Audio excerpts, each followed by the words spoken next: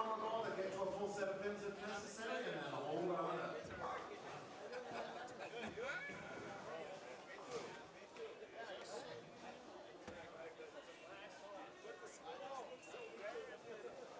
This is your last call to get an additional brackets for games 2, 4, and 6. Last call for those. At the end of your 8th game, make sure to carefully check your mat and turn in your completely filled out scorecard to the front desk. On behalf of Steve, Frank, Dan, and myself, and the whole crew here at Tenpins, thank you so much for being here. We hope you have a great weekend. You may or may not have some score changes and mechanical issues. If you have anything like that, we have both staff floating all throughout the bowlers area to help you out. Ron and Tammy are in those great shirts, and the Tenpins staff are in those gray shirts as well. So just wave your arms, flag us down, we'll come and help you out. How are you, bud? Well, good. Folks, the color bars are on your screens. You can begin your tournament competition. Thanks again for being here. Good luck. Go well. Have fun today. No, you're fine. I'm going to sit right next to you. You're good. How are you? Good. How are you doing? She's afraid I'm eating some of her food. That's what she's worried about. Sit it right over here. How are you? I'm Tim. Tilly. Nice to meet you. Nice meeting you. She has a reason for it. I know. She keep it on the right. The way it works is you put the food on your lap. If you're missing some, well, that's okay. Well, Yeah.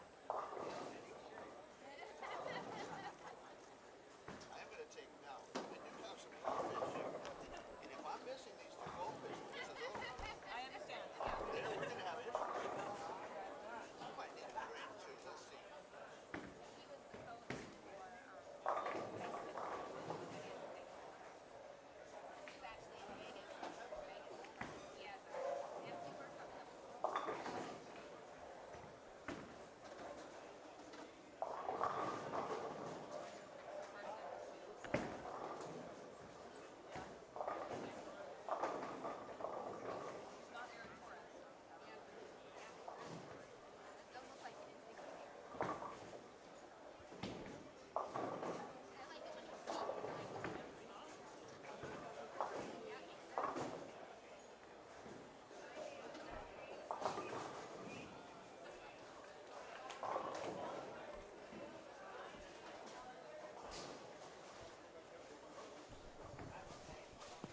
Those are your goldfishes, aren't they?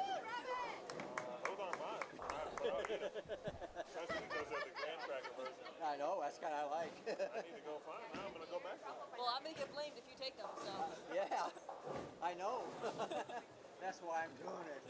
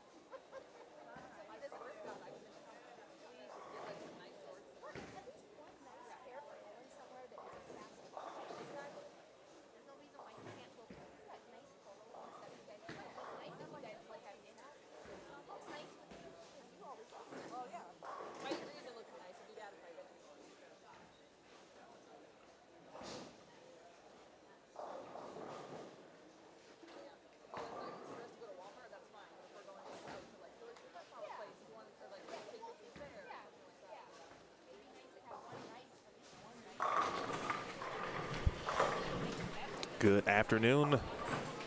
Squad 4 now on the lanes. 18th edition of the New Mexico Open.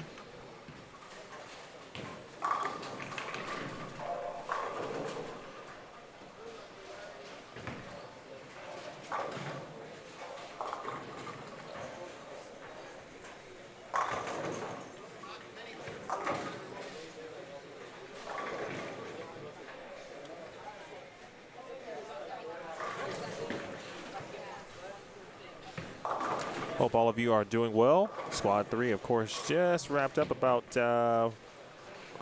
noon, right before, a little bit before.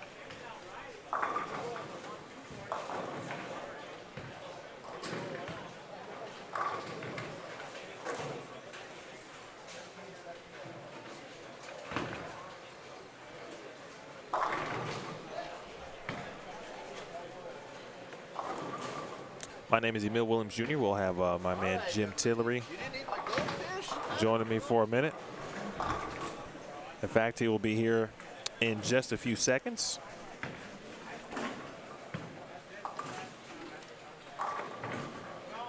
The morning squad, as anticipated, was the higher scoring squad, the highest scoring squad as a whole throughout, I should say through 3 full squads. Talent level was just top notch, and we still got plenty of talented bowlers to take the lanes, not only certainly as we begin squad 4, but also squad 5, which was scheduled to begin at 6 p.m. Mountain tonight. If it's based on the way squads have been running, it's probably closer to 6:30 tonight, but we'll cross that bridge obviously when we get to it. We'll go over the final tallies from squad 3. I didn't take a photo, but let me go check those because Jeff didn't give me a final. Let me check Facebook first and foremost to see if they are there. But someone who is here right now and who almost had his giant Graham cinnamon goldfish taken is Jim Tillery. Morning, Emil. How are you, buddy? I'm well. How are you? I am good. Good to see you today. We made it through the night. Whew.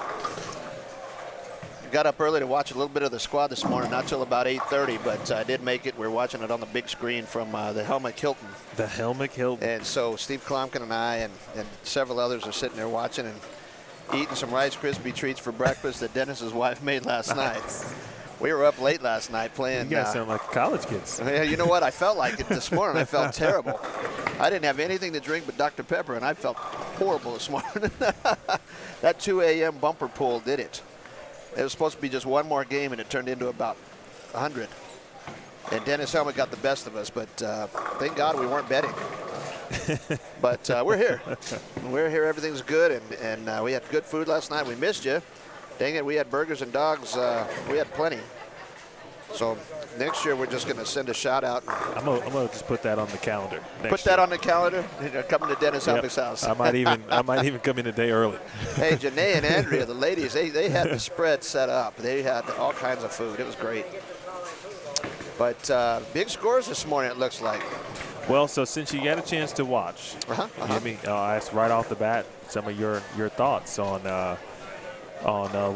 what you saw, and then we'll talk about who is bowling here in game 1.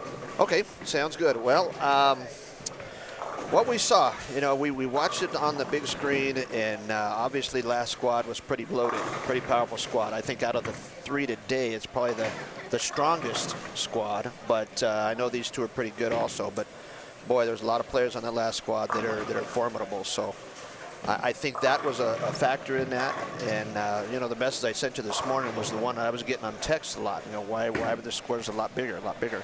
Well, I don't think it's one thing. I think obviously it's raining here in New Mexico, which doesn't happen very often, so we got a little humidity, and every lane man talks about humidity.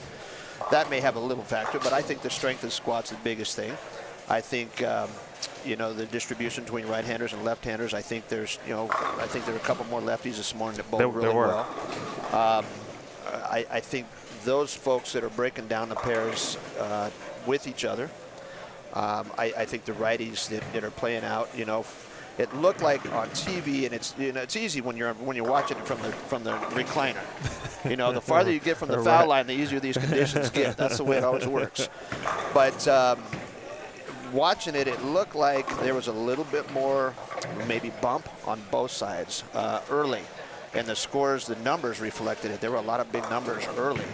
And that's kind of, I'm kind of curious to see how this squad does early as well, and see if it's what it looks like. You're sitting in the right here in the chair with you.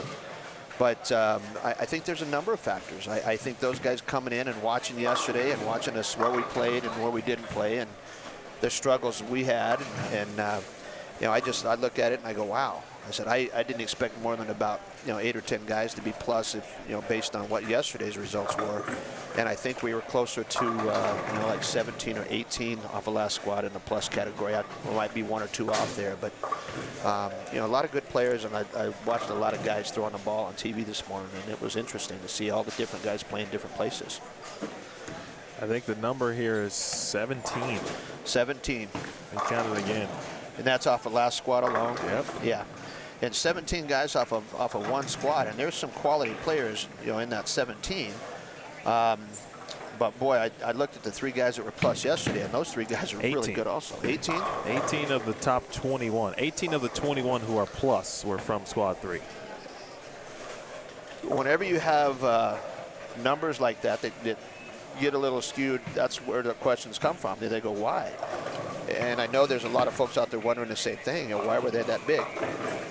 I don't think there's one thing we can pinpoint to answer that exact question. A lot of people are going to hypothetically say, well, it was because of this, or oh, it was because of this. I don't think we can say that. I think there's a lot of factors involved, and I think the bottom line is it is what it is. You're not going to change it. And so we'll see what happens here on the second squad today, and which is squad 4. Mm-hmm. But I'd be curious. I'm going to be interested to see the numbers. You want to talk about some players on these 2 pairs right here.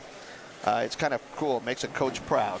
I have a young lady down here on lane 6, Robin Prelo, who bowled at Cleveland High School for me, and she was one of my kiddos there on the state championship teams. And I love Robin to death, and here she is bowling New Mexico Open. And I have another one on the other end of the house. Eileen, she'll be making the turn down here sometime at some point today, but those girls sat back behind me on lanes 5 and 6 last night. They knew I was working hard, but I was shooting my 180s and 90s with the best of them. They said, Coach, you need a hug? And I said, I need all the hugs I can get. So I'm a little partial, but I'm rooting for those 2 kiddos today. Atta girl. Yep, 5A. As we start, Dennis Brown, Jonathan Mayer, and I appreciate Jonathan for letting you know you didn't want to call it Meyer. Jokingly coming up to me and reminding me that it's Mayer and not Meyer, which, hey, listen, I appreciate all pronunciation corrections. In fact, you weren't here. Steve was in squad 1, but Matt Mlinarczyk. That's tough. It is tough. That's one of the tougher ones I actually have ever Are there any had. vowels in there? Or there's a couple vowels somewhere. I'm just not sure where. There are. he said, okay, it's replace Glenn. Think Glenn, but use an M instead of a G. So Mlinarczyk. I'm like, okay. So he had a little fun with that, but he appreciated Steve and I's conversation about his name on Friday. Wow. Sorry, so Jonathan Mayer, and then Timothy Fontenot. Is it Fontenot? Yep, Tim Fontenot, yep. And Robin's last name again is? It's pronounced Prelo. It looks like Priolo, but it's pronounced Prelo. Prelo, okay. And yep. Nathan Robinson is 7A, Gary Hadley 7B, Eric Torres 8C, and Carson Opela 8D. Very familiar with all these guys. Mason bowled, he's out of Colorado. I bowled against him many times, and Gary Hadley, old friend of mine. And I'm glad to see Gary out here bowling still. These kids are 30 years his junior also. So anytime the older guys like us get a chance to come out and compete, it's a bonus. And then Carson Opelo bowled at rival high school here at Rio Rancho High. Okay. He beat us 1 year for a state title, and we ended up beating him a year or 2 for a state title. But He went to Purdue University and bowled college at Purdue. Really? And so he just graduated, and so this is, I think this is his first New Mexico Open. We're not sure if he bowled last year or not, but it's good to see Carson. That's good stuff there. His new wife is sitting next to me, and I tried to eat some of her chicken fingers, and boy, I got knocked out of the chair a minute ago. Well, I'll tell you what, she saved you on those goldfish. I know she is. I know she's she hasn't stolen my goldfish crackers yet, so we're keeping a lock on those things. And of course, Dennis Brown, who just made that bucket on lane 6. Dennis and I we've competed a lot of years. I think half the trophies in my city and state trophy case have his name on them as well, along with J.D. Nance. I think those guys have helped me win a lot of times. You need a good crew then. Yes, very good crew. There. Very good crew. You got to have guys that can compete and know what they're doing, but at the same time have fun and the camaraderie, and you get personalities that blend, and it makes a big difference. And so. Dennis Brown, I don't recall, but I feel like he made a pretty decent run last year. He made a good run last year, and right around this area, right around 5 and 6, he was bowling against Stu. Okay. Is it Williamson? Stu Williams, yes. Stu, and Dennis had to get, I think, 9 or a strike on the fill ball. And as tough as the conditions were, there's no guarantees getting 9 or a strike on a fill ball. And I think he ended up getting a little right and coming up light and getting a 6 or 7 count and losing to Stu by a pin or 2. That sounds familiar. Does that sound familiar? Yep. I think so.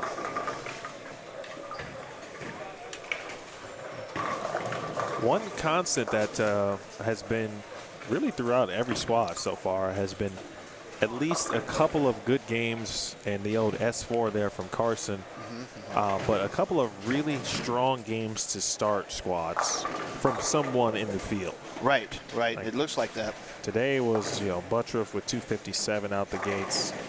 Jake Peters shot 247. Ari Wilson shot 246 in game 1. And there were 21 games of even or plus in squad 3 just on game 1 alone. Right. Steve Novak shot 277 out the gates in squad 2. Right. 248 from J.D. Nance out the gates in squad 1. So I would be on the lookout for that. Well, and that's what I wanted to see this morning of this squad. The numbers have been, especially that squad, were relatively high the first game. And sitting here live watching this now, I'm not. Well, I see a couple, turkeys and some 4-baggers on the board, but nothing dramatic right now.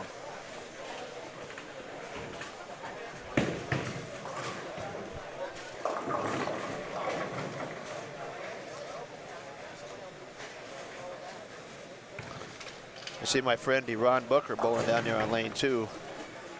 D-Ron drilled one of my bowling balls a few weeks ago and matched it up, and we talked about the reaction it was going to have, and he goes, when are we going to practice together? We're from near the same area. We never get together. I said, it's life. We're having a hard time getting together, 30 minutes apart.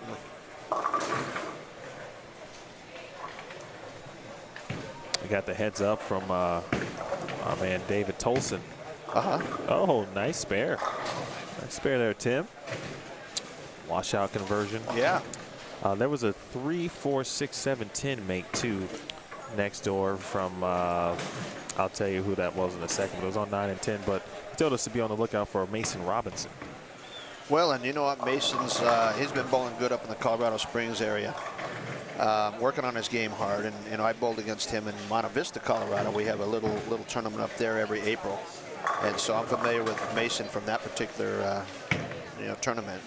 And he's just one of those young guys that grinds hard and works hard. But this is a little different beast of a condition right here. So I'll be curious to see how he bowls.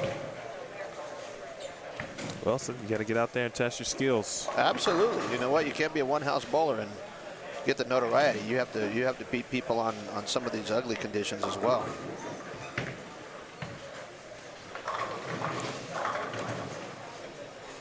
Well, so far, Robin doing work here, making sure the scorecard remains unblemished. Yep, she's clean through 6 right now, shooting a 2-pin. Boy, it's good to see those kids as they grow. We talked about that a little bit yesterday. Here they are out of high school now, and 19, 20, 21 years old, and gosh, it's amazing how much they developed that talent. And I'm just, I'm a proud papa here. Can you hear me?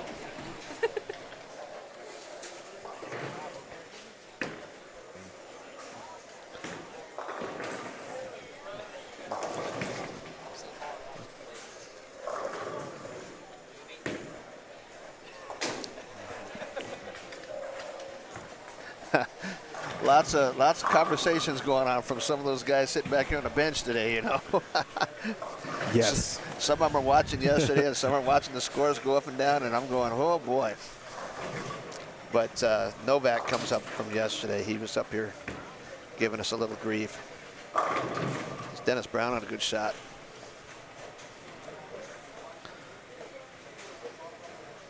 I'm pretty impressed at and I learned this a lot last year, of course, getting to know you and talking to you and Steve about the high school program, and then seeing the players just kind of immediately go right into some high-level tournament play. Yeah. Well, what's great about these high school kids, the Rio Rancho Cleveland rivalry, when we started high school bowling here in the state of New Mexico in 2008, we held the state championship at the USBC National site at the Convention Center. And it was the first high school state championship held at USBC. And when they let us have it there at the Convention Center, it was awesome. And these kids have grown up, battling with kids from all around the state. There's probably, 300-400 kids in high school bowling in the state of New Mexico. And when they have coaches like Dana Miller-Mackey, and they have coaches, in the different programs that work, these kids grow up not afraid of anything, and they believe they can beat everybody. So they come out of high school, and they are ready. They are college-bound, ready to start. And when these tournaments come up like this with, $65,000 added money, they're not afraid. Emil, when I was a kid coming out of high school, I was happy to shoot 200. These guys expect it, and if they don't, they're disappointed. You're 100% correct on that. And it's good to look across his house and see several of them that we had in high school that are out here competing. And they're not competing with just anybody. They're competing with some of the best bowlers in the country.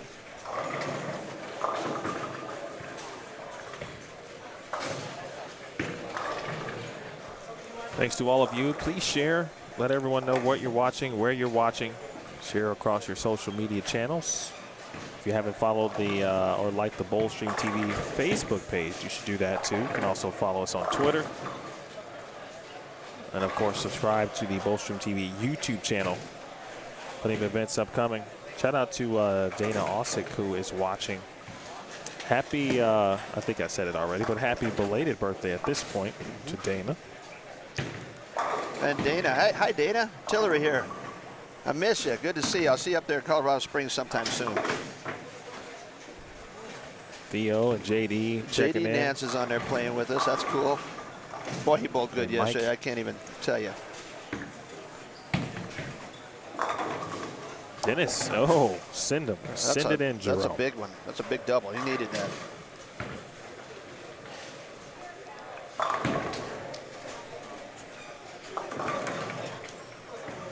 So 18 of the 21. There are 21 players plus in this tournament. 18 of them from this morning. We want to revisit that a little bit, don't we? I think the biggest question is why and how, and that's the text I've been getting this morning. And that's why when I sit down and watch the big screen, I watched the first squad after I caught it about game 3. And a question started coming in, and I thought, are they bowling that good? Is the field that strong? Are the conditions any different? All these questions hit these people's heads, and they're just not 100% sure. And I would like to say it could be a factor of a lot of things. I think you touched on it and said it very well. There are a ton of factors. I don't know if there's a concrete, but I don't think there's any doubt about the level of the field of the squad this morning. Right. I mean, there were champions among champions and Eagle winners. Sure. Several of them have won this tournament before that were on that last squad. And several of them are touring players, And when you get that level of confidence and talent, and you mix it, somebody said, do you think the conditions changed? Well, I honestly said, I'm not bowling. So I can't tell you from right here. It's easy when we're sitting back here to say, oh, I could have done that. But realistically, what we saw yesterday, I thought was pretty dang tough. I was trying to get to the 1-3 pocket, and I was working hard on those 180s. But I can't answer that. Until I get on the lanes and roll a bowling ball, I can't tell you the difference between. If there is a difference, I can't tell you anything from yesterday to today. I suspect that it's pretty similar. I just think that the talent level was much more significant. And I think those guys, they're smart. They drill up some stuff here in the post shop. They go back and sand some bowling balls, scuff some pads. They might pull a ball out of the trunk of the car that they didn't think they'd use and come back and do a little work on it, and the ball matches up pretty well on one sip. So, if you're not sitting back here learning and watching from the first 2 squads and their mistakes, you're not getting better. No, you're 100% correct. I attribute a lot of earlier today was the experience levels for many of those players. Yep. That and then their abilities. A shot there for Dennis. Their abilities. All right, just or from the jump, I should say. They're probably. This is what happened in my opinion, but I assume that just by default they would play the lanes in a similar fashion, which also would help as the lanes transition. Because the majority of the field is going to kind of play them the same, both righties and lefties, and that's kind of what happened. And they break down accordingly. Absolutely. That oil dissipates, and the drive boards get drier, and it opens up the lane a little bit. Oh, we go.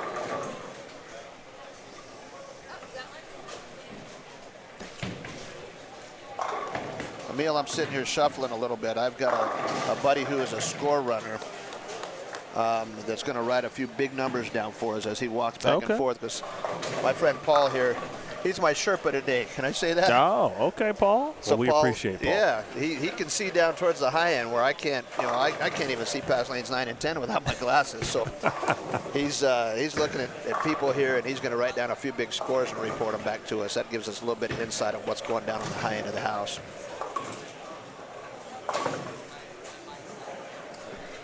He's just reporting in that Nathan Bohr, past champion, on lanes 17 and 18. Nathan just shot 266. Well, there's my one high game. We talk about the first game and the numbers that have been shot, the last couple of squads.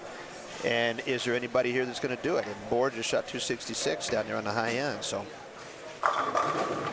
ooh. Wow, Dennis Brown. I think Dennis tugged that one right in the hole. I think he knows that too. And Dennis is my buddy, so I can tell him that. Boy. He's in the right part of the lane. I think he is too, and he's got good hand in the ball, and he's playing up the boards. And as long as he doesn't just free will it right, I think he's in pretty good shape. He's pretty aggressive.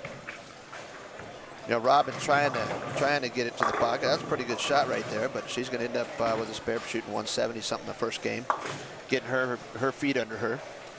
And we'll see. She may stay with the same ball, whatever she's comfortable with. She may end up switching this game, but I know her and she came up and gave me a hug before we started today and said, "I'm nervous, Coach." I said, "Good." I said, "You know what that means?" And she goes, "It means something to me." I said, "That's exactly right." Yep. I said, "If you're not nervous, it's not normal." She said, "Why do I have to start on the TV pair first?" I said, "Well, we wouldn't have it any other way." Man, the amount of times I hear that. They want to go hide down on the high end or the low end somewhere until they get loose, and then they want to come here and be a superstar. But I can't fault that logic, though. No, I can't either.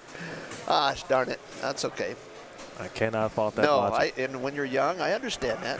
They're not used to the TVs and the cameras yet.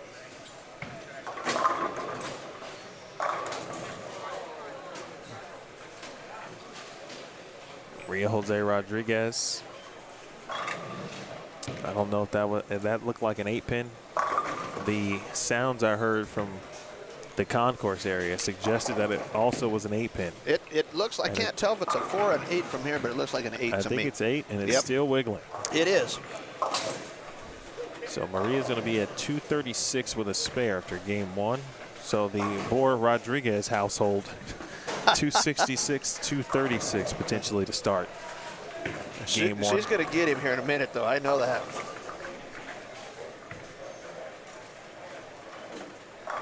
Shout out to Nathan and Maria for bringing me some lunch. When I told you earlier, I had already put my order in. I placed my order. I wondered about that. All right. I was going to throw an extra hot dog or a hamburger patty in the bag just in case. I didn't want you sitting there passing out on me, starving to death.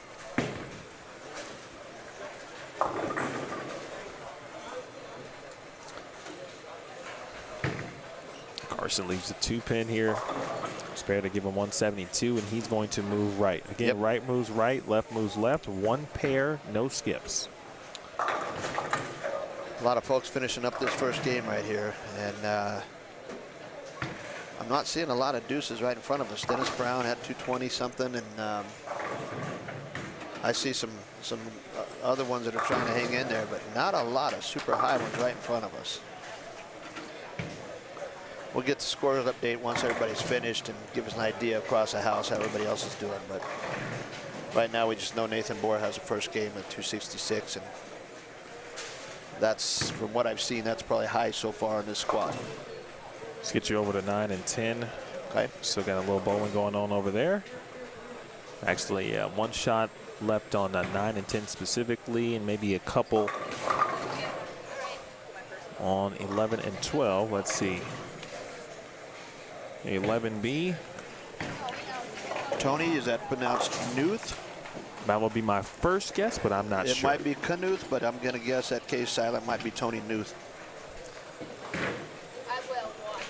It's kind of like Matt Zweig last year. Matt made the TV show, and I was calling him Zwig, and I think it was either his sister Leah or somebody in the Phoenix area sent me a shout out and gave me the correct pronunciation. And Matt and I become pretty good friends last year. We joked at nationals and the high school college tournament there in Vegas over Christmas break. My son's bowling at Kansas State right now. He'll be a senior there. And so I get a chance to go out and watch those college kids every year. And I've got a friend that bowls from McKendree, Hope Gramley, who made one of the PBA shows. Yeah, made one of the ladies tour shows recently. And so I texted Hope this morning on Facebook and talking about tuning in, and she said she was helping a friend move into an apartment today. College is starting soon, and she goes, I'll try to tune in, but I can't guarantee it. She throws it good. Holy cow. Oh, yeah. Hope finished 5th at Queens. Yep. And she actually made another show 2 weeks ago. Yeah. It was the Pepsi Classic. And she won her first match, I believe. Correct. And she lost to Dasha. Yes. Who eventually won. Correct. So, and I didn't get it. I was in Colorado up in a small town in the mountains, and I didn't get good enough service to watch the dang show. But I had texted her when I got down into the town and, gave her some props on good bowling. But, boy, she throws it good. She used to be a superstar volleyball player. 100%, yep. She's about 6 foot, 6'1". She's tall. She is she was the GLVC Freshman of the Year or Rookie of the Year, whichever honor that they placed in that category. And also an all-conference selection as well. And so I asked her several weeks ago, I said, how in the world did you get in bowling? I said, from volleyball. I said, I know in high school I played football, basketball, and baseball, but that's what all the kids did because it was a small town high school. We just went from one sport to the next, and bowling was a side sport. She said her family started in one of the family summer programs, and she's competitive, and she just wanted to get better and better and better. And here she is, a star at McKendree University, and getting ready to do some stuff on the ladies PBA tour. Already has. And I'm just amazed. I'm going, wow, going from the volleyball court to the bowling lanes. And that doesn't happen too often. And she was doing them both for the first 2 years. Yes, she does. At the collegiate level. She has returned to McKendree for her 5th season. Yep. She's going to take advantage of her COVID year, get a master's degree, and then come back out full time. That makes sense. I think it's a great goal. All right, we're on to game 2. It's a good time to make sure we talk about our sponsors here. Thanks to Pabst Blue Ribbon, not only the official beer partner of the PBA, but they're also now the official beer sponsor here at Tenpins More, as I saw the sign outside. $4 drafts. I've seen several of those walking As around well. already. Here we are. It's like 1 o'clock in the afternoon. I'm going, wow, there's guys with a couple fistfuls of those already. You got to support the sponsors. That's what they're saying. I'm thinking those guys are drowning out their sorrows is what's happening. Peachtree, New Mexico, Principal Financial Group, and Shamrock Foods, as well as Dominguez Flooring, Loveless Health System, Realty One of New Mexico, Girardi, and more. You know about them? I do. In fact, Girardi, Dave Moore, and we're having a fantasy football draft Nice. at his house next Saturday. So Dennis Helmick and I and several guys, the Girardis and Moores, we go in there and we worked hard on that fantasy football. So next Saturday we'll be at his house having another barbecue where we're drafting football players. But That sounds good. Those guys have a dentistry office here in town, and they take care of everybody, and they're just good guys. Paul Yoder's Pro Shop, Turbo, Janet King, and Vallejos. Good sponsors. Boy, I'll tell you, every one of those sponsors is super. And we certainly appreciate, on behalf of all the pros, all the money that they have donated, because it's certainly something they don't have to do, but Correct. they do that to keep the sport here in New Mexico and this tournament live. And I know Steve and all of his staff do a great job recruiting those sponsors, and it's just a good partnership here in the 18th year of this tournament. Everybody moving a little bit here, so looks like Guillermo Espinosa is right here in front of us on 5 and 6, and Justin Hewen is right here. A couple guys that I bowl with quite regularly. Had a girl, Robin.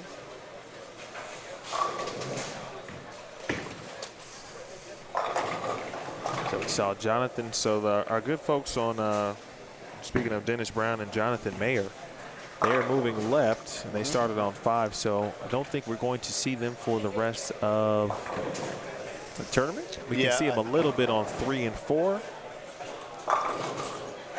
And Jonathan will be up shortly. Mayer. I love how he said it, though.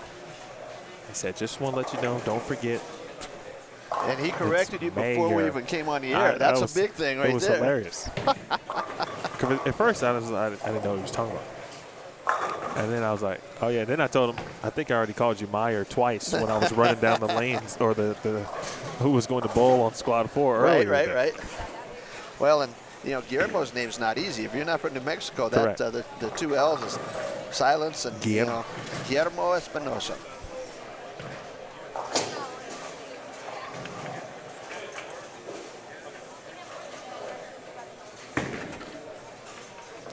I'm getting texts in the background, which is a good sign. That means somebody's paying attention. We might have someone here, too. Yeah, let me finish up some You're good. some social items and be able to get back to the chat.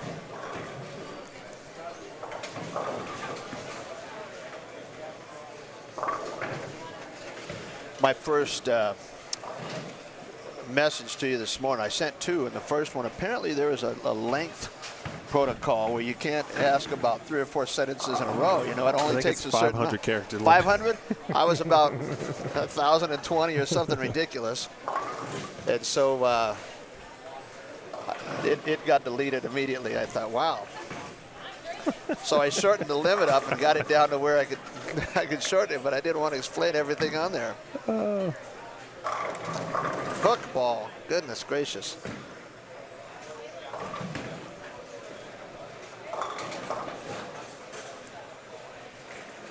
All right, so Theo is on his way. Actually, they're probably here already. And he did not forget Dylan, so that's important. So we can almost guarantee that Dylan will be here to bowl his squad 5 tonight. You know, Keith, that was something that I thought about, right? And I've learned that over the course of working on the professional women's tour. Here, players and reps often talk about memory, house shot memory, or any memory from a previous day, pattern, whatever the case may be. Right. But I gotta be honest. I watched that house shot last night on that pro-am. That was not the easiest house shot. In fact, it was one of the more difficult house shots I've ever seen. Steve Klompkin came in last night. He bowled the whole second squad, led the whole second squad, even though he struggled the last few games to hold on at 67 over. He was going to come in for the barbecue last night. They were running so far behind that he ended up getting stuck bowling Pro-Am. He didn't make it in last night till probably almost 11 o'clock. And, of course, we had all the hot dogs and burgers put away by then. And he came in and he just fell on the couch. I said, "You want to shoot a game of pool?" He goes, "I can't even stand up anymore." He said that was a grind. It was a long day from 7 in the morning till 11 at night. So he came in and had a drink with us and sat down, and he went to bed right after that. But yeah, it was a grind. I told him, I said, "You should have gotten some of those guys on Saturday's squad that are standing back there recognizing our Pabst Blue Ribbon sponsor and putting them down there on the lanes." I said, "They should be bowling the Pro-Am, not you. You just came off the lanes grinding." Dennis Brown tripping a 4 over there. That was a big one for a double. Appreciate Steve, pulling double duty essentially. Along with there were a couple other players. Steve Novak also off that squad. Yes. Bowled the Pro-Am. Yes. D-Ron Booker was one of the pros. Nathan Bohr was one of the pros. Trying to remember. I saw all the faces listed last night. I just don't remember all the names. There was, let's see, I think Frankie was on that squad. Yep. Guccione. Yep. There was a gentleman who I don't know, but they gave him a stirring round of applause. He was, I believe, a former police officer of the NYPD. Joe LaRosa. Okay. He was one of the Joe's pros. here this morning. In fact, he's standing here in the background right now. Just gave Joe a hug. And he's just a good guy. Good guy. Ooh. I'm reading some of the comments coming down there. Rick, oh my gosh. How are you, my brother? Haven't seen you in a long time. Hope you're doing well. This must be John's wife, Lisa, on there. She goes, "She loves it. You pronounced it correctly." Way to go, Emil. Hey, listen. You made somebody happy this morning. That's it. Every now and then I do, yes, make people happy. Every now and then I don't make people happy, and it's generally because I mispronounced the name. It happens sometimes. But it's all in good fun. Yeah, it is. As you know, you've called fair share of sports in your day. Oh, my goodness. And then some of these names are tough. You know, we go out and play here in New Mexico in particular. We've got, you know, the Hispanic schools and the Native American schools. And I get a football roster from Gallup. I'm going to point out Gallup Mayamura High School playing Cleveland one night, and I'm announcing a football game on Friday night. You're a PA? I go, yeah, the PA. So I'm looking at the Gallup roster, and I can't say half of the names, and I'm thinking, holy cow. So I went next door in the box next door, and I got an assistant coach, and I said, "Can you tell me a simple way to pronounce this kid's name? Because I don't want to make a mama mad on the other side of the stadium, because she'll be over here." She don't come over to that press Absolutely, box. she will. Absolutely. So we try to make sure that anything that is difficult, we try to find out before we go live on the PA. And I've still messed it up. Hi, Lisa. Appreciate you tuning in. Lisa is mom, and Coco Jen is Mom, all right, good. John's wife. But you can still get a glimpse of Jonathan. He's on 3 and 4. Left side of your screen. I'll let you know when he's up. Someone just asked about D-Ron Booker, and D-Ron is also on 3 and 4 currently. He is moving right, so he's going to be on 5 and 6 and 7 and 8 in just a second.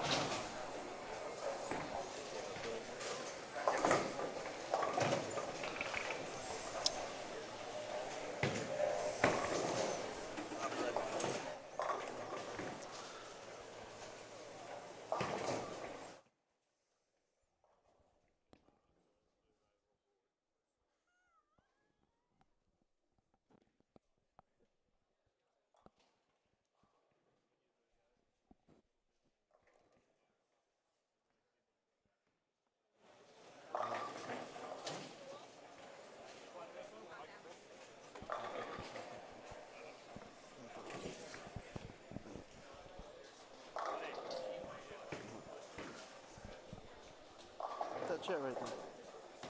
You're good. I'm not sure I want him here. This is the bad part. They want me to move my Coke now? Yeah. Those are my goldfish I stole from back here. Those are good. Yeah, I've never seen it before. That gingerbread's really good. Yeah. Can you hear him? No, not yet. He's got us locked out right now. No, but can Oh, you yeah. hear him? Yeah. Okay. Yeah. Because yesterday I couldn't hear him and I had to kind of Well, walk over. he had some kind of a connection issue right here, so I'm not messing with it this morning. I'm still live. Can they hear me? Oh, they can still hear me? Oh, hi, guys. Looks like Lance Emerson just tuned in. Hi, Lance. How are you, brother? I'm guessing you're down in the Phoenix area right now. Rick, bad knee is in recovery. I have a lot of ibuprofen in the system this morning, but I don't feel too bad today, which is really good. I'm glad I got through the whole tournament yesterday and without any incidents. I think I'm more sore in the hips today than I was after bowling yesterday, just from playing pool last night. We played about 3 hours, and those guys just wouldn't give up.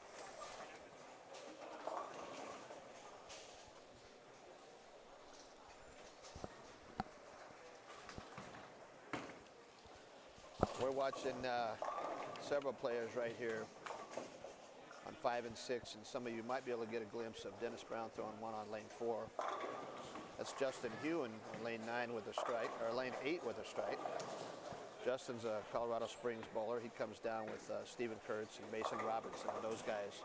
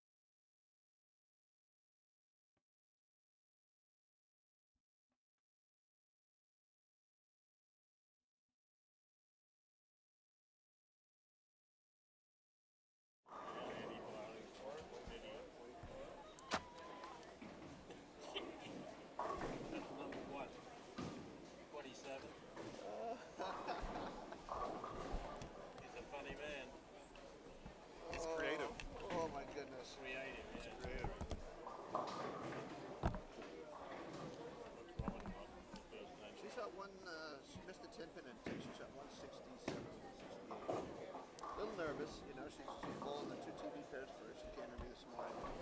Told me she was feeling a little nervous. She goes, "Why can't I start down here?" And I said, "We're going to get the toughest part out of the way. Relax and enjoy it." So she's staying clean right now.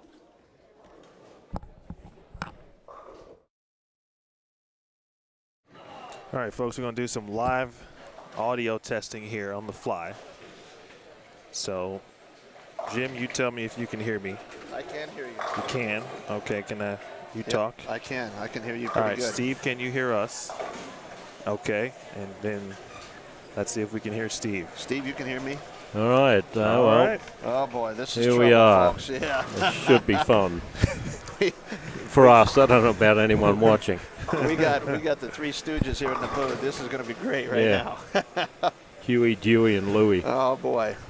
So Steve Mackey is now in the booth. Jim Tillery and Emil Williams Jr. Steve, how you been today? I'm doing well, and nice to see some big numbers come up, some big high games compared to yesterday. 216 won a $60 prize. I believe and that was one of our league bowlers. That was Trent Irwin, the one that comes every Tuesday and practices in the practice club. Yeah. Steve, why you mentioned that big numbers off that last squad, and, you know, Emil and I have been talking this morning a little bit about possibly the reasons why. You know, we have several factors in that.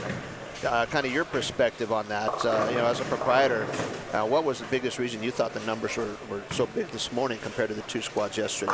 Well, this is the coldest day in the Saturday of the New Mexico Open by 20 degrees. Wow. It was 64 when they started. It was actually 62 when they started at 7 o'clock. Been raining and that since absolutely makes a difference on synthetic lanes. Yep, it does. Humidity makes a difference. Superheat, a lack of air conditioning.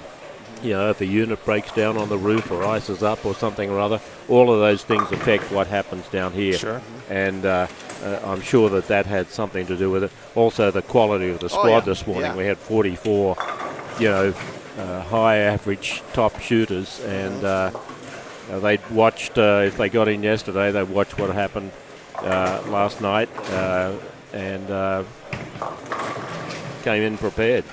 Well, and I showed them all the wrong place to play yesterday, so if they were paying attention, they should have learned something, you know? Yes, yeah. They learnt by your mistakes. Oh, my goodness. A question on where can you find all of the updated standings? I'm going to drop a link for you in the chat to do that. And then I'm also going to tell you about the Game 1 standings here in just a second. So here's updated standings after 3 squads. In accordance to the Tenpins More Facebook page, make sure you go and like that page and follow it. There's that for you. And then here, courtesy of Jeff Hamer and his Scotch tape. Jeff has an interesting way of delivering the standings to us every game, doesn't he? It's been different almost every time for the last, I would say, 17 games. In fact, the last game tonight, second last game tonight, Game 7, at about 10:30, 11 o'clock tonight. Right. The standing sheet will be out in the dirt lot next door.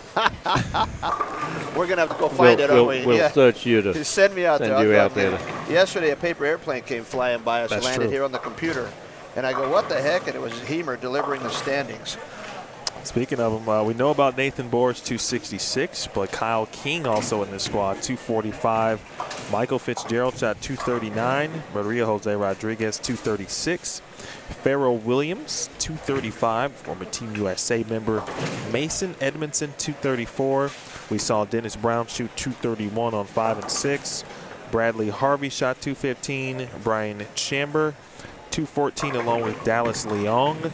Marcos Beza, 212 along with Justin Hoon or Hewen. Hewen, Justin Hewen, okay, yep. thank you. Robert Lawrence, the great Robert Lawrence here, 208. Yep. Steve Smith, is this the same? It is the same Team USA, Steve Smith. 206, is it Stephen or Stefan? Stefan. It Thank might you. be Stefan or From Stefan. Lubbock, Whitewood Lane. His dad bowled earlier, right? Yeah. Bill? Okay. And they own Whitewood Lanes there, and they've just done a beautiful job renovating the place. It looks fantastic. They put new signage outside. They planted a couple of trees, which won't go astray in the West Texas I summer was going to heat. say in Lubbock, that's going to. They've got fabulous masking units. They run a really good ship there, and I'm always happy to see Bill and his son Stefan here. So some big numbers. How many over the card there? Just 15? 15 over the plus. And starting in game 2, it looks like, you know, we had Farrell Williams, which was, he's in 5th. He shot 235 the first game. Apparently he's got the front 7 Looks like in lane game 2. 17. Lane 17. Make that 19. Lane 19. 19. And he's firing them down there at some speed. I can tell you, he's a big guy. We haven't had anyone from Oklahoma since Mike Edwards ran second here some years ago. We used to get a few from Oklahoma, but we're happy to have Ferro here this year. Big guy, a lot of power, and his ball is probably going down there at 20-odd, 21 miles an hour. Do you have any idea where he's playing, Steve? Did you get a chance to watch him? Is he out or is he in the track? He's out. He is out. Okay. Out and speedy. That's kind of unusual. Yesterday, A lot of revs. a lot of times yesterday, if you try to hit it or get good speed on it, it would just get down the lane and go right by the head pin.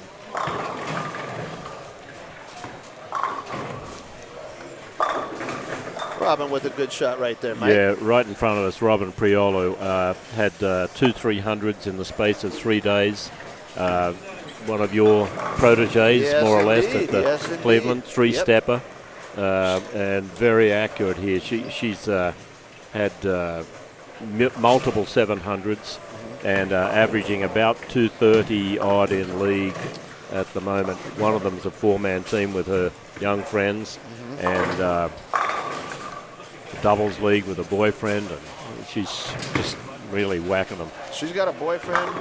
Gosh dang it, I tell those kids in high school, boys have cooties, and you know, and I tell my son the girls are bad, so you know, nobody's listening to me anymore. So I'm proud of her. She's doing great. She really is. And she's one of our front desk people here at Tenpins More. Oh, super. And does a very thorough job, particularly with league payments and whatnot. We're very happy with her. A very polite young lady. Yeah, very. Very soft-spoken, very polite. Yeah. Dad's a heck of a bowler too. Oh yeah, Haskell. yeah.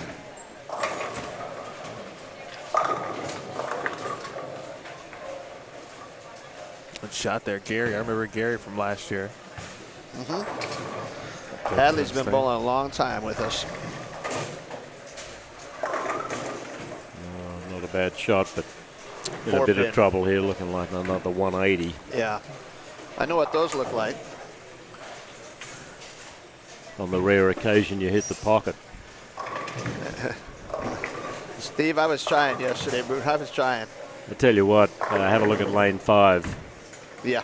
The 3, 6, 3, 9, 6, 10. 10. You were very consistent yesterday. You left You them back noticed to that. back. You saw that. I was hoping you wouldn't see that. Yeah, I No, left I it on saw the it fill all. ball or the 11th frame, and to shoot on the fill ball, and then I left it in the first frame the next game on a different pair.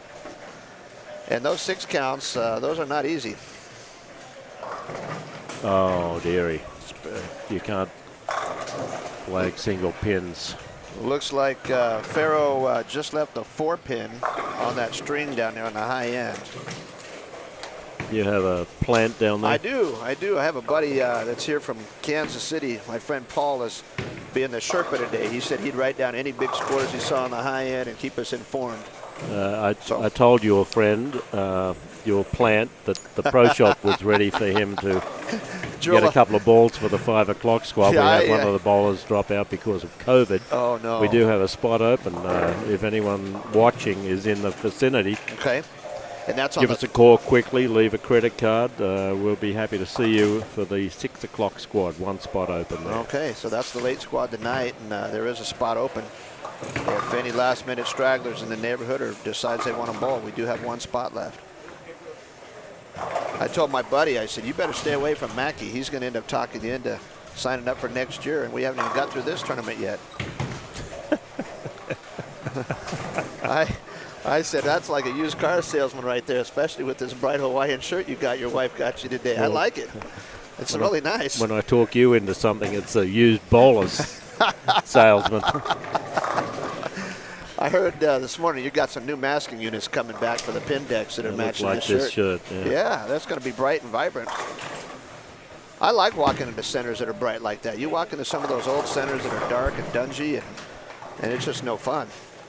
I went to a little bowling center in Monte Vista the other day, a 16-lane house up in Colorado, just to practice a little bit, and some of my coaching buddies and superintendent came out, and we bowled a little bit, and it's the first time they'd seen that house, and we had a great time, but it's just a small center.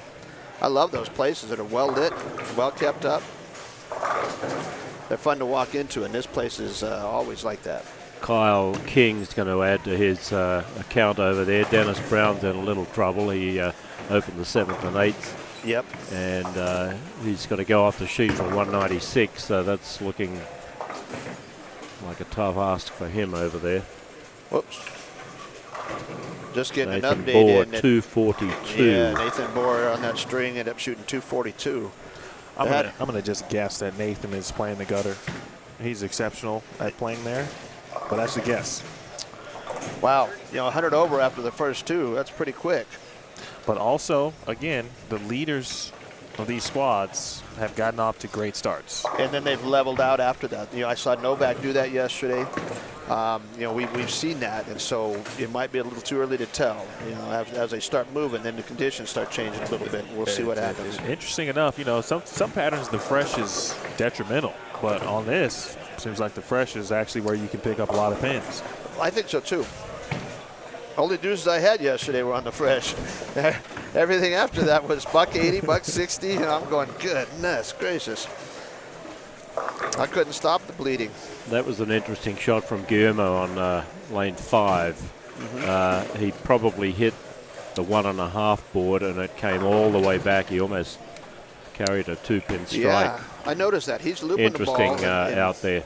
Getting it to bounce a little bit out there. He had one go heavy from out there earlier, and I thought, did that really react like I saw? And just watching him a minute ago, it looks the same way, and so. Here's a chance. Look Yes, at that. Nicely done. How about that? She needed that. She's getting lots of accolades from the guys around her right there. Everybody's saying, wow. 3, 6, 7, 9, 10.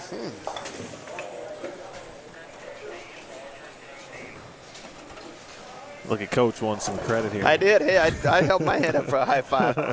And I got some, too. That was fantastic. Kyle King on the way to 230 to 240 odd over there. That'll give him a good 2-game set as well. He'll be 492 if he goes off the sheet on lane 3 and 4. He's on the way over here. We'll see him on 5 and 6, 7 and 8 next hour or so. Kyle's got himself an eagle, too. We talked about that earlier. Wow. Gary Hadley, that's a great reaction right there. He threw that one good, nice and slow. It rolled up to the pocket. Yeah. Gary comes down from Santa Fe every week, the whole year round. Bowls 1 league in summer and 2 leagues in the fall, and drives to and from Santa Fe every night to do that. He's done that for years, hasn't he? That's dedication. He loves it. He's a stalwart, that's for sure. Yeah. And one of the nice guys out there, too. He's one of the nice guys you'll ever meet. Yeah. How far is Santa Fe? It's about 45 minutes from here. Maybe an hour once you get through the traffic, but he's done it for years. I'm watching Guillermo again. That ball's rolling up nice. That looks pretty good. It looks He's got really a good look there. I'm just shocked that he can get it up that much. I tried that yesterday with something really, really dull, and I could not make the ball turn the corner like that. That sounded kind of bad, didn't it? Sorry about that, Emil. You were thumbing down. Oh, I know. occasionally. I was doing a lot. I was thumbing down and thumbing out and thumbing out, and every direction. So you got to be consistent, and I was certainly not that yesterday. Jim, for you, what are your keys as we watch Robin here get out of there? What are your keys to throwing a good shot for you specifically? Me? Or him? Well, for or Steve, Jim and Steve, for yes. Steve, if he does the top swirl and hits the head pin, he's happy. But for me, if I try to keep the elbow in and keep it close to the body, and sometimes I don't do that as well as I want to, but the elbow in and the hand behind the ball, and as long as I come through the ball clean, I'm good.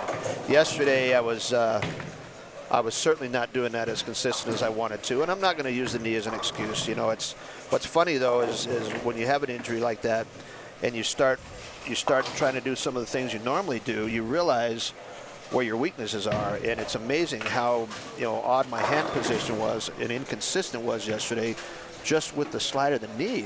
My balance was off, and all of a sudden, the arm and the hand are coming through at different places. And when you're on a condition this tough, you got to be consistent. I watched AJ Chapman on TV this morning. I'm watching his balance and how he comes through the ball, shot after shot after shot, and it's phenomenal.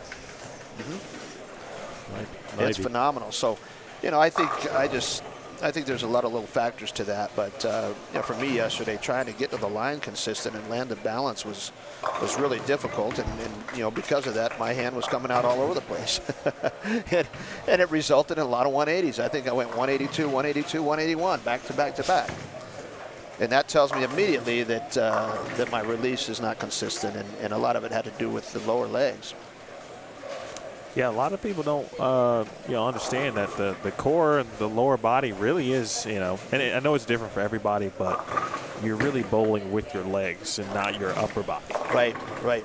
And I'm, watching Chapman, going back to AJ, what a solid, from start to finish on the approach, he might be about as solid as anybody I've seen. I mean, he's got strong legs and he's got good knee bend, and the way he has that inside out arm swing is just phenomenal. Well, I said earlier, in my own opinions on AJ, I think he maybe aside from Chris Prather, throws it the purest I think on tour. I know he's put a lot of work too in regards to in the gym as well, and he's got himself ready to be a champion. He's close. Looks like we've got a question coming in from here. Never mind. You're ahead of me already, Emil. That question was coming in about James Hastings' first game, and I'm just now reading it and catching up. Well, You're that's already, okay. You're already typing that in. Well, now I can just only focus because I've got you two here. So, you know, I can kind of lay out a little bit, take a little break. Laurel and Hardy, that's for sure. Make sure I pay attention to the chat. But we do got a question from Chris. Nathan is he's gone 266, 242. And Maria just shot 219. So she's gone 236, 219 to start. So I'll ask them later about, you know, what their dinner bet is or what the case may be between those two. If it was a mixed doubles, I think they're in the lead. I'm pretty sure they are, absolutely. Question that says, Jim, what does he mean by thumb out, thumb down? You know what? I was doing everything yesterday. My thumb was all over the place. His thumb was everywhere. It was right, it was left, absolutely.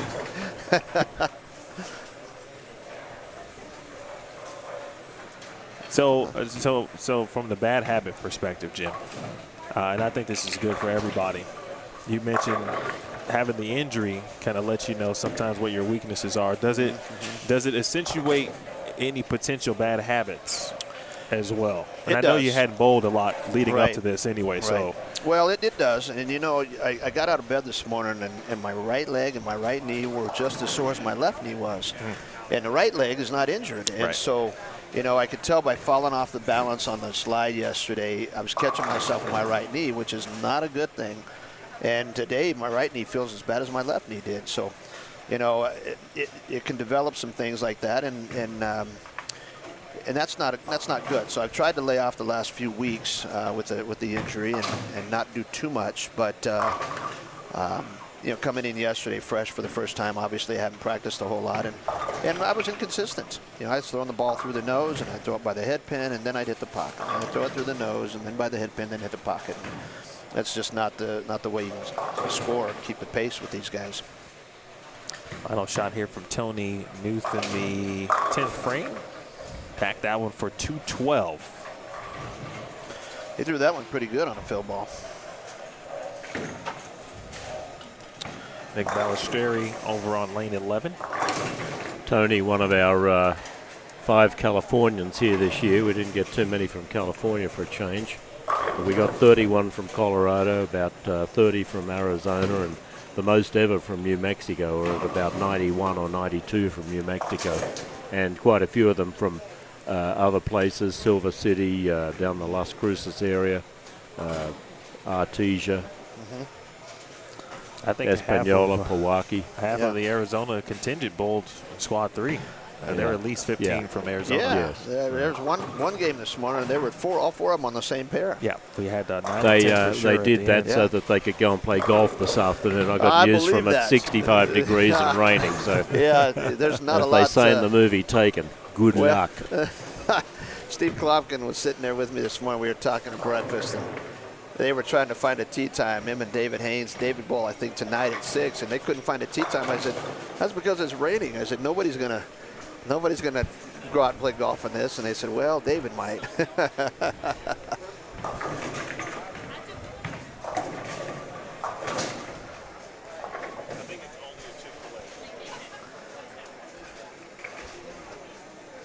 All right, we've got a bit of a treat coming up here. We've got Maria Jose Rodriguez out of Colombia, living in Pflugerville, Texas. Guillermo Espinoza just found a shot way out. We've got Dion Booker on lane 6, punched out for a small 200. Tough break to start for him. He's got 383 for 2, and he's a prolific high game shooter here on the house shot. Drills balls up at Starlight Lanes, just north of here, about 10 miles up at Bernalillo. And a heck of a nice guy as well. Guillermo was in the right place, but at the release, he got that thumb down a little bit, didn't he? And the ball was instantly left. Yeah. And he knows that. You know, I can see him motion that with his hand when it came back. Ron's pretty smooth, isn't he? Yeah, Mr. Smooth. Okay, let's have a look at Maria. We're right behind her here. And she'll be about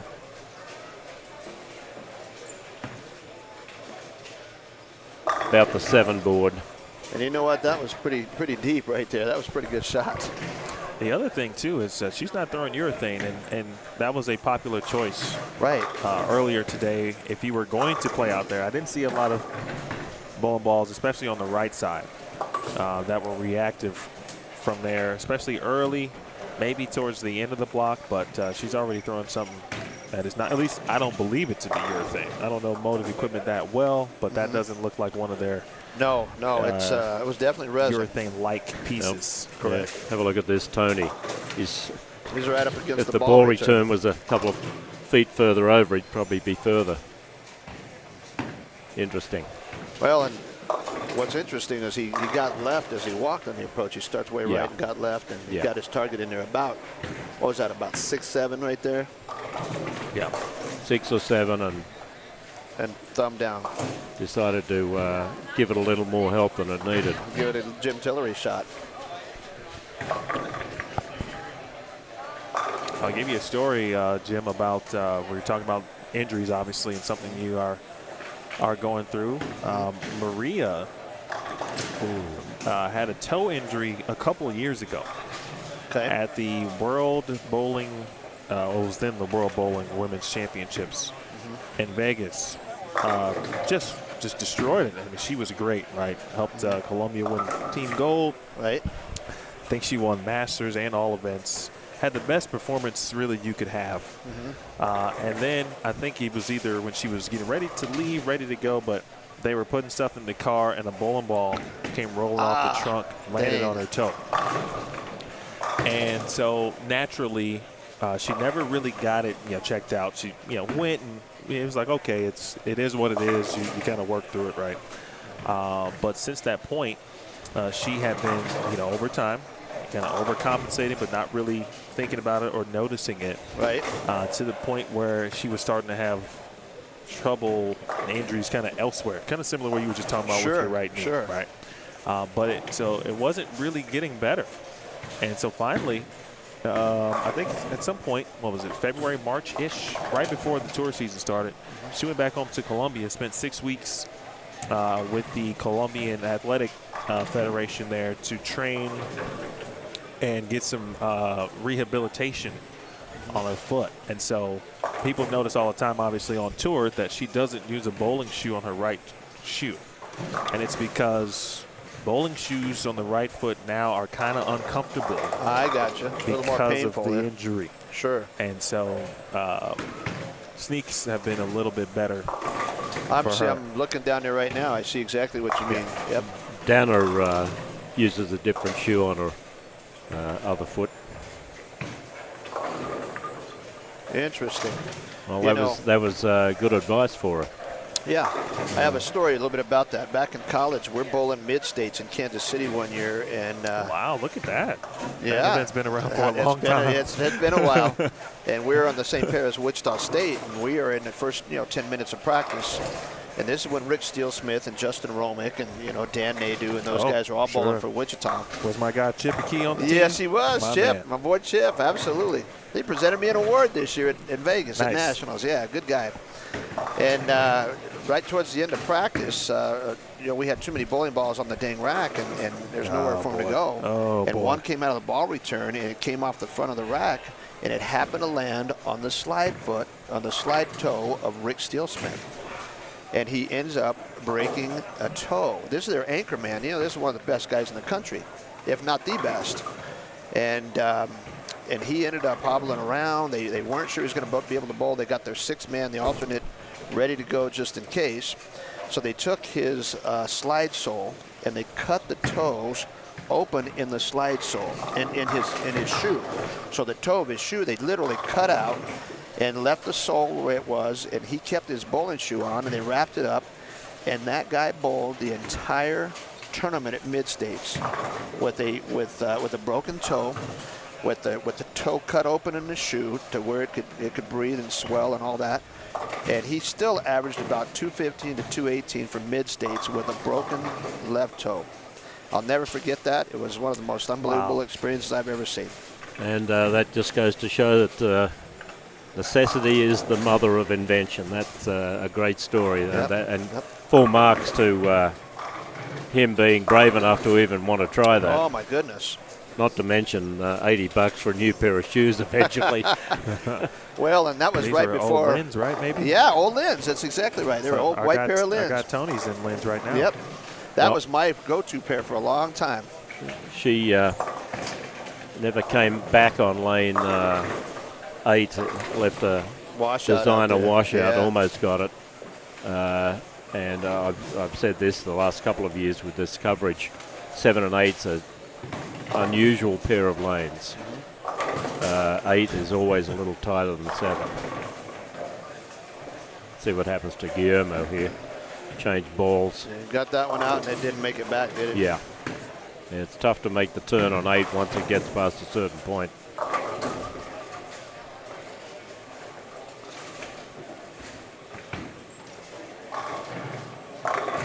Robin's made a good ball change over there. She needs to get moving. Hard to give away almost 80 pins in 2 games and make it up in this quality of a field. Yes, I think Squad 3 is definitely the pick of the fields today. I think you're right. Probably got a stronger field overall than last year. Just. Yeah, it looked like it this morning, boy. It was every time somebody would move onto this TV pair, it was just name after name after name. And I'm thinking, wow, that's a pretty powerful squad.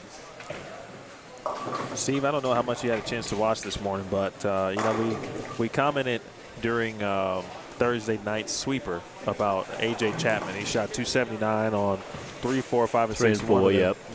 And of course, you know, he was bowling on some pairs that were on the burn with the pattern on it. Well, sure enough, he went 728 for the first 3. Oh, 727 for games 5, 6, 7. Oh, shot 201 in game 8. But he and I was looking at what he was doing. I'm watching it. He got down to 1 and 2, shot 257. I'm like, and I told the folks what I saw on Thursday night, and he didn't shoot 279, but right. He had the same look that he had on that burn on the sweeper on Thursday night with the same bowling ball. Airmail delivery for the game 2 standings just came flying in over my head. Here we go. Looks like Nathan Bohr is just your leader. He is 108 over after 2. Farrell Williams has moved into second after a 235-258 start. He's 93 over. Kyle King is third at plus 88. Dallas Leong with 240-210 is at plus 57. And in fifth is Maria Rodriguez at 55 over. She's bowling right in front of us right now. Sixth place is Michael Fitzgerald at plus 53. Seventh place is Mason Edmondson at plus 36. Eighth place is Dennis Brown at plus 14. And Guillermo, who's bowling right in front of us right now, Guillermo's ninth at plus 1. And Justin Hewen, who's bowling 5 and 6 right now, is even. And so right now you're looking at 10 guys even or better, 10 people, I should say, guys, but 10 people that are even or better after 2 games on this squad. So, you know, compared to last squad, I think there was a few more pluses at this point off of last squad, but we got a lot of folks that are -8, -10, -12 right below that are quality players. Kyle King in third place. He's right in front of us on lane 5 and 6. He's had a double, screaming 10-pin, a strike, scream 10, double, and a screaming 10-pin, and he's got a lot of speed. I think he's going to have to adjust his speed just a tad. Ball speed is super fast. You mean like that?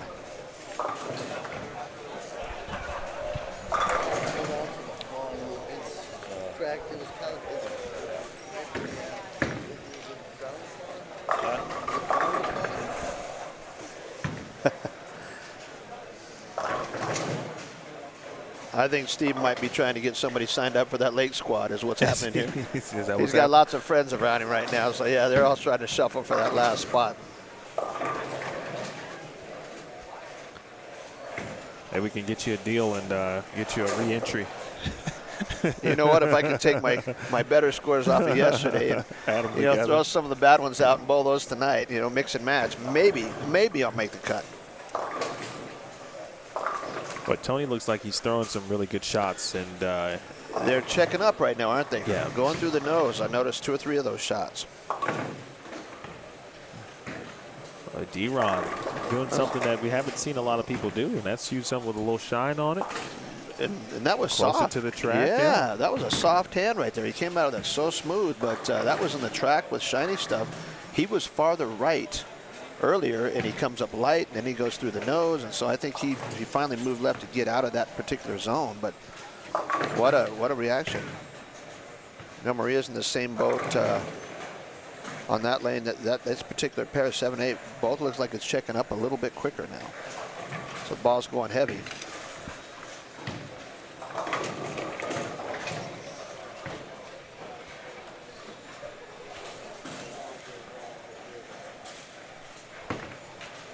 Juan Garza doing some nice work over on lane 5 at the moment. He and Mr. Hewitt here have been pretty decent so far.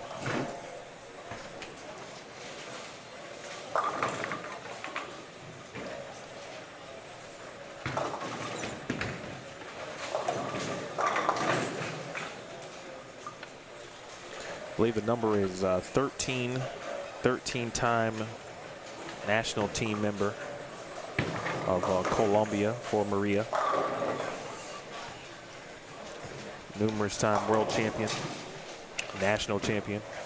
She's this is not her first day, is it? She's done this a few times. Yes, indeed. I had the pleasure at Nationals this year in Vegas about a month and a half ago, bowling next to Liz Johnson. Oh, no, okay. Yeah, she was bowling with Tom Adcock and the guys there, and she was bowling next to me. And I guess I hadn't realized that she had won 6 U.S. Open titles. When they announced that, I thought, wow. All right, let's have a look at poor old Tony here on lane 7. He's left the big 4 and 3 of the big 4. That's he moved way in. And now a ringing 10. It's a beautiful game, isn't it? Wow. He gave it away just a little bit. Right? Yeah. He opened his angle just enough, but his reaction stated that maybe that wasn't his full intention, but it worked out well. Well, and that's what it looked like. It looked like to me he was deeper with the feet, deeper with the target, and I don't think he threw it the quality of shot that he wanted, but got to the pocket and ended up leaving a ring in 10. But at least it may be something he can learn from and get a good read off of. D-Ron hoping to overcome a couple of open frames on his early part of this game. Whoops. That's going to need a score change.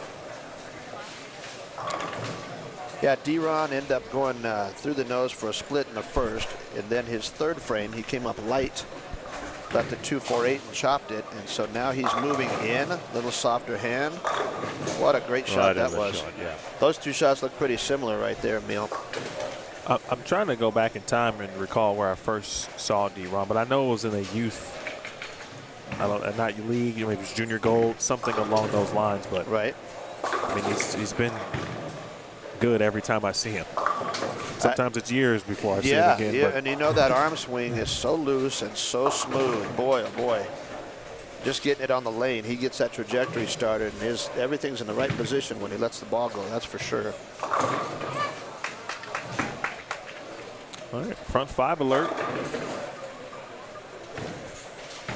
Front 5 for Carson Opella, whereas he's He's 30 under right now. 33 under. He just got to square. Stays clean for square. Yeah.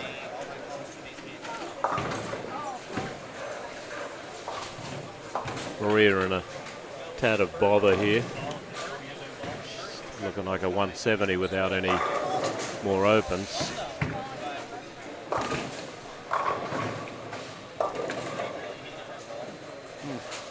Steve Smith,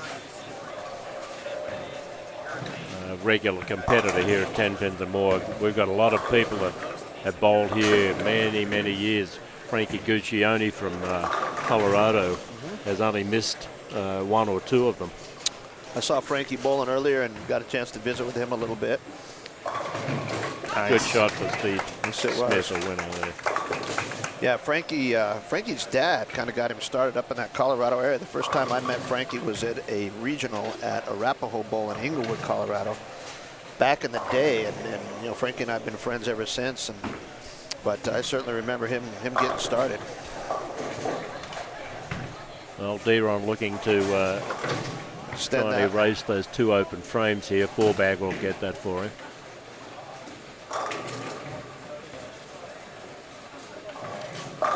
Right there. Wow, that's like, I just want to say that's like X-Lax right there, Emil. That is smooth. Can we say that on the air? I think we just did. Okay. What are you looking at, mate?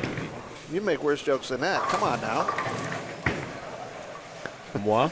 Yes. That's one way to get rid of those opens right there. A couple of doubles will make up for a couple opens. Well, he's making probably bowling some as folks well think at about the it. moment. What was that, Emil? I would say I think he's making some people think about. Speaking of Deron, hey, maybe that's something I can go to if necessary. If Deron can make it look as good as he's making. Yeah, you know, and he's got that soft hand, that smooth release, and he's in with something shiny, and he's farther left than probably 90% of the right-handers. At least, and I say this in a nice way, at least the ones that know what they're doing. You know, there's a few guys out there that are still lost that are all over the place, but, you know, the ones that are playing, the righties that are playing are going to be closer to the gutter right now. But he has, you know, already in game 3, he's jumped left and gotten to something shiny that is not a big skid flip ball. Gets down the lane, nice smooth trajectory, and he's rolling it well. Hook a little. Animal. So that one got up. And down the hook from the half. Yep. With the purple hammer. Hey, the Music Man Gamer back. How did practice go for you, Music Man? Music Man dropped in early this morning. Nice. And he was going to practice last time we chatted. Steve and Tracy bowled yesterday, Music Man. Tracy, I think, was about 110 under, and that's with only missing 4 spares throughout 8 games. Steve got to plus 65 yesterday, and that's going to be good enough certainly for additional competition tomorrow. I think both Steves got their different ways, but Klompkin and Novak were both in the 60 over range. Gosh dang it. I think he knew it from the get-go. He came over the top of that one and got it in from the start.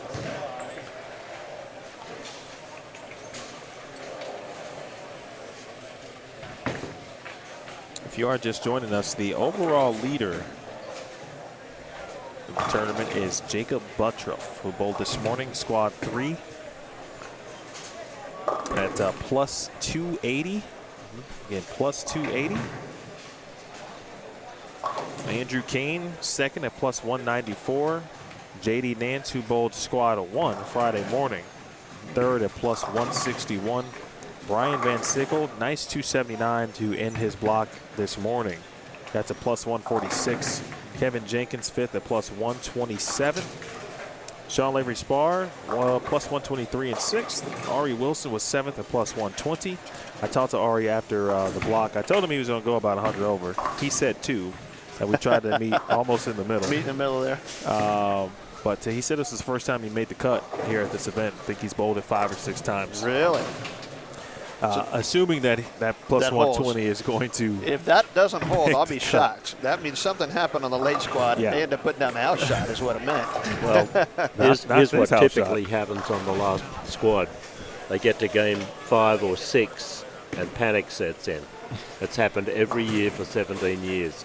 People that need 170 to comfortably make the cut shoot 148 with a double in the 10th. I mean, it's horrifying. That's you and Jeff Hemer walking around with the notebooks showing them. That's true. You know, right? they're looking at that and they're going, wow, out, yes, right? the board comes out and all of a sudden panic sets in. That helps. Yeah, it does. Helps keep them honest. Eighth was Jake Peters at plus 119. AJ Chapman was ninth at plus 110. And the top 10, Anthony Lavery Spar, 10th at plus 83. 32nd, -74 after 3 squads. The number 2, of course, advanced to tomorrow's top 32. Emil, just by looking at those boards, I've had 2 people in the snack bar a little bit earlier ask me what I thought the top 32 the number would be when it was all said and done after today. And I said, I can't give you an exact estimate, but based on what I see, I am going to say, and you get your guess, I'm going to throw mine out there. I'm going to say somewhere around 14 over is going to be close. Would you agree with that? You think it'll be higher than that, lower than that? It's kind of tough to tell based on what the scores are right now. But well, yesterday I started with like, thinking maybe like 20 under, and then I'm like, okay, I think closer to even might get you there. After I just think this morning is the outlier, so I can't put all my stock into this morning. Right. Obviously, it played a big role on the standings, of course, and how many players are plus, et cetera, et cetera. Another good shot there for D-Ron. But I still could see the number fall back. Well, I should say this. It's not going to be -74, so let me make sure that's clear. But I like your 14-ish. I had Keith in the chat earlier said he set the under or the number at 49.5 on the cut. I still take the under on that. I will too. And I'm looking in 20th place right now. Our friend Matt Zweig from Arizona is at 7 over. And there's a little bit of gap between 14 and him at 7. And then there's a gap between him at 7 and Stephen Kurtz at 21st at 2 over. So you got some little wiggle room to play with right there. But I'm going to say somewhere between 2 and 14 is going to be close, is what I'm thinking. I'll say this too. If the number happens to be 14, and if it happens to be Chris Clerk and or Bill Wood, because we have 2 at that number. Yep. Obviously, you had to keep in the play the ties. I was reminded by Mr. Tolson earlier that we had a tie last year. And there was a roll off in the morning. A roll off at 19 under. And it was between the leader of Squad 1 last year, Jacob Gill. Wow, right, and I believe it was Stephen Kurtz that he was tied with. Kurtz, I do too. I think those are the 2 tied, and I think the number was plus 23 for that 32nd spot, and they had to do that early the next morning, I believe, didn't they, on Sunday morning? It definitely was Sunday morning. So, and I talked to Jacob earlier, and he had confirmed it. He was in that roll-off. And I just couldn't remember the number, and so I texted him back later, and he said plus 23. I was thinking it was plus 40 something, but I was a little high. They're having a real tough time here on. They're struggling, struggling on this pair. Ball change for Maria there. She went to the Venom Shock. Guillermo trying to dig himself out of an early hole, a couple of splits early. Let's see what happens on this one. He's way outside for him. Peel. Well, lucky that wasn't a washout. I'm surprised it made it that far back, to be honest with you. I thought when he let it go, it was going to fall in the gutter. Yeah. And it flipped. Yeah, there's just not much enough. give in that gray board. No, there is not. That gray board goes pretty straight. Kyle Kane's going to be in the 2 teens. 4-backer, as is he went here. He's going to be, strike will give him 212.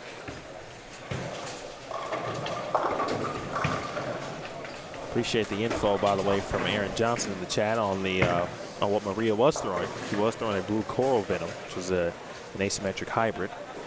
And according to Motive, that was the first asymmetric hybrid they created. So she's made a ball change, and I think just trying to get some extra push, specifically on that lane. That thing took off like a bat out of hell. Music Man. This pattern is not disclosed. It's the Mike Miller special every year. I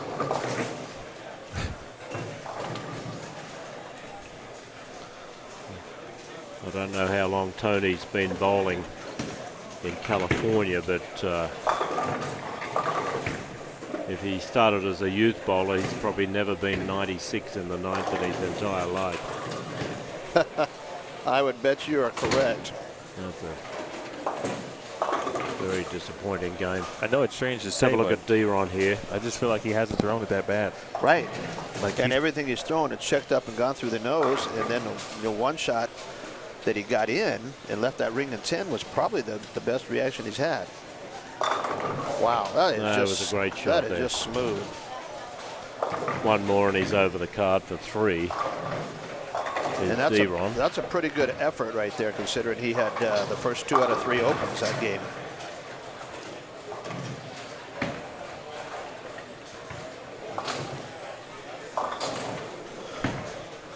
Did you mention Nathan Moore yet? Say it one more time. Did we say that already? I have not. Okay. Game 3, Go I'm ahead. getting some text in from down the high end of the lanes. Yeah, Nathan Moore in Game 3 just shot 215. So not quite as high as his first 2. He's coming back a little, but 215 is still positive. Well, went high there twice after a couple of good shots. And he'll shoot 214. That'll get him over the card now. No, not quite. 3 under. Yeah. But he's in the neighborhood, and he's a good player. A lot of games to go. Let me finish my point on Chris Clark and Bill Wood. Chris Clark went 234, 234 to get to plus 14. He was minus 52 with a couple to go. And gave himself a chance, made a run. Wow. Dave Sirigliano was close too. They were both trying to make the run. A couple of rough breaks late for Dave, and he had to settle 200 and remained at minus 5. Maria, spare strike now. She's going to be at 170. And hopefully there's not a tie for that spot. Bill Wood, unfortunately, opened in the 10th. Ooh. To shoot 193. To come back to that 14 over, yeah. Well, you know, you're looking at all the what ifs. We have people sitting around the snack bar in there right now, and they're thinking about what if I did this, or if I would have only done this. How many times have we heard that over the years? Interestingly, yesterday, people that hadn't bowled it before, can we re-enter? And they would have bowled another 8-game set. We were just talking about that with me, mate. Yeah, very interesting. This is why I asked you the question, because most events that I have come across that either offer a large purse like yours does and has multiple squads, has some kind of re-entry squad, the last one probably of the tournament before, you know, match play or whatever the case may be. I love your philosophy. Hey, take your shot at 8 games and absolutely, and that's it. You also made some good points though. I didn't even think about how many lanes you have. Yeah. We'd be here all night. Yeah. Right. I'll be honest though, if you get a Desperado squad, I'm going to sleep. I'll see you on Sunday morning. I thought you were just waking up now. It's just starting to get going. I made it through the 7 a.m. this morning without coffee. I was shocked. I turned the TV on about 8:30, and hey, I'm a professional, man. I know. Steve Klomkin and Dennis Helmick and I and my buddy Paul Moore, we were playing bumper pool till 2 in the morning. Trying to get out of the Yes, he is. gutter here. So when I turned the TV on at 8:30, I was listening to Emil, and I said, man, I don't know how that guy's doing it. That's early squad. I'm a pro. Yes, Boy, you that are. Was a tough game for her. She 160, had 168 and sure didn't expect it coming here, I can tell you that. Well, same thing, too. She didn't throw it bad. But similar, I think, to Tony. Her reaction, obviously, is a little better than Tony's overall, but they didn't throw it bad to have the success or lack thereof. Well, look at this. Game. Right. You got 212, 208, 214, 183, 168, 177, 163, and an unmentionable game for poor Tony Newth out of California. Over there, it's going to be a 130, a 120, maybe 180, and hopefully for Steve Smith a 205. So the lanes, they are a-changing. They are getting tough, you know, and I'm watching these guys bowl right in front of me, and every one of them from the line that they're playing was going heavy. And He's I'm just coming up thinking, right now. If you went parallel, you'll move your target, move your feet in. On the one shot that he left the ring in 10 on, I thought that looked like a pretty good place to play, but everybody's righted there right now, and it might be. It's interesting to see what D-Ron does here, because he's deeper than everybody on 5 and 6. If he stays in that same place here on 7 and 8, I'm going to be curious to read his ball reaction and see how his reacts, because everybody else that's coming off of there was farther right than that, and it looked ugly.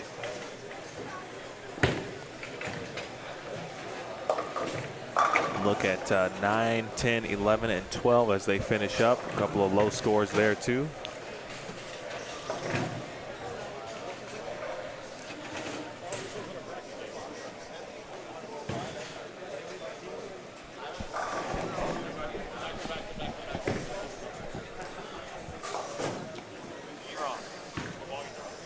Michael Fitzgerald has already started his next game down there. He's on the way here. He just chopped the first frame on lane 3 and 4. He's one of the top half dozen players after 3 games. Boy, my old Southwest Regional buddy, Robert Lawrence, moving over to 5 and 6, bowling with Maria. 1992 U.S. Open champion. Yes, yes. You can't take those with away. a runaway Brooklyn.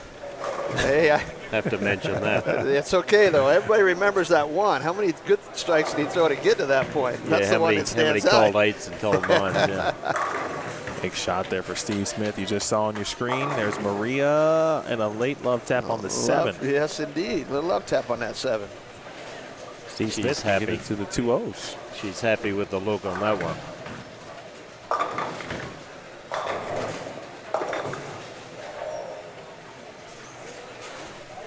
Robert Lawrence out of KR Strike Force, one of our tournament sponsors, and we buy all of our house balls and all of our house shoes from his company. From KR. Through Felicia Davis, a great sales lady and lovely person as well. Look at this. That's a rough pair. What a difference a pair of lanes makes. Well, both of those two just came off rough games there, and both of them hit pocket, and it ball read just right from out there. You know, I guess what's interesting for me is you know, I'm watching D-Ron come off of that pair coming out into this pair, and I want to see if he stays in, and they didn't go in over here after watching him finish that game. And so there's a little bit of that cross play coming on right now with the righties, and it's going to be interesting to continue to watch and see how they develop. You know, Robert Lawrence right there, he's in. And that's kind of more what D-Ron was doing. That's pretty deep for a right-hander right there. He didn't throw that ball in the first frame. He's looking like the 1992 U.S. Open winner that he was. That was a great shot for Robert. He threw that one pretty good. Robert's out of Austin, Texas. Does a lot of traveling around the Southwest region for the company KR Strike Force. One of 40 companies that helped sponsor the tournament this year and get us up to a $65,000 payout. Wow. And it will be $65,000. We've lost one for the last squad. We may pick one up yet from Colorado. We had a couple of Facebook posts last night from folks up there. Folks, if you're listening and you haven't called in yet, give us a call quickly. The 6 o'clock squad will probably be on close to time. She would have liked a double there. That would have given her a bit of confidence. She threw it good, just not rewarded from that 10. Bowling gods are looking down, said, no, you're going to earn this. Well, we've got a pretty good group here. Kyle King, Steve Smith, and D-Ron Booker. 3 of the 4. Nick Balistreri, a New Mexico State policeman. Likes to bowl. Family is a bowling family. Nick's son bowled for me, Joey bowled for me at Cleveland High School. Yes. And also bowled down in Arizona. Good start for him. Let's have a look at Kyle King's speed. Ball speed. See, he was in. He wasn't right. He was in right there. He's had some health issues, and it's great to see him back again. He has been a very good supporter here, not only in New Mexico Open, but also in the Junior Bowler Tour days when we had our Christmas doubles. He was always up here for those. Steve Smith got out of jail over there, 194 game. Ooh. Could have been a 170. We had some of the leaders take a hit right there. And what were they? Farrell? Yeah, Farrell Williams in game 4 just shot 171, and he was in second. Dallas Leong, who was in fourth after 3 games, just shot 169. So, you know, game 3 just they had some guys take some hits. Oh boy, that could have been anything. He's going to have to make a move off of that. Oh, make that one, Hector. Boy, that was close. That was close.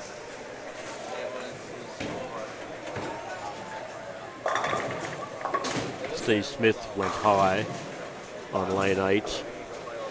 I'm checking Facebook here, mate. We got people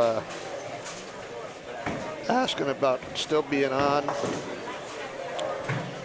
They're sending messages through here, and I'm catching some on Facebook. Still being what? Facebook, we're still being on here. We're live, and so I've had a couple people buzz in and say, "Are you guys still on?" I said, "Yes, we started late, but we are on." Yes.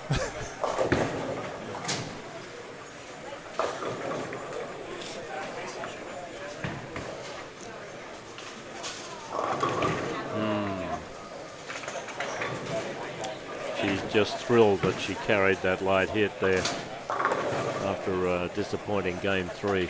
Well, and she's throwing 3 pretty quality shots right there. That, you know, 2 strikes and then a ring and 10. We knew she would, but we just weren't sure how that pair was going to react compared to the one she's coming off of.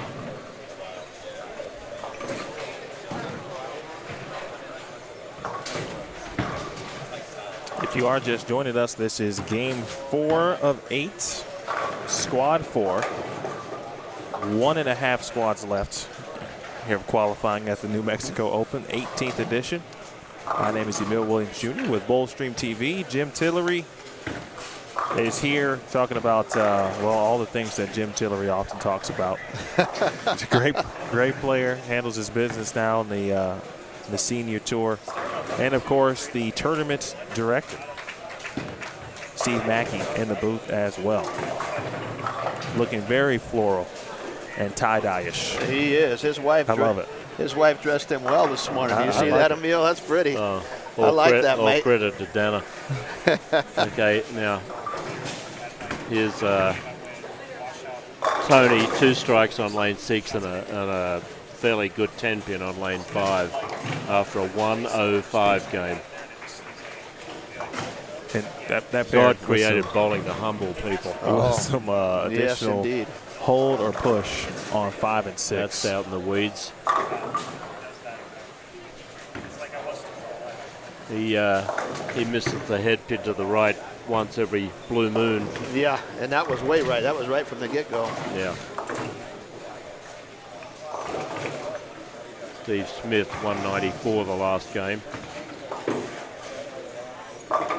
Oh, boy. Treating those 3-pound 9-ounce pins with a great lack of respect.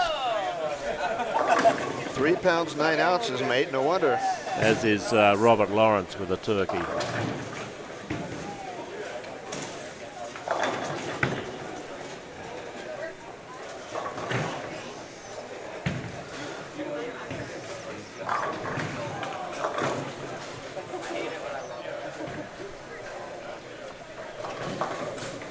Oh, D-Ron on the chop. 1-2-4.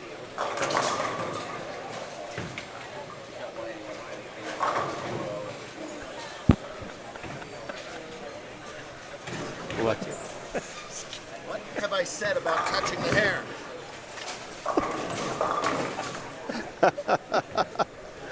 There's a lot of goofiness going on right here all around us. Holy cow. Immigration. Oh, boy. That's close for King. Send you to Melbourne for 2 weeks in a hotel. Oh, my goodness. Let's see what Maria does on this one. Got it right a little bit. No, not quite.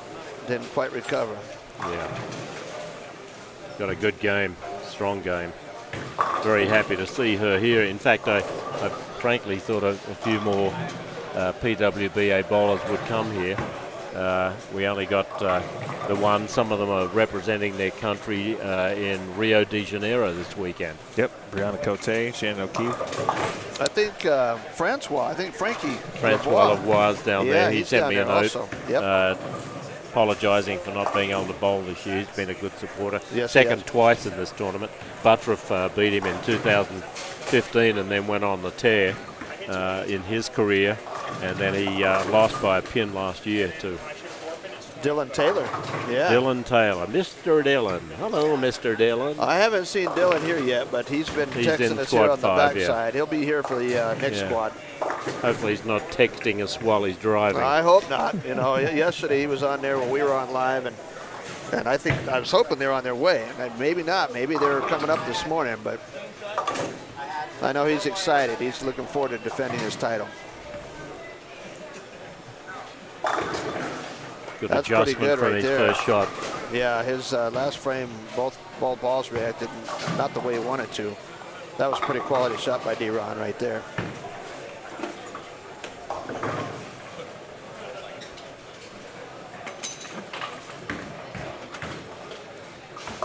Oh, goodness. Well, Maria would like to start a string here. That was a rough game. Anyone that shot 220 that game streeted the field, probably. Yeah, well, I'm looking at some of the leaders. Some of those leaders that hit them hard the first couple of games, coming back to the field, game 3. It's in 170s, 160s. We're still waiting on the new updates for game 3. In the next game, Maria and Nathan will be on 3 and 4 together.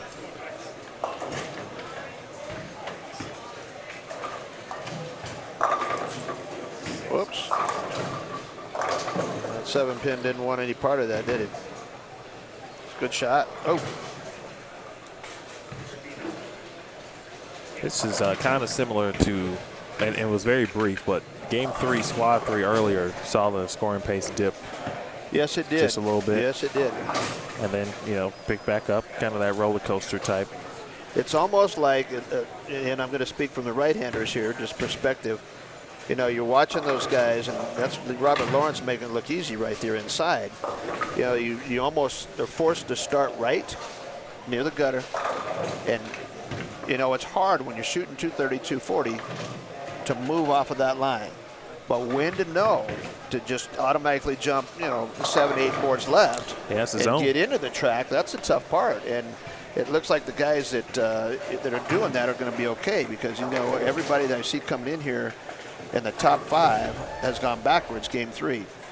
And I wish you had a roadmap on the computer console that said, okay, this pair, move your feet 8 boards left and your target 5 boards, and let's see what happens. But there is no road maps out there, mate. No. At least in golf you can see the sand and the trees and the ponds and whatever else they've got out there. Not here. No, bowling lane's potluck. You get up there and you do the best you can and try to read your ball reaction and you know, where the oil's at, where the dry boards are at, and sometimes you guess right, sometimes you don't.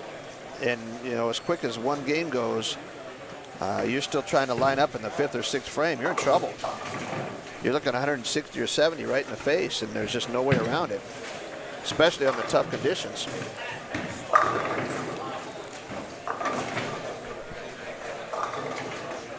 Well, let's have a look at Lawrence here. He's on a 4-bagger, spare 4.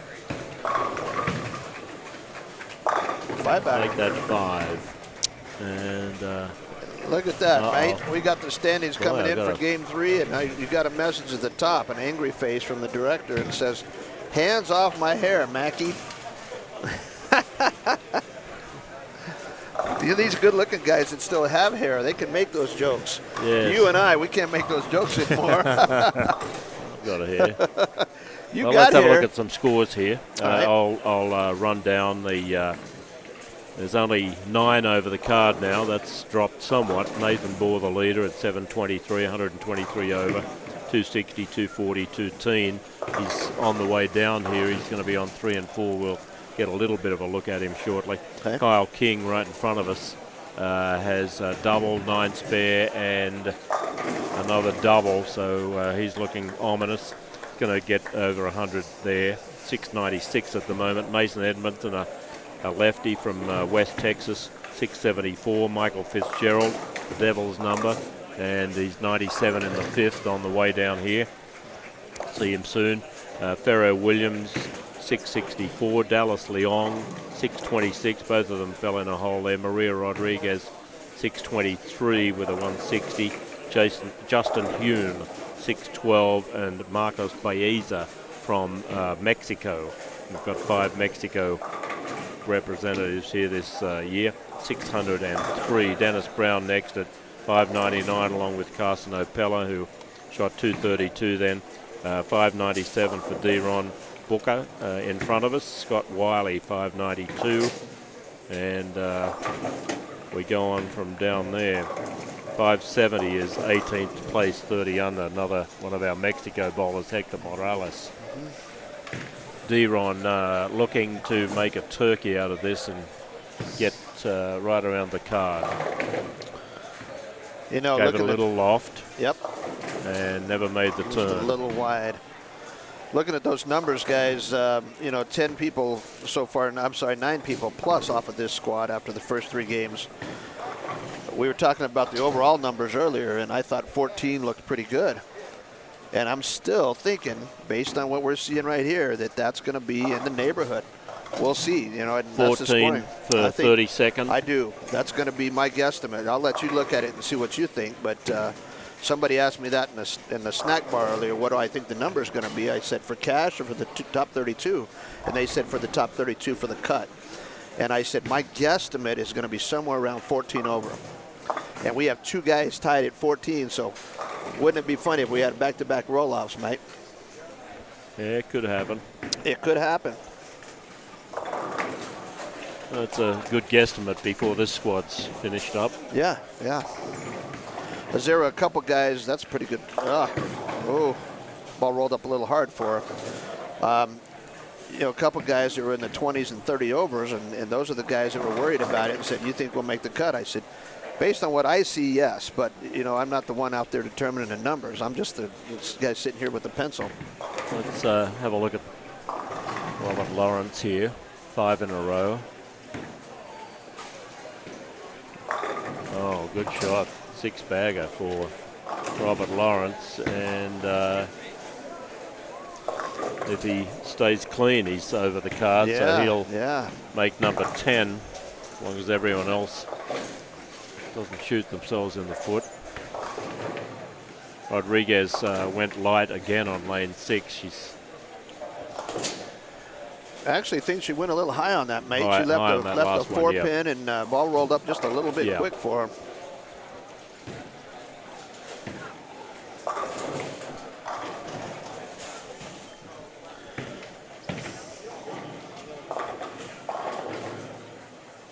Kyle King on the light 7-pin right there.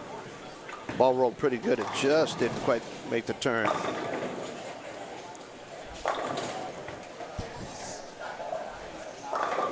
Sport shots always make unusual pin reactions at the pocket. Yep. Completely different to house shots. Interesting game. A lot of different configurations out there. You know, you're sitting here looking across a house, and I'm looking at these 7 and these 8 counts and these 6 counts, and not any of them breezy. Anything that has multiple wood on it is difficult today because of the inconsistency of the ball reaction.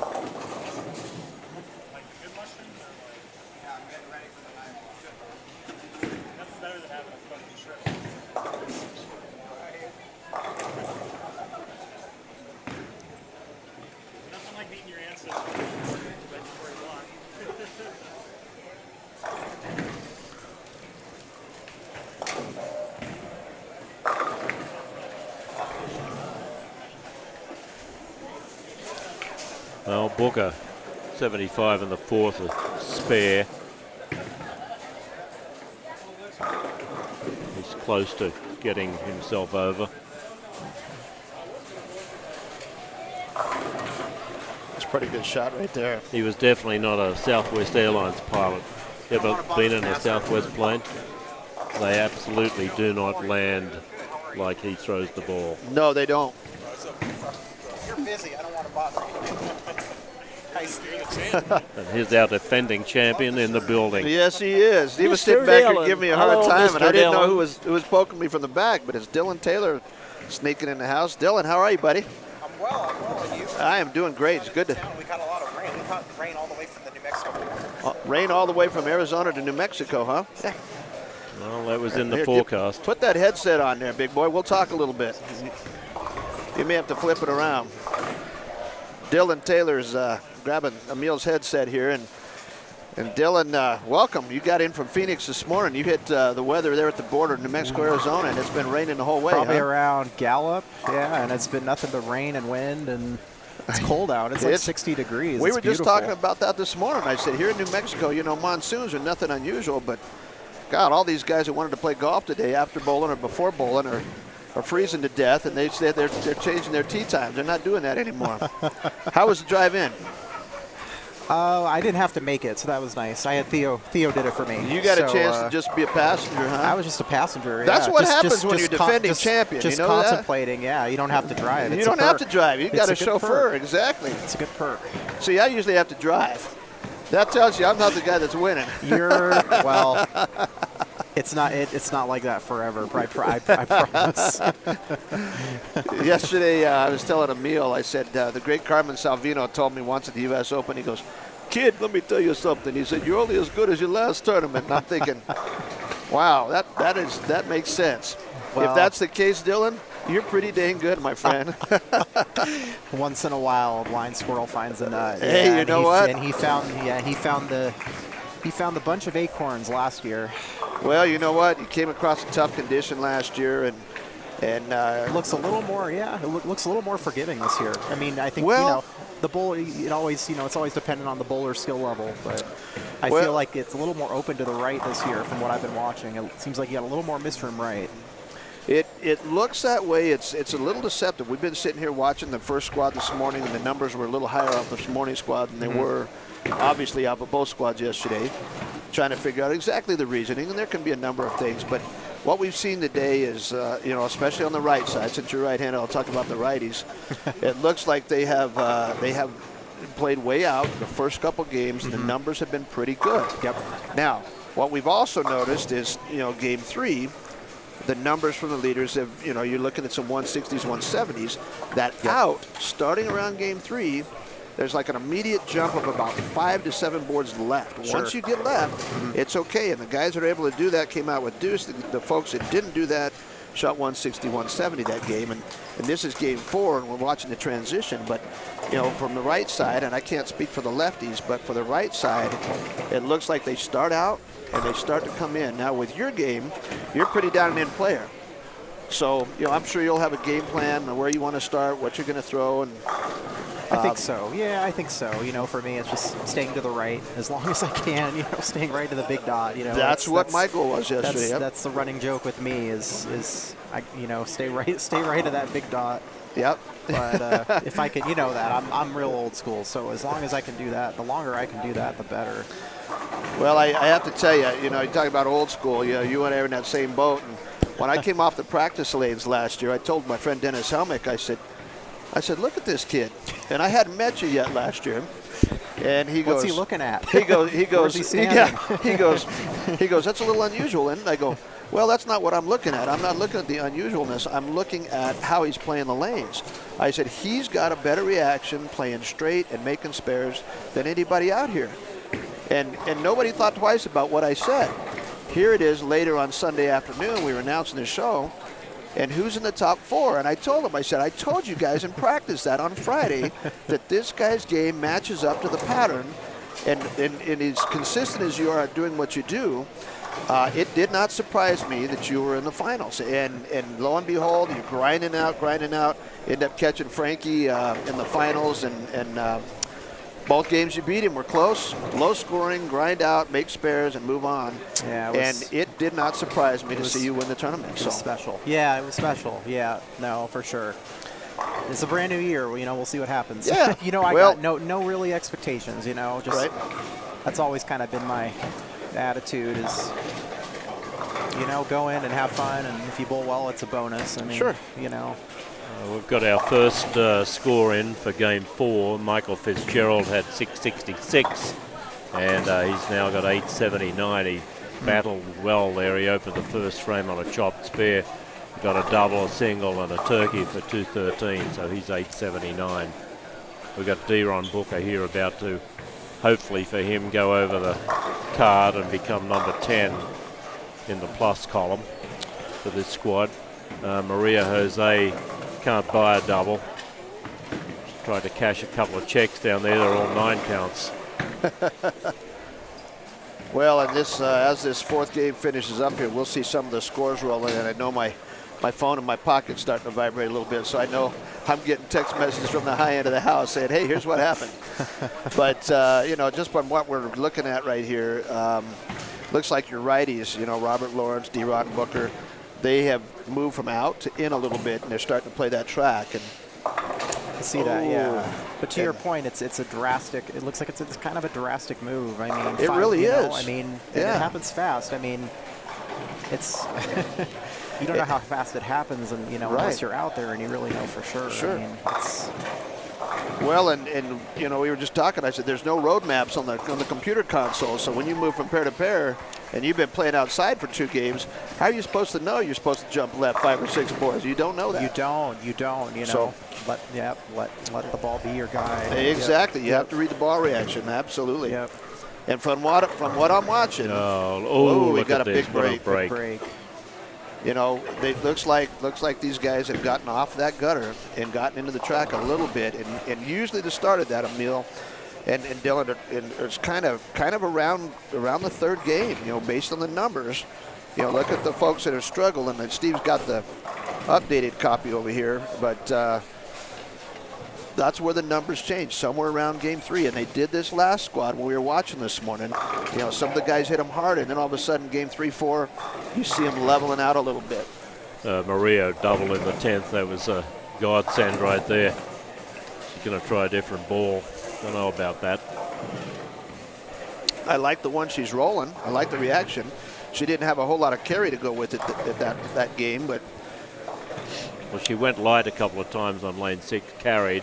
Then all of a sudden left a 4-pin, and but she's got a double, and she's searching for another ball halfway down the building here. And Robert Lawrence was in 19th place. He's going to become number 10 or 11 over the card. Yeah, he just spared in the 10th. He's shooting 240, 249, or 240. Help me out with my glasses, mate. 249. 249 with the 249. strike, Thank you, Dylan. You're welcome. And what are you laughing at, Emil? You're going to be old 1-2, brother. You just wait. No, you're not. oh, tough spot. Real soft with that one. Real soft. Soft and slow. Yes. Bad combination. So that ball's going to check up. Bad count. Yeah, check up on a fill ball. Well, Dylan, let me ask you this. You're here live with us. You're just getting in. Sure.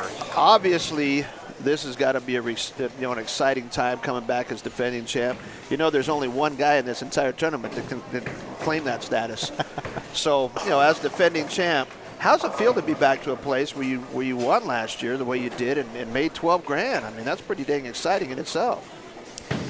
I mean, it's certainly special. Yeah. I mean, I've been looking for this weekend, you know, a lot further in advance than I have in previous years for obvious reasons. But you know, it's really, my mindset's the same. I'm a humble guy, and you know, what happens happens. I mean, I'm not, you know. Sure.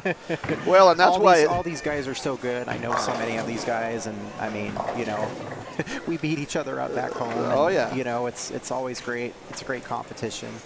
But it's really the same. I kind of treat it the same, you know, and I think that's the way you have to treat it. Is you can't, especially on these conditions, you can't get overconfident. I mean, you know, and so I try to keep my emotions in check and You know, that's what I did last year, and it worked. You know, worked last year, but you know, we'll see. Bowling's a funny sport. It really is, and we were talking yesterday on the air, and we're talking about not panicking. You know, when you hit a pair that's tough and you're struggling to try to find a ball reaction, you can't get too excited. You can't let the highs get too high and the lows get too low, because every game it can change. And what I love about you, and I'm just going to tell you, man, this is the best part, is your demeanor on the lanes. You know, if guys could stay that calm and that, you know, humble and concentrate and be that confident and just relax, they're okay. But you know how to do it. I mean, that's absolutely. the thing. You know how to do it. Just let yourself do it, you know, and just, you know. Yeah. And a lot of guys can't. You know, this is an emotional sport. There's a lot of adrenaline. There's a lot of excitement. It is. And when you look out there and you're on tough conditions, you see a lot of folks that are melting down and they're throwing bowling balls and they're questioning their life at that moment. And, you know, and they can't stay in the moment and just relax and continue to focus. And I think, to be all honest with you, I think that's the very best part of your game. Just from getting to know you in the last year, I thought, wow.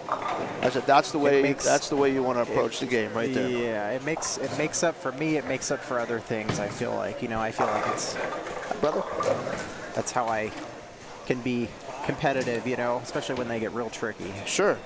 Well, and you know, the New Mexico Open, we've had fairly low scores here in the past. You know, one thing that Steve and Mike Miller put a premium on is spare shooting and keeping the ball in play. And the folks that can keep the ball in play and in the pocket and make their spares, keep their focus, are the ones that generally make the cut and have a chance to win this tournament. It's a constant. Yep. It's been, I think I've bowled the 4th year I've bowled this, I think. And it's been a constant every year. It's always demanding condition. Oh my gosh. I can't escape it even in New Mexico. They're asking me what the leave of the day is. What the what? Somebody sent me a 4, 5, Oh, I 10. see that. Let me reiterate that for a second. We just got a message here on the computer. It says, ask Dylan what's the latest, quote, leave of the day is. So for those of us that are on Facebook that see Dylan's quote, leave of the day, there's always some interesting configuration out there. And so do we have a leave of the day, or is it too early for you here in the Bowling Center to put that down yet? It's too early for me to put that down yet, and I haven't been watching enough. But I'm sure there's been one or two that have been... Some of Dylan's leaves of the day. Remember Dick Ritker wrote a book, and George Allen, 1,047 leave combinations. He's shown us about 6 that weren't in the book. They're going to reprint it. So far I've seen some 4 counts. We saw a couple 4 counts today. You know, your 3, 6, 9, 10, and then the 4, 7. 4 through the middle. Yeah. Yep. But Nothing leave of the day worthy.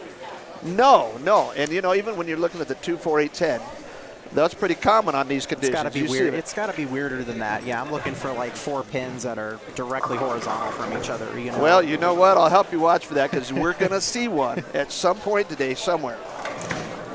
I've seen a couple of leaves of the day here. The 1, 2, 3, 4, 5, 6, 7, 8, 9, 10. That's Steve Mackey, folks. He'll be here all week. And that's because that gray board out there doesn't hook very much, mate. You get it out there in the dry, and it falls in the gutter, and it goes straight. Don't need to tell me that twice. No kidding. One thing about Dylan and I, you know, if we get it out there in the drink, we're tugging the next shot. It's going left. It's going left. It is yes. going left. Yep, it's going left before we even start our approach. Yeah. Exactly. We're not missing right again. Yep. You just kind of know. Yep. Oh, yeah. I was pretty lucky yesterday. You know, I didn't bowl that great, but I didn't throw it in the gutter yesterday on the first ball. Good. I can't say that on a 10. I did miss a 10 in the gutter yesterday, Wow. but I didn't throw any first balls in the gutter. It looks like that's a possibility, at least on the fresh, people playing as far out as they are. Yes. I haven't seen a whole lot of them, though, but it looks like it's always at the back of your mind. I've seen a lot of 3 counts, you know, your 3s and your 5 count washouts, but I saw a couple of gutters yesterday where guys just let it go right, and there's just too much oil out there outside 5, and it just skids right in the gutter. Steve Smith, 220. Oh, Uh-oh. all right. Little love tap. And we take those today. Anytime when you're on a tough condition, you take those. Let me ask you this question, Dylan, and I always tell people, you know, when I bowl good and I make the finals, they said, is there a certain moment that you knew you were going to make the finals? Did you know it when you walked into the tournament? Did you know it when you're on the lanes? Are there certain breaks you get here and there that you just know? There's signs that all of a sudden you know it's your day. Was there any particular time last year in qualifying or in the finals when you're bowling head-to-head that you thought, this is my day? This Honestly, could be. I think it was when Cortez missed that 2-pin when I bowled him. Yep. And he missed it to the right, and I've seen him bowl hundreds of games, and I've never seen him miss a 2-pin. And, you know, it just... Yeah. I was just like, at that point, it's like, okay, you know, it's not a gimme. I still have to bowl, obviously, but sure, that just doesn't happen. I mean, so, well, you know, if you can take full advantage of something so unusual like that.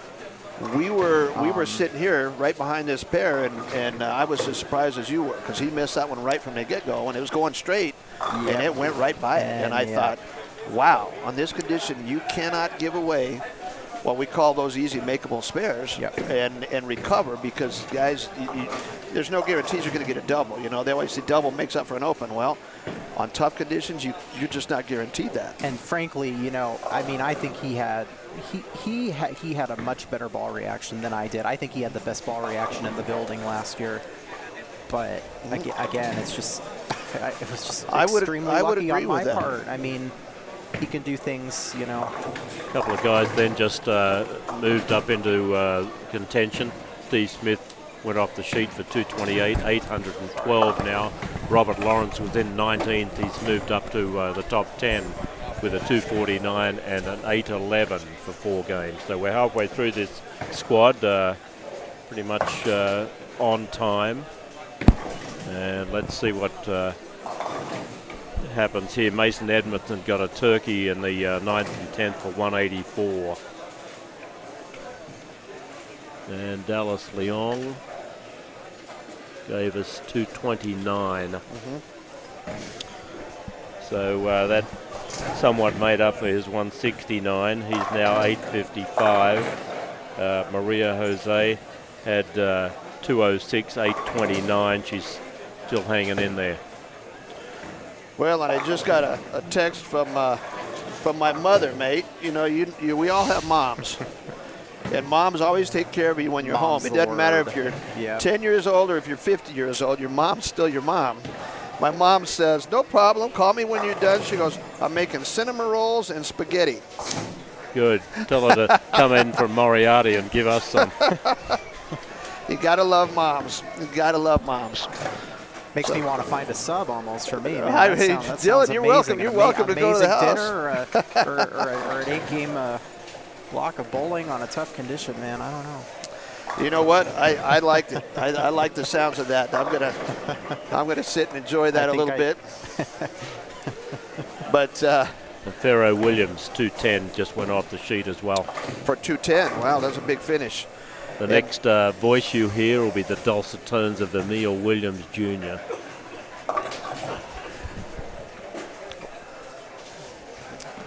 I am going to send a shout out here. One of my former students, Aline Linares, just shot 229 down on the high end. I got that update. So that's kind of cool for her. I like to see that. Dylan, we're talking about some of these young kids. Oh, I'm sorry. Go ahead, Emil.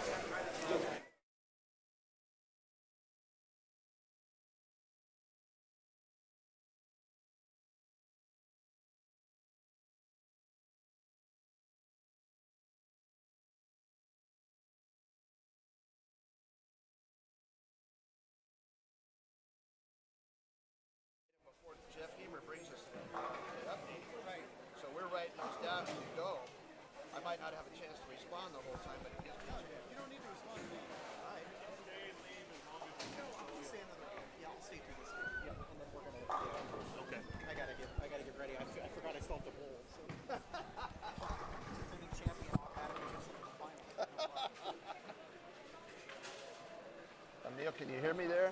Yeah, we're good. How about now? I want to make sure that Dylan gets prepared. So whenever you need to depart, Dylan, you can. He's trying to get his headset on here. He had it on backwards a second ago. And it's all good.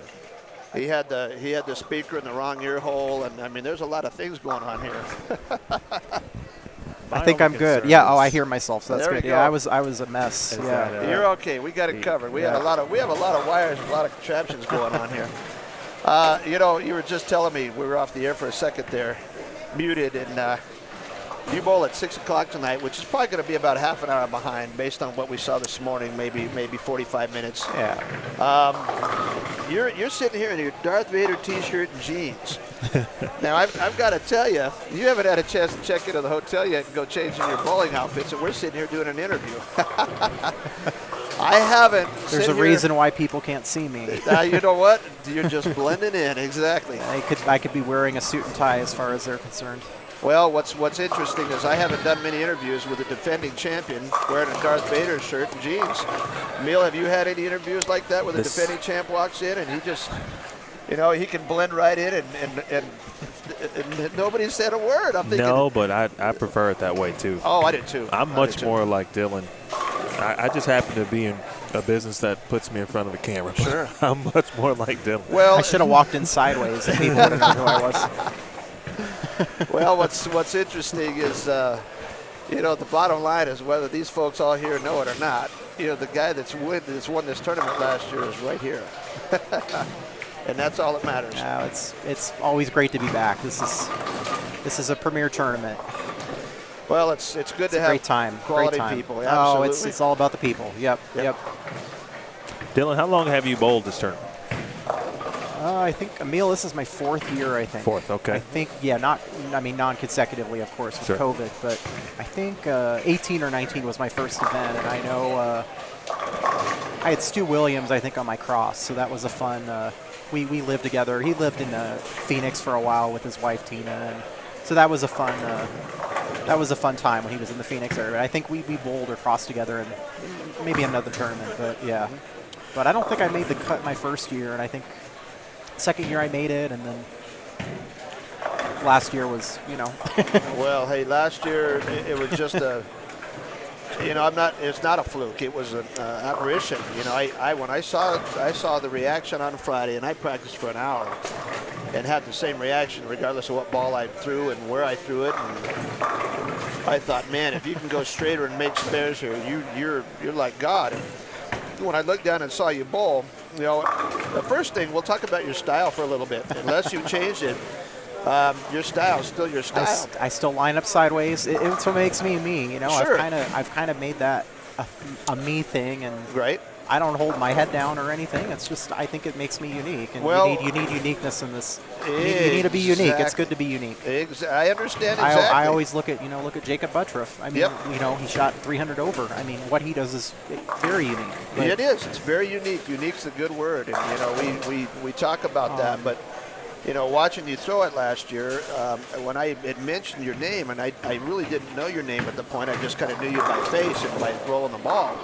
And when I pointed you out to some of these guys, they were watching your unique style. They weren't watching what I was watching. I was watching how the ball got down the lane in spares, and I thought, that guy, I don't care how he gets the line, that ball reaction matches up with what's out there on the condition. Yeah, and I mean, you can't help but look at the physical side of it. Obviously, I mean, but, well, because it's different. But I mean, but really, that's always kind of been my philosophy: is just look at what's important is what you do out there and how you're more lining up, and because the physical move, you're going to do that. Once you have that mastered, you're going to do that every single time. You Sure. don't even have to think about something like that. I agree 100%. But for me, it's always been more lane play, and it's really mental.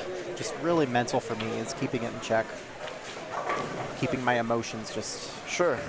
in check. And you know, I mean, we all hit the panic button. I've been there myself. I mean, it's easy to do, but Well, the bottom line is it doesn't matter how you get there. The bottom line is how you score. You know, the goal is beating everybody else with the best you have. And last year, the best you had was good enough. Was good enough, yes. Bottom line, just barely, but it was good somebody's enough. got to win the tournament, whether you shoot 178 or whether you shoot 280. Somebody's going to win. Yep. And as long as your pride and your ego can handle those 170s, that's all that matters. Because sometimes on the tough conditions, 170s and 80s are in play. And you know, you're seeing a lot of these scores come in from yesterday. You heard some, and And then today, as they're coming in, you're going to see some deuces. Yeah. But you're also going to see some 170s and 180s. And people have to realize those scores on this tough condition don't kill you. Yeah, and that's just a huge, that's a big misconception, especially in this tournament. You know, I can, you know, oh man, I could shoot 180 or, you know, right. I can shoot 170 with my eyes closed, but no, you probably can't. Well, let me ask you this while we're sitting here on the topic of scoring and conditions.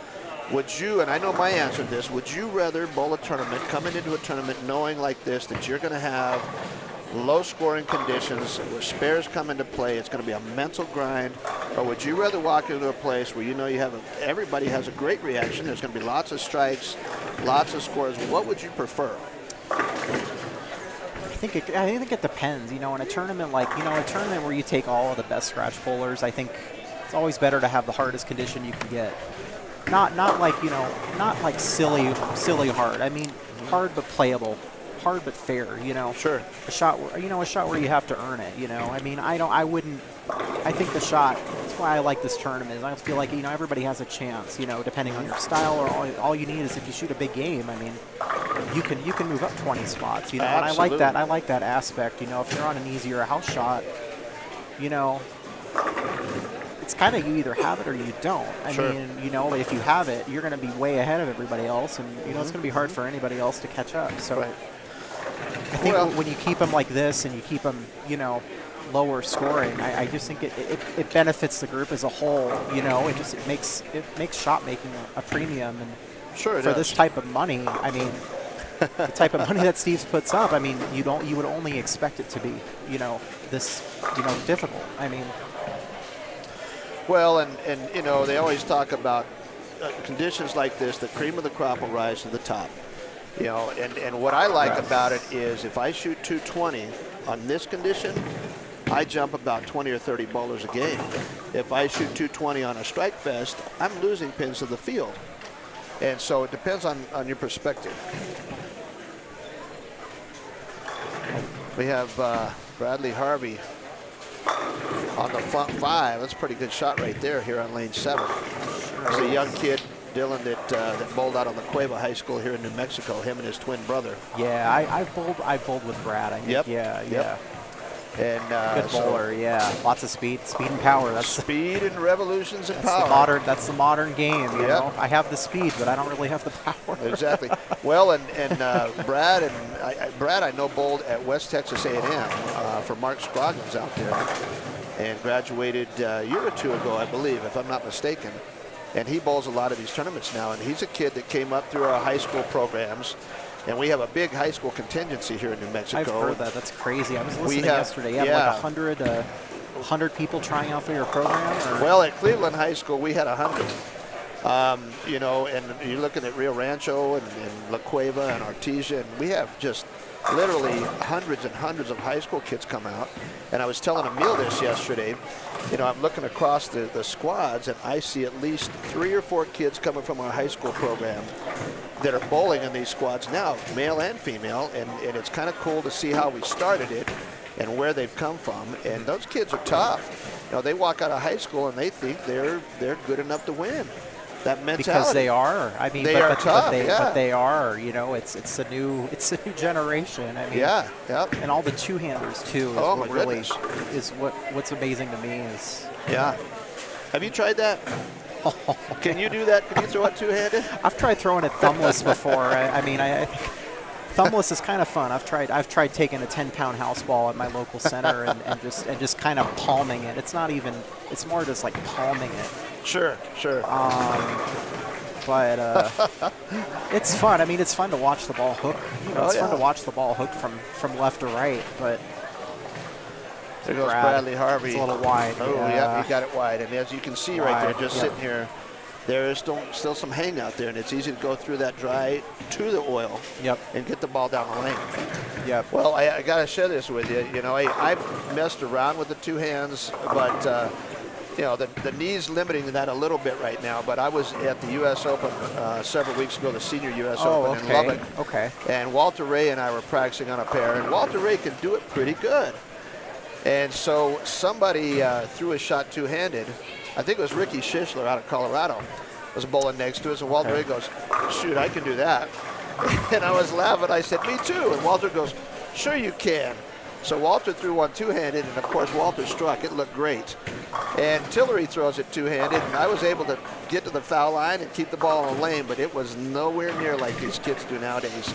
It's amazing. It is amazing, yeah. And they're all, and it's the wave of the future. I think it's great. I mean, I think it's, you know, you got to evolve with the times or get lost in the dust. You're exactly that's just right. What it is. I mean, You're exactly right. We were talking about that yesterday, about how many, you know, two-handers have come out and exploded onto the scene. And so, you know, I can't. Emil asked me, he goes, how do you feel about that? With all these two-handers, I said, you know what? They have adjusted the game. They've changed the game a little bit. They do what they have to get revolutions and to score and to open up the lane conditions. And they're doing it really well. So I can't fault them. You know, they've come out with the uniqueness. We talked about unique, the uniqueness to score. Not at all. So, I can't fault them. You got to do what you got to do to knock all 10 pins down. If I could do it as well as they could, if my body was still in the shape that these 20-year-olds are, and I could do that, heck, you'd see some heavy artillery coming out, Emil. I'm thinking I'm actually going to start my son. Are you really? I think so. And he's what, 4? He's 3, three. 4? 3. Holy cow. 3 coaches have said that's where you should start him. Now, ultimately, I'll probably just let him do what he wants because that's the way to do it. Right. But if I had to lean towards teaching something, I mean, it's you know, we've all watched the same things for the last 10 years, really, this last decade specifically. Me personally, watching it since 2003 because I had a teammate of mine who was two-handed. Right. Collegiate teammate who was one of the best at the time.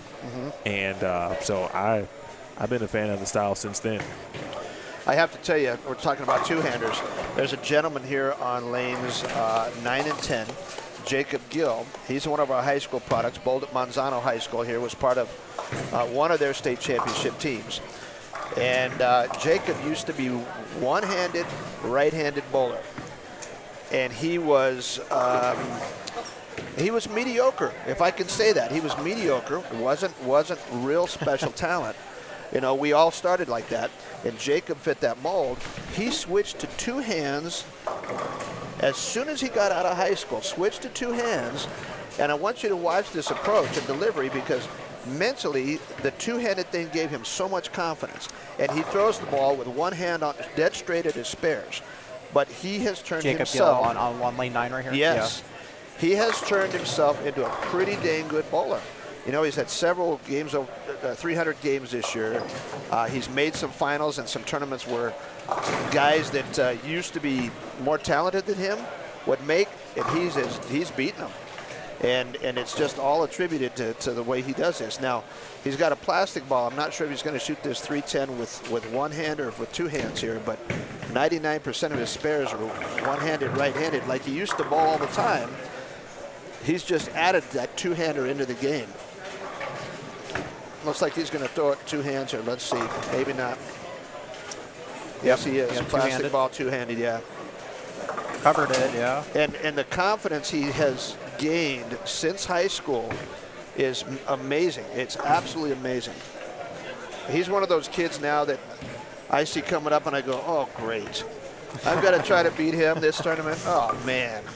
And it's not one that I see that. I see 25 of them looking down the road, and I'm going, how did I turn 50 so fast? Can I go back to 20 and do it again? Yeah, it's amazing. It really is, but it's so fun to watch. It really is. It's fun to be part of. It is. We got some more scores here. Do you want me to go over those scores, Emil, real fast? This is after game 4, and Dylan, you're sitting here. You're going to hear these with us. The leader off of this squad only is Nathan Bohr after 4 games. He hasn't had a game under deuce yet. He is 136 over. Kyle King is in second at plus 98. Michael Fitzgerald's third. These are pretty common names for me. I see these guys a lot. 79 over.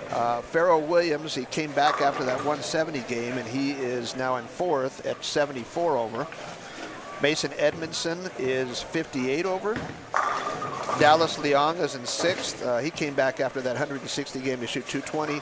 He's now plus 55. And then there's a gap. You know, 7th place, Maria Rodriguez came back after her 168 with 2-0. She's 29 over, so there's about 25 pins or so, you know, between those two spots, between 6th and 7th. Steve Smith is at plus 12. Robert Lawrence, who's bowling on the PV pair right in front of us on 7 and 8, getting ready to throw a shot. He shoots 249 last game. He's now 11 over, and he's got a pretty darn good game going on right now, I think. Waiting on the scoreboard to change here. Yes, he does. He has a pretty good one. Solid. Yep. Left a couple 10 pins. That one, that's a pretty good reaction. I thought he got a little wide and rolled back just fine. And then Carson Opella started out 170, 190, but he's had a couple good games after that. He is 2 over. And so we've got 10 people plus off of this squad right now. If there's any other folks that are listening out there and you want to know about any particular bowler, just send us a message and we will certainly. A pocket 4-5 by Mike on lane 5. I saw that. Wow.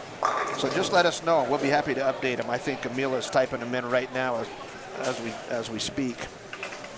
Yeah, you saw that 4-5 also. And that looked like a pretty good. I hate to say it's a leave of the day, but that's not unusual not quite enough. Yet. I don't want to wish a leave on the day on anybody that's local, especially as good of a guy that Mike is.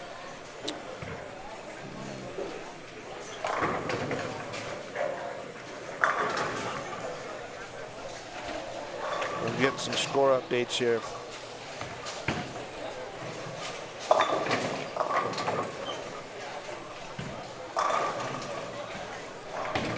Dylan, while we get the update from Jim, good Lord.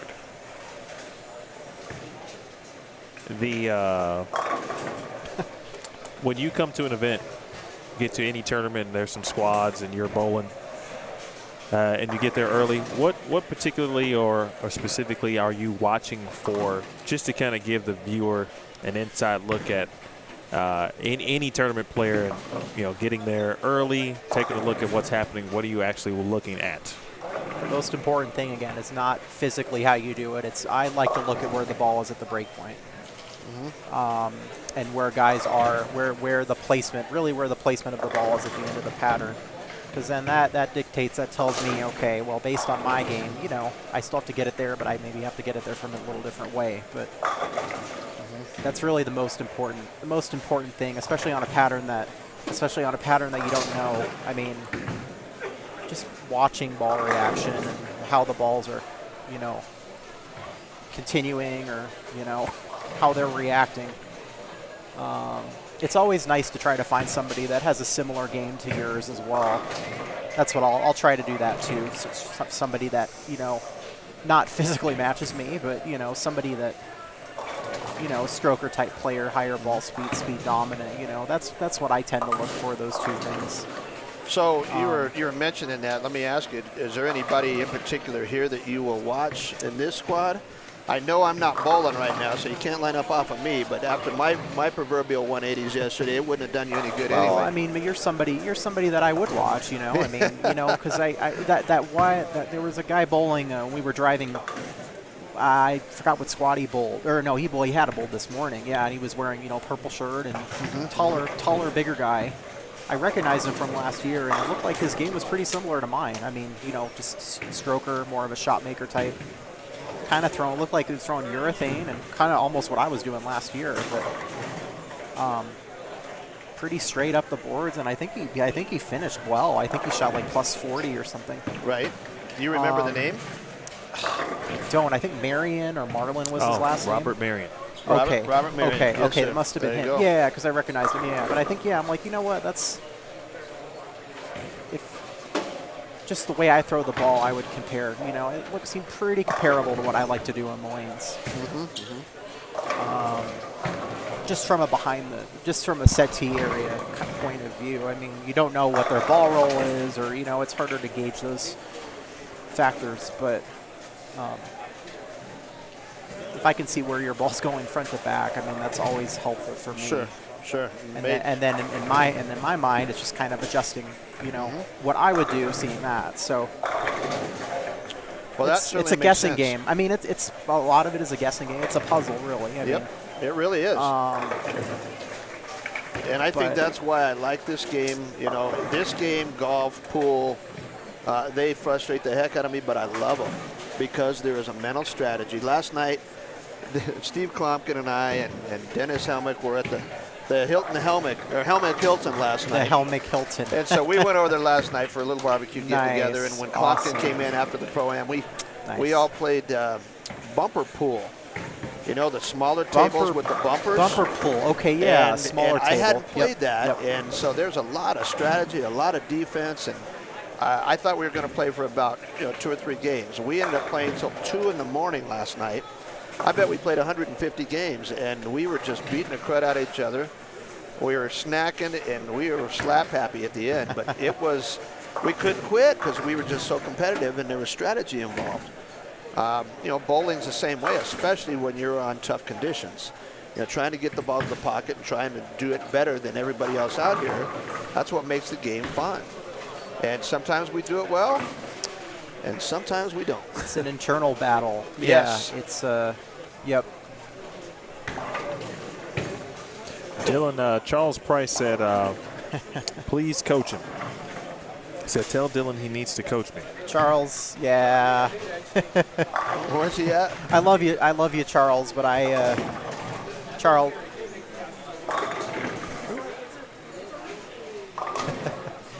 I love you, Charlie, but I don't think I can even help you there, buddy.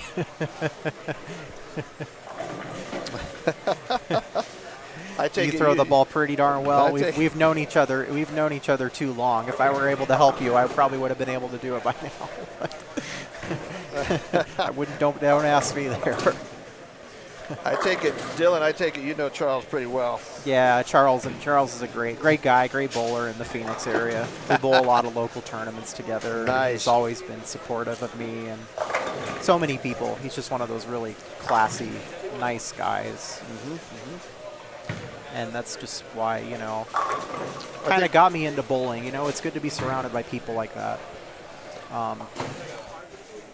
I think that's, you know, we all have people like that that have been instrumental in our bowling. And, you know, I look at myself growing up, and we had a little 8-lane bowling center out in the country. Oh, nice. Tough as nails. You know, we had one of those old Lucky Lane Kings that spun and went down the lane and sprayed oil everywhere. So, you know, you'd be throwing the ball all over the place. You average 170 in that condition, you're pretty dang good. For sure. Yep. And so, yeah, I grew up in that kind of house, but my dad was pretty influential, but we kind of grew up in the game together.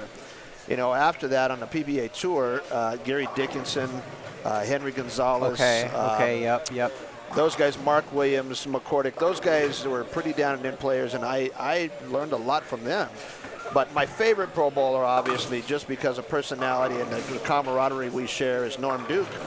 You know, Duke and I, we will do some trick shots together, He's and so I great. swear Yeah. I'm going to break his ankles. Him and Parker Bong, we'll do some trick shots, and I go, guys, this is not safe. I said, somebody's going to get hurt doing this. Yeah. But he can do anything with the bowling ball, and He can, and he's showed us that over and over and Oh, over my again. gosh. Yeah.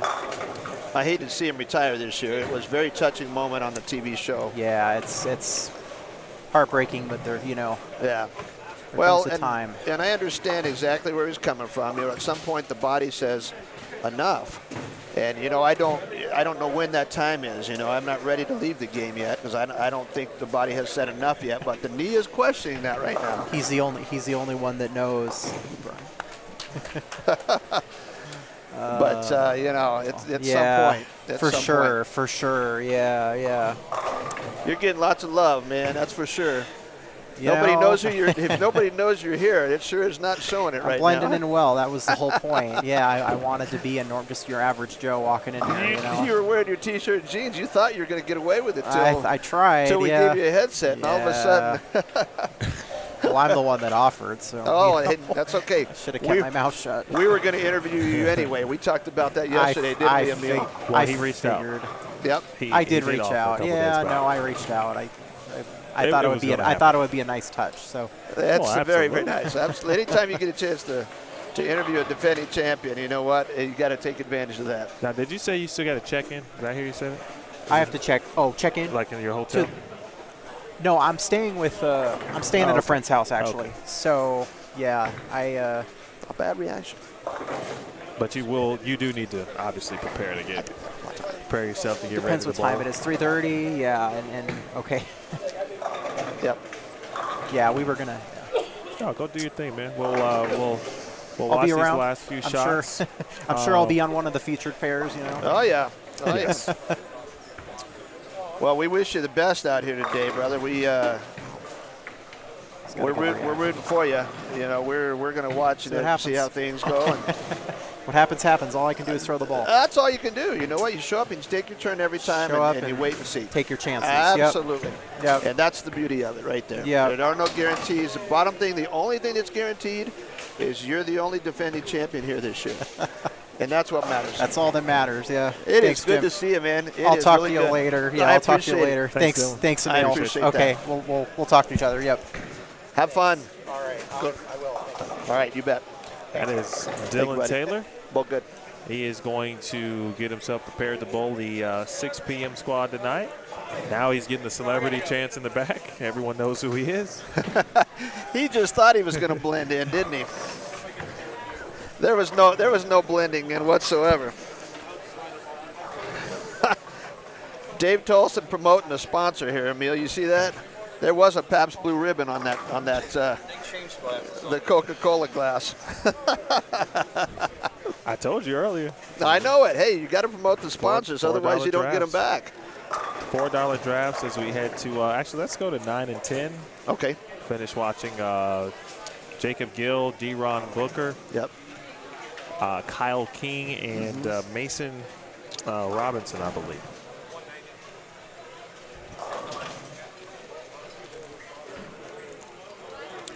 Jacob has struggled in this left lane a little bit. He's gone heavy a couple of times. Uh-oh. He's not quite sure he's ready just yet.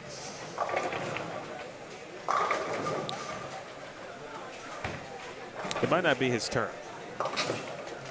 He was ready. It didn't matter whose turn it was. He was ready to go. It is Kyle King's turn on that left lane.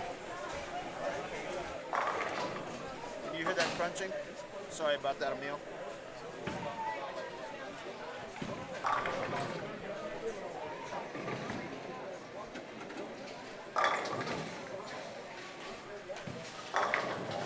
Get some more scores. Get a few more scores in. Looks like game 5, we're getting a few in. Brian Bledsoe, there we go. Brian Bledsoe in game 5. The score just reported shot 259 in game 5. That gets him a little better. He gains 59 pins. He's back down to about -30. Now we got Jacob Gill. Brad Harvey just left a mean 8-pin. There's been a lot of 8-pins on 5 and 6. He did that in the on lane 7 last game. He leaves a stone 8 on lane 7, and that's the second one I've seen from him. That is a powerful ball. That is a powerful ball. Farrow is going to get to, well, no, he's not done yet. He can get to 203, but he had 4 in a row open in the 9th. Meanwhile, Kyle King, 1-2-10 in the 9th, and he is in the 10th frame. So strike, washout, 182 on the spare, 3-6-10 as you mentioned for Jacob Gill.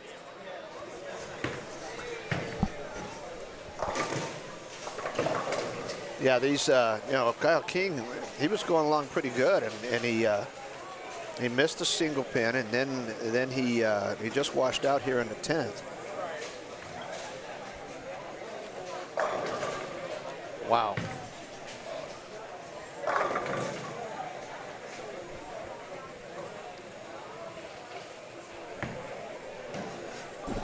Wow, 261 from Stefan Wood.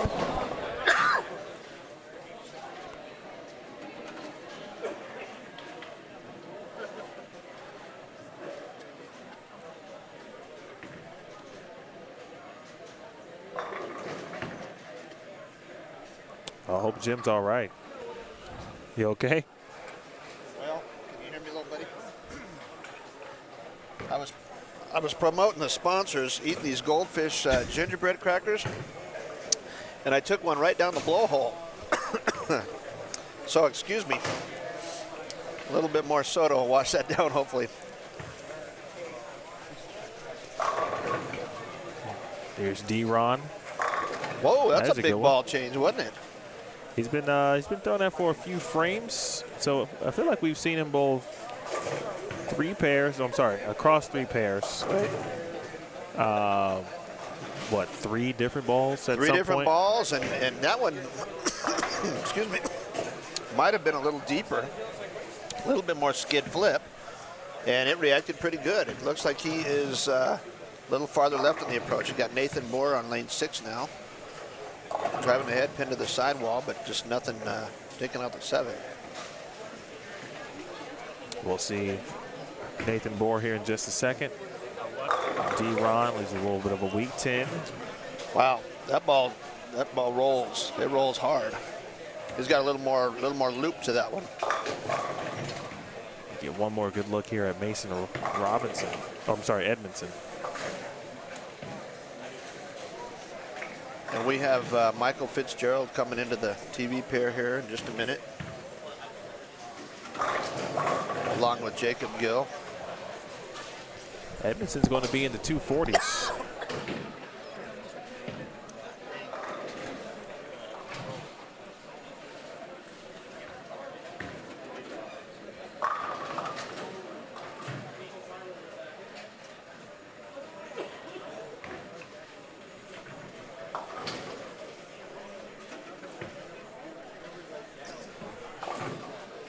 .245 for Edmondson. That'll keep him up there in the top. Oh, that'll move him up. Keeps him in the top 5, probably. It's a pretty good score right there. All right, this is game 6, right? It should be game 6. These guys moving into our cameras here.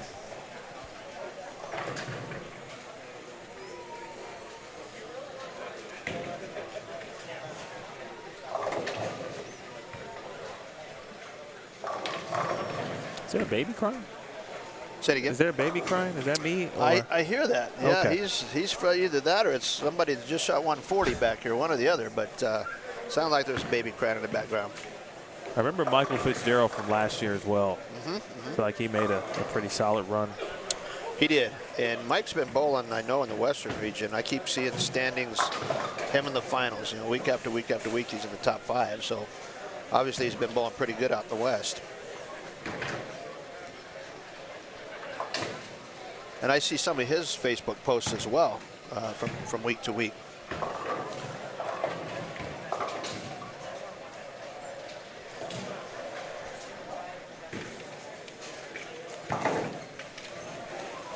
Here goes Jacob Gill on the right lane on lane 8. It's like he changed balls. It wasn't a bad reaction, a little heavy.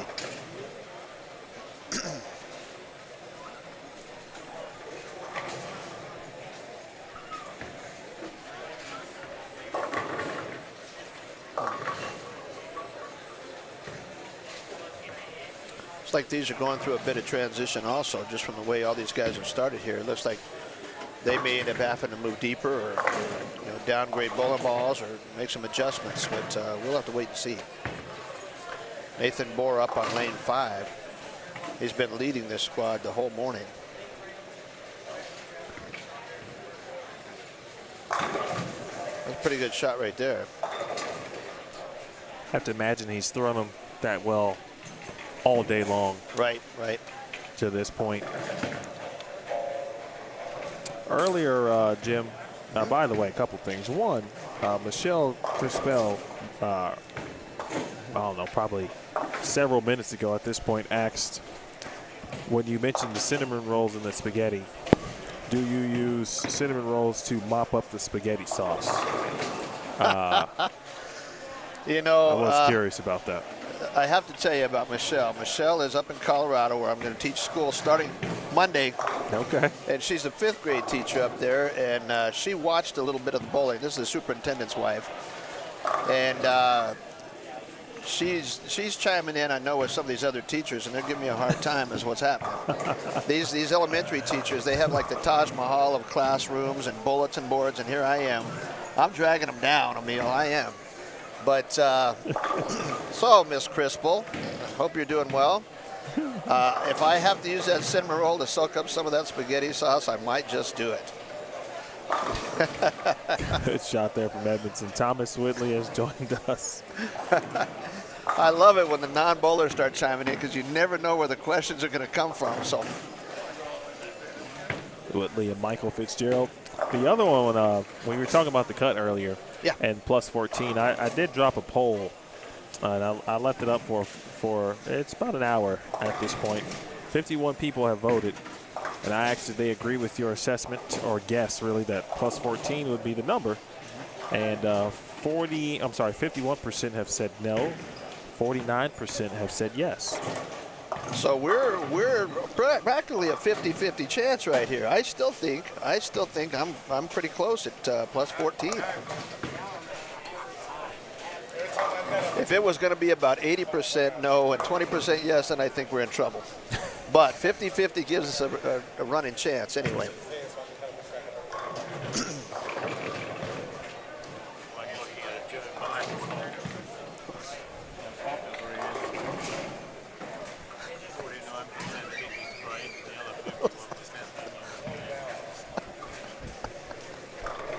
It's Saturday. Oh boy.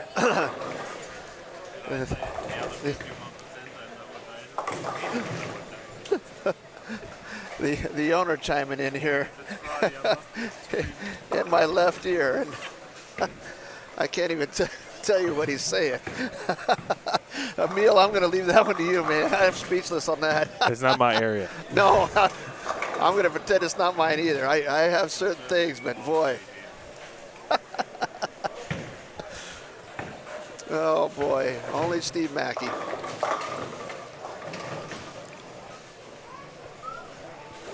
There's a lot of guys going through the nose and by the head pin still.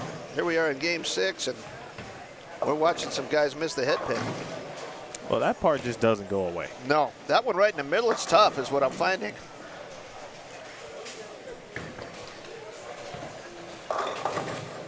Marcos Beza joining us. Then crossing with Nathan Bohr. So the scores for Nathan today, 266, 242, 215, and 213, and did not see what happened in game 5 on 3 and 4. I did not see. I haven't seen the game 5 standings, so I'm not sure what the leaders look like yet.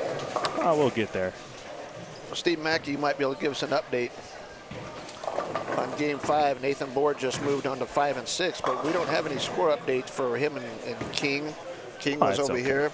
I think King struggled a little bit that game, if I'm not mistaken. I don't think he shot deuce, but we haven't seen a Nathan Bohr update yet. Gotta be patient, Jim. I know. I'm ready. I'm ready to pull him off the board and go. You gotta let Jeff do his work. I know. Jeff's going to airmail us the results here in just a minute.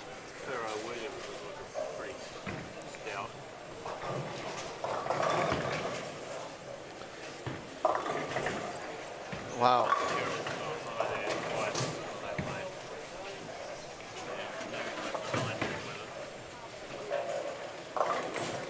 Whoops.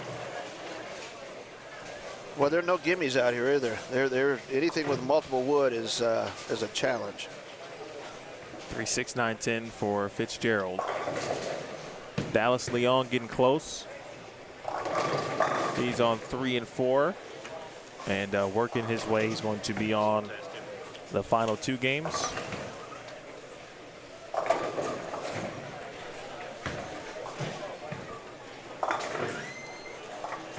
That's how you pick up the 3, 6, 9, 10 right there. Nathan Moore going for a turkey.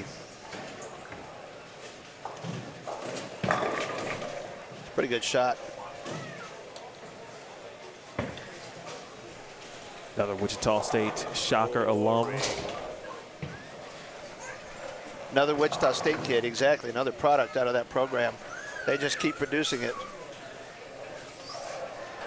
You didn't hear Steve Mackey behind the scenes. He's off the mic for a reason right now. You know, he keeps coming up with these real funny comments. Nathan Bohr just turkeyed right there, and Steve Mackey, the owner, goes, boring. Just because he's so good. He's so good. He makes it look so easy. He's throwing strikes when everybody else is shooting 6 and 7 counts. I wish I was boring yesterday, but nope. I was way too exciting.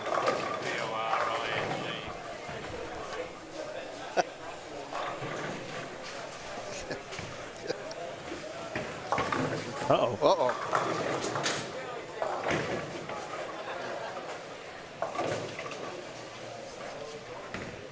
I see somebody down on lane 3 with the front 5, and I'm not sure who's on the lower left. I do see a 5-bagger down there, though.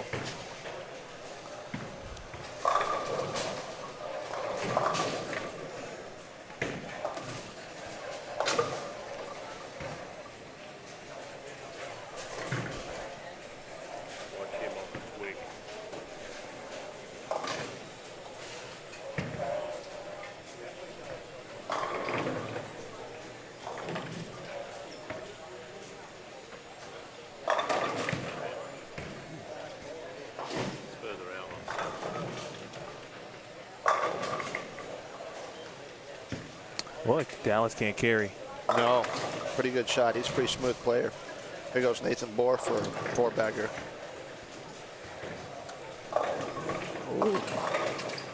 Ball just got down the lane a little far, didn't it? Yeah, he probably missed in like a board or two. Yeah, yeah.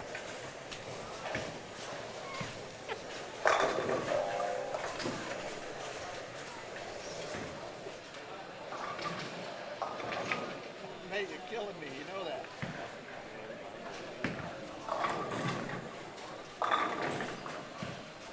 All right, good shot there for Jacob Gill. And striking the 4th.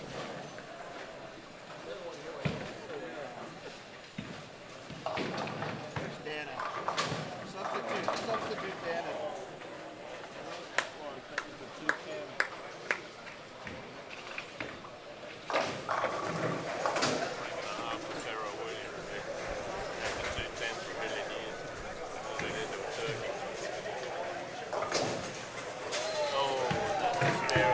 Did you see that? Maria on lane 2 had the 2-4-10 and bounced it out of the pit.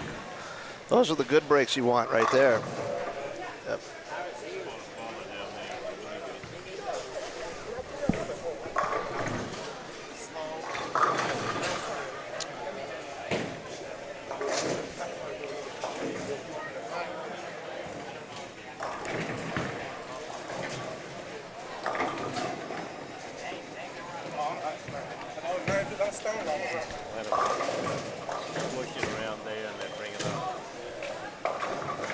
We're just getting some scores in here after game 5. That was a little delay.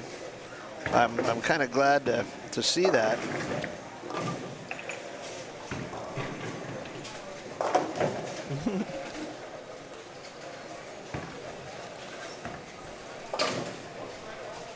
It's a little off, but we're gonna look at the scores, but we're not gonna tell you the totals. Looks like Nathan Bohr, who's on 5 and 6 now, coming over from 3 and 4, struggled a little bit game 5. He ended up shooting 172 that game. Mason Edmondson, two-handed lefty, right in front of us here, shot 245. He moved into 2nd.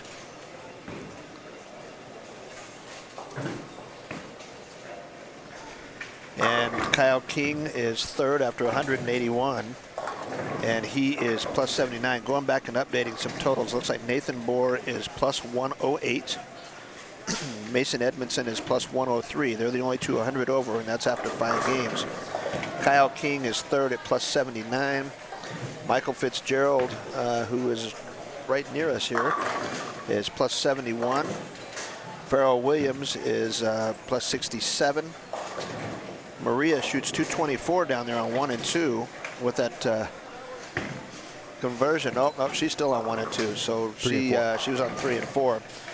She shot 224. She is 35 over. Stephen Wood he shoots 261 that game. He is now 16 over. He got himself from underneath the Mendoza line up to the positive, so he is now plus 16. Bradley Harvey, the young man that was just here in front of us on 5 and 6, he is 13 over. Steve Smith is also 13 over, and Scott Wiley is 13 over. So we've got a lot of guys right there. And it looks like Dennis Brown is the last gentleman that is plus on this squad, and he is 13th at +3. So right now we got 13 folks that are plus off of this squad.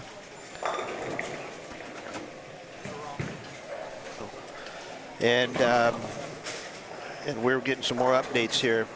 They're having a few technical difficulties with the computer system, so we're getting some numbers that are a little shaky. But those numbers coming off of Game 5 are correct, and we think the totals right there are correct. The totals came in a little funny, Emil.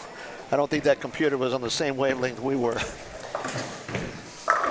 It was given the whole field about 200 extra pins. Not that they'd mind it, but I think the rest of the players in this tournament would mind.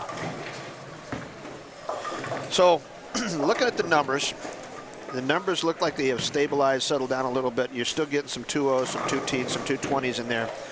What are you seeing, the adjustment-wise, going into Game 6 from some of the players out here? Well, it doesn't look like anybody's moving back right. I agree with that. So, and if that's the case, obviously most have now committed to playing at least in the track or left of it. But no one's really gotten to fourth arrow, at least from what I've seen. Right. The only person I've seen even throw a shot there was probably A.J. Chapman, and that was late in the block. On the last block, yep. Earlier this morning. So to me, it's just hey, what's the leader doing? Right. And he's right in front of us, on 7 and 8. And those of you that just saw Nathan Bohr, it looked like he got that one right, but he might have done that on purpose, which is interesting because we're seeing everybody go left now. That was way right. It came back and tripped out of shaker 7, which I think surprised him too. I'll be curious to see what his next shot is on the left lane and see if he's that far right as well. The only thing we don't know is because we didn't see him start on the fresh. So we don't know if he was playing up the gutter and he's made small increment moves left. I'm guessing that's what's happened because, again, he still hasn't made a big jump like we saw D-Ron back in Game 2 or 3 or whatever it was. Moved way left. He moved, 8 or 10 boards left and changed to a shinier surface.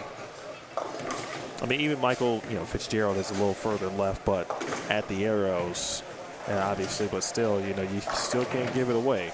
Sure. Down lane. And a normal pattern for those folks that are listening to us that know a little bit about bowling, and those folks that don't know a little bit about bowling, usually as bowling balls go down the surface of a lane, creating friction, that particular part of the lane starts drying out. You get some evaporation, creating more friction, which causes the ball to hook a little bit more. Right now, the way that they've oiled this pattern, there's a lot of oil still to the right for the right-handers of the bowling balls, and they're starting to dry a little bit in the track where everybody's been playing. So they're starting to hook up a little more. So the way bowlers, counteract that is they start changing bowling balls. They'll go to either a shinier surface or something that gets down the lane a little easier in that dry track, or they'll move in thinking they're going to find more oil to get the ball to skid down the lane. And so we're seeing a lot of bowlers making a lot of adjustments, and it's pure guesswork, but the ones that are scoring for the right side are actually moving a little bit farther left inside. And what's interesting, I got Mason Edmondson, a left-hander, two-handed left-hander bowling right in front of us that just struck right there, still playing way outside on the gutter on the left side. And the lefties that we've seen in the previous squads, the 2 yesterday and the 1 this morning, the ones that are scoring are the ones that can get a lot of hand in the ball and go up the edge. Jacob Butterf and Mason Edmondson. I'm thinking of the guys from the earlier squad today. Left-handed? Yes. J.D. Nance. I watched J.D. Nance do that yesterday. Yep. A lot of revs, soft speed, and coming off the edge.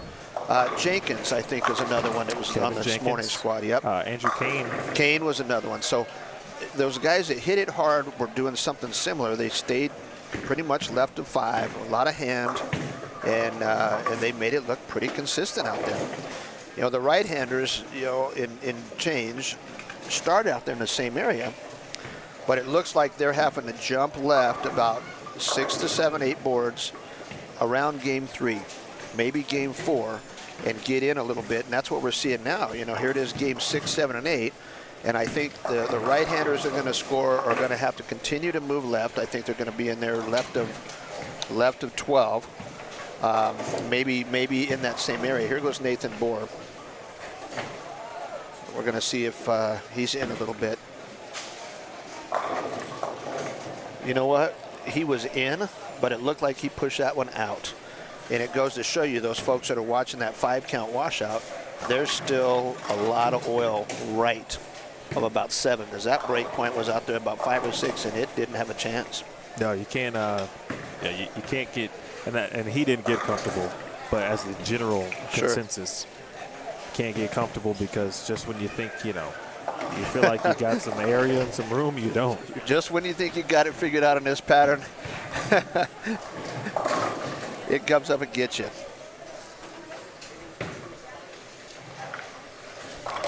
It's been fun watching each squad kind of develop, right? Because everyone's got its own kind of personality. Sure.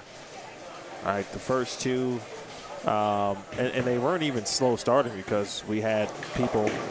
Nice job, Nathan Bohr. He's a professional. Wow, that's a pretty good effort right there on that spare. Mark it down. Routine. It's like a 9-count for him. So JD Nance gets the starter right out of the gates. Boom. Yep. Just like the spammers. As soon as we drop results in the chat, they hit me. Boom. Yep. Just like Nathan Bohr hit us with that great washout spare. So, but JD Nance gets out of the gate great. And he kind of sets the tone for the squad, right? Everyone's kind of keying in on JD Nance, and for good reason. Yep. Steve Novak did the exact same thing in squad 2, 277 out the gate. Boom, we're locked in on Steve. Sure. And then all of a sudden, Steve Klumpkin gets into the mix as well, and now there's a battle between the Steves. To see who's kind of going to lead the squad. Sure. This morning, it was like 25 people that got off to a great start, which set the tone early, because we knew coming in that squad 3 as a whole was going to be great. Yes. 25 is an exaggeration, but a good 5 to 10 had 220 or better.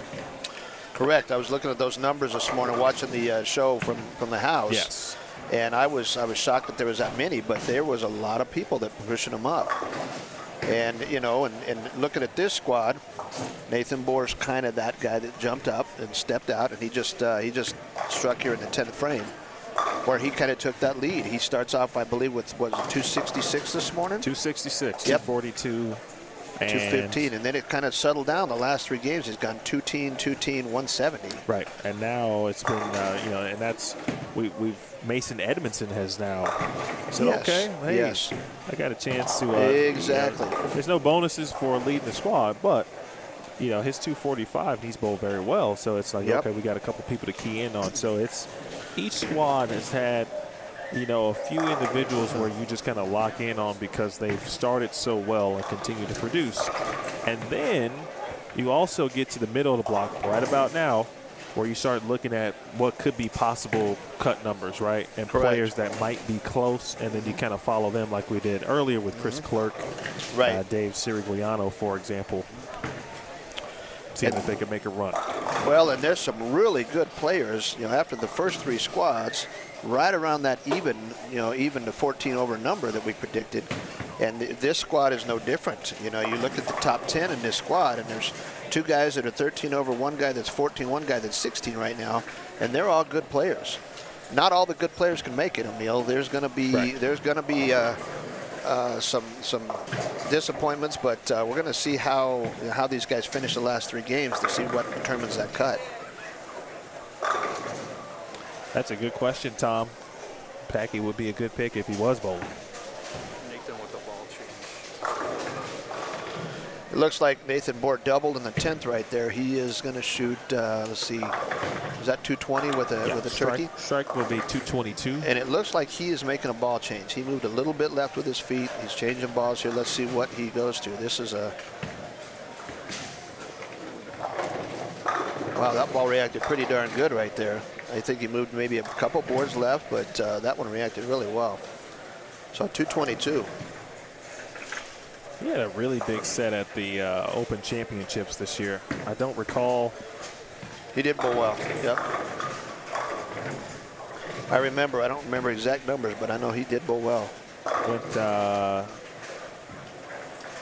8-11 in regular singles. And then that was after shooting 752 for doubles at the Open Championships. Wow.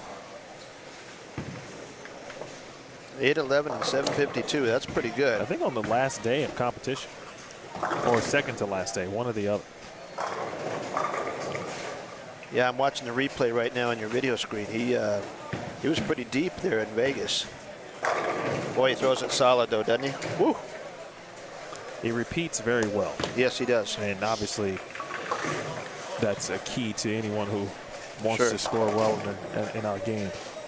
Well, and he's, you know, a product of that Wichita State program, as we mentioned earlier, that just continues to breed player after player after player. You look at guys like Mac McNeil, you know, 5 or 6 Eagles he's won at USBC now. Yeah, Steve 5. Klompkin went there for a little while. He did. I know he paid you to say all this stuff. I'm telling you, those guys right there, they give me some perks every time I mention Wichita State or mention any of those individual players. I'm not letting you know how much I'm making, but you know. Hey man, you got to do what you got to do. If I could only get that from my superintendent at school now. Part of the contract negotiations was Green Bay Packer tickets. I'm a Dolphins fan, but I'm going to get a chance to go to a Dolphins-Patriots game, I think, later this year. That's part of my teaching contract, Emil. It's unfortunate. You never know where life will take you, but Lambeau Field, that's where it's going. Sounds like Green Bay is a prominent team in that school district. I'm going to have to pass. Well, you know what's funny? There's a lot of Bronco fans up there in Creede, Colorado. I would hope so. It's Colorado. Absolutely, and they're excited about Russell Wilson. You know, for me, I'm a Dolphins fan, but I don't know how we're going to do this year. I'm crossing my fingers and hoping Tua will match up with, you know, Tyreek Hill and things will go okay. But yeah, my superintendent's a big Packers fan, and so we're going to have lots of Sunday taco nights, I'm afraid, at his house. That's what's going to happen. Well, here's what I'm going to do. Okay. I'm going to give you a call when the Bears play the Packers. Okay, all right. And hopefully it's going to be a good call because the Bears will have upset the Packers. And that's right. You're from Chicago. Maybe I can get you a raise. You're a big Bear fan. If you can get me a raise, that'd be great. That'd be super. I'm afraid if the Bears beat the Packers, that raise might go out the window. Hey, listen. Well, I'm going to fight for you. I appreciate that. I tell you what's happening though. Okay. Right. Steve Smith. This is when it happens. Steve Smith, 10th place. I'm sorry, 11th at plus 13. Just shot 266. Game 6. Wow. He's the gentleman that started with a 6-bagger down here. All right, and he finished with a 5-bagger. And now Mason Edmondson has just opened up a 6-pack of his own. Yes, he did. He's on a 279 pace because he started with a double spare 6-bagger. There's some guys making some moves, and it's the guys that are, you know, those guys in the top 10 or 11 that are making the move. What they're doing is they're pushing those numbers up, and that's going to be interesting when it comes cut time because that 14 over is still my prediction, but that's going to fluctuate a little bit. Oh. That's a pretty good reaction going down. But yeah, I recall now, Jacob Gill, I don't remember what squad it was, but he did lead a squad. He led last year's squad on the Friday morning squad at 9 a.m. He was the leader off of that squad, and he ended up tying to be the number for 32nd place, and he lost in a roll-off. So he did lead last year's squad. Correct. Good memory. Good shot by Michael Fitzgerald. He did a lot of that last year. Yeah. He's still doing it, obviously. Right. You mentioned something earlier, though, man. There were some really good players who, unfortunately, will not bowl tomorrow, and just goes to show. You know, it happens at every tournament, right? But it goes to show just how important or how difficult this is. There are some players making it look. The easy is not the right word, but like Nathan Bohr, Mason Edmondson now, for example. Right. They're making them look good, I think is a good way to say it. Yes, yes. But they are still very difficult at the same time. It's kind of funny because they are still very difficult out there, even though they're breaking down. But there's certain guys that once they get loose, get into a rhythm, and get settled in with a ball change, they can make them look better than they really are. The conditions. Because the conditions just from being on the lanes and having that experience, I know they weren't easy yesterday, no matter where we were at in game 6, 7, and 8. And these guys are making them look pretty darn nice. Oh, half 7. Take me to your squad leader. I think you're right. You know, it's interesting. I'm watching the trends, and I'm looking at last squad. I'm looking at J.D. Nance yesterday. I'm looking at Mason bowling right in front of us today. And, you know, the left-handers right now, the last few games, are able to stay, I think, farther left than the right-handers are from farther right. The righties are coming in, lefties are kind of being squeezed out there.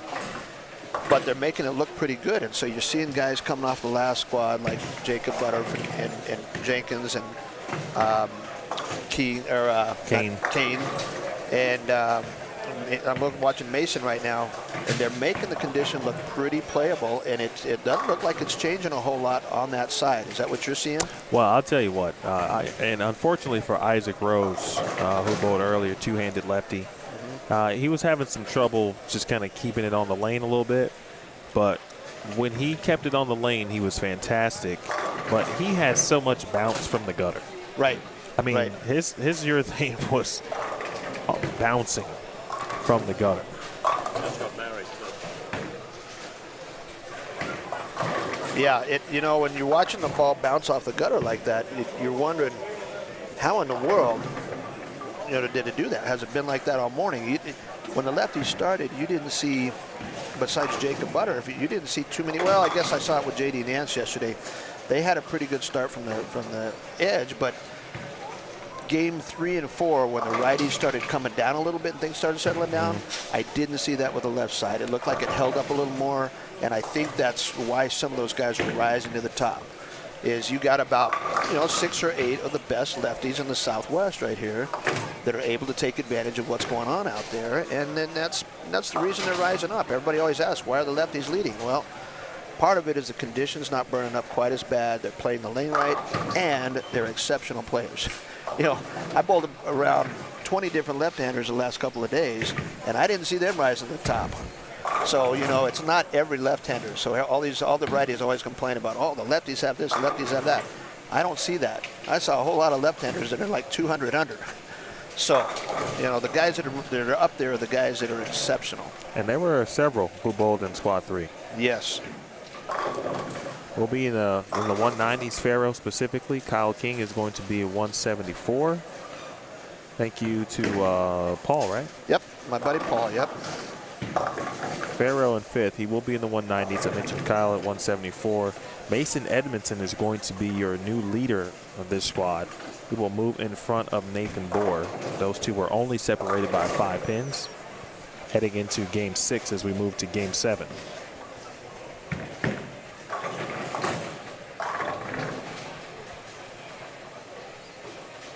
Beg your pardon, too. Faro will be in the 180s after that spare in the 9th.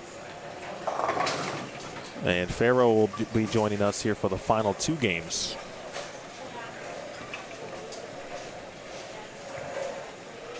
Wow. Score just came in. Emil, 222 for Aline Linares, young lady who bowled for Rio Rancho High School.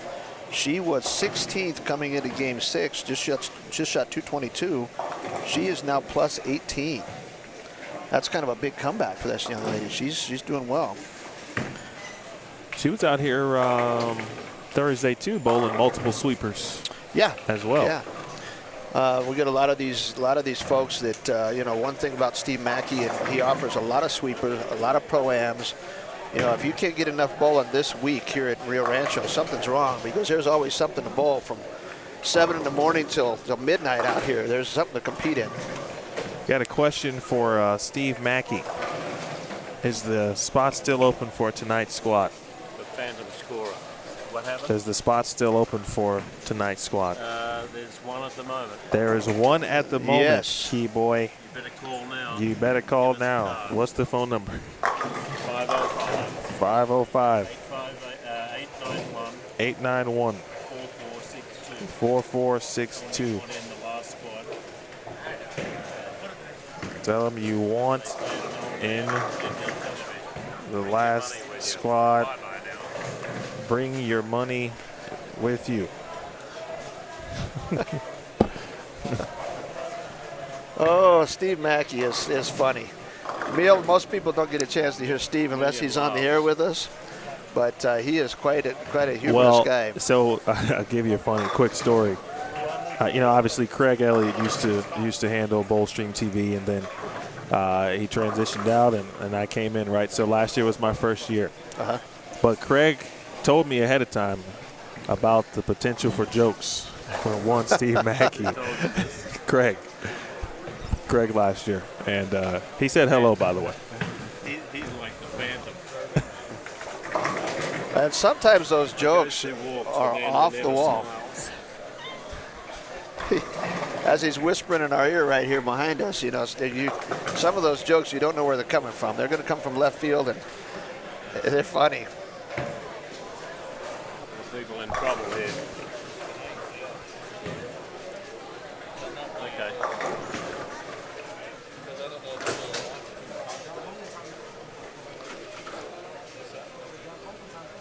Leon will never made the turn, and Mason Edmonton, they couldn't miss the pocket here, left the bucket.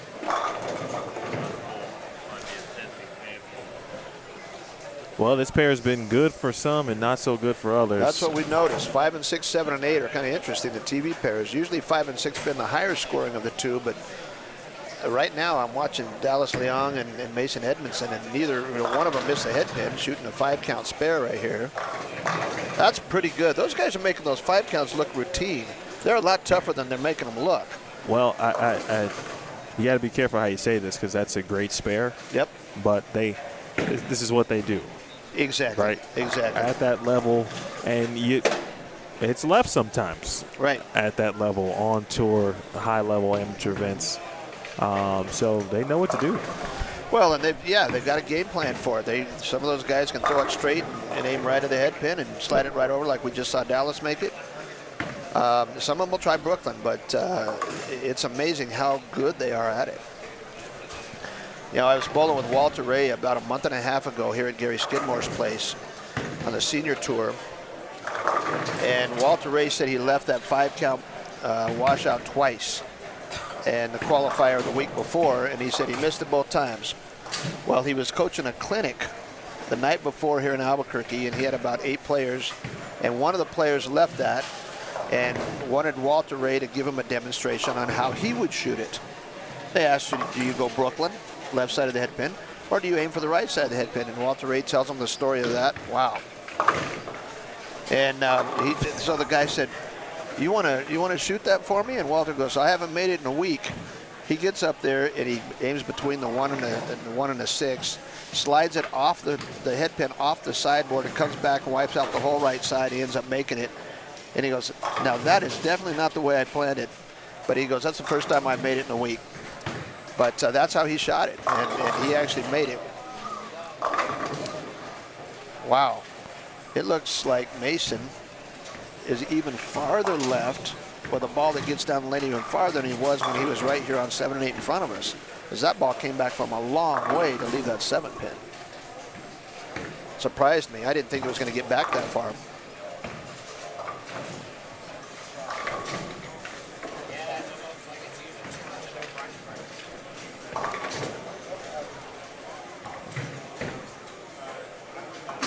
Urelis Alvarez, again, and Farrell Williams joining Nathan Bohr.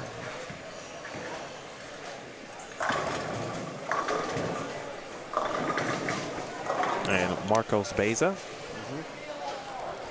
Wow, Nathan getting that ball to get down the lane a long way. Came up light, left a 2-pin. Probably a good break that he didn't leave the 2-8-10, but he rattled out the 8 and the 10 and just leave the 2. Dallas Leong and Mario Chavez, along with Mason Edmondson and Jacob Gill, now on 5 and 6.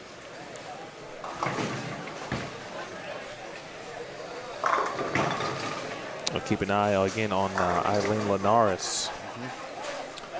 She's coming our way, Emil. She started on the high end, and again, this is the young lady that bowled here at high school bowling in Rio Rancho, and her and some of the girls that I used to coach were sitting back here yesterday while I was sitting there feeling sorry for myself after my 180, and they said, Coach, you need a hug? And I didn't get one hug. I got about 5, and I said, you know what? That's enough to start striking.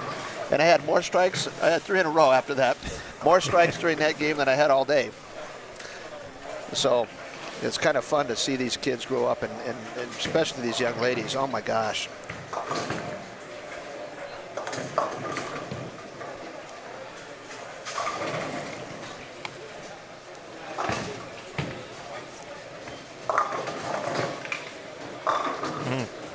Wow. It's a pretty good shot by Dallas right there. Slightly behind the head pin. Yep. Pharrell Williams gets one a little right and leaves a weak 210. I bet this one doesn't lack ball speed. What do you want to bet?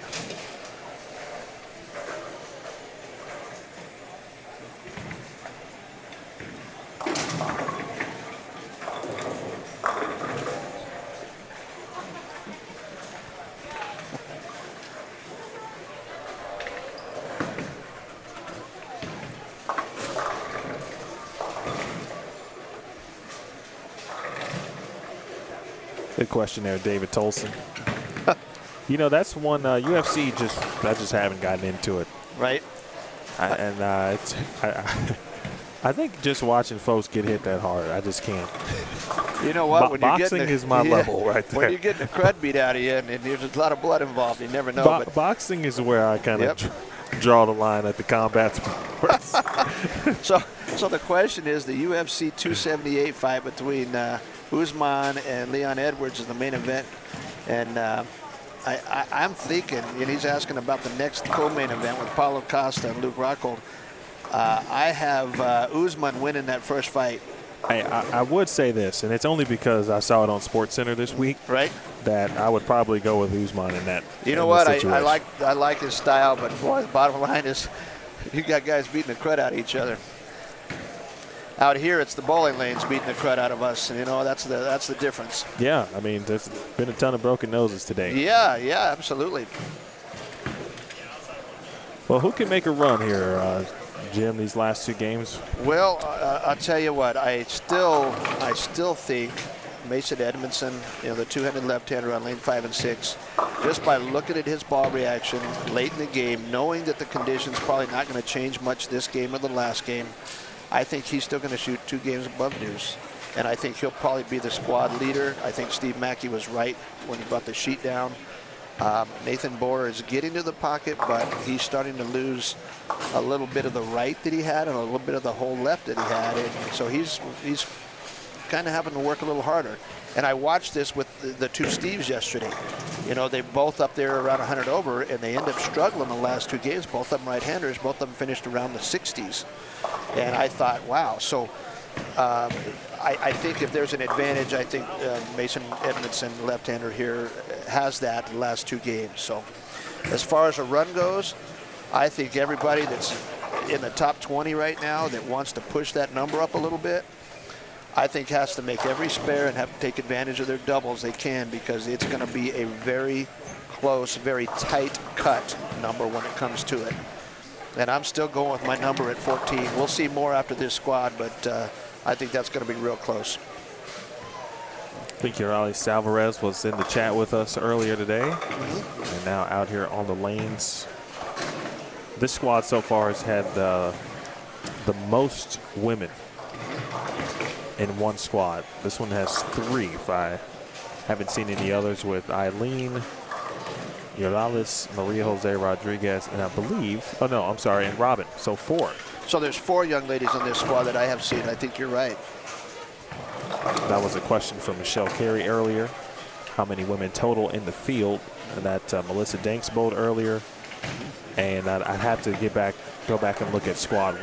Well, I'll tell you, I bowled a couple times, and I bowled with Adrian Hare yesterday. Oh, you're right. Twice. Adrian Hare. And I bowled with Novak's, is it Novak's wife? Tracy. Tracy, yep. I bowled with Tracy twice yesterday. So that would be 6. And then Brianna Aramijo was on that squad as well.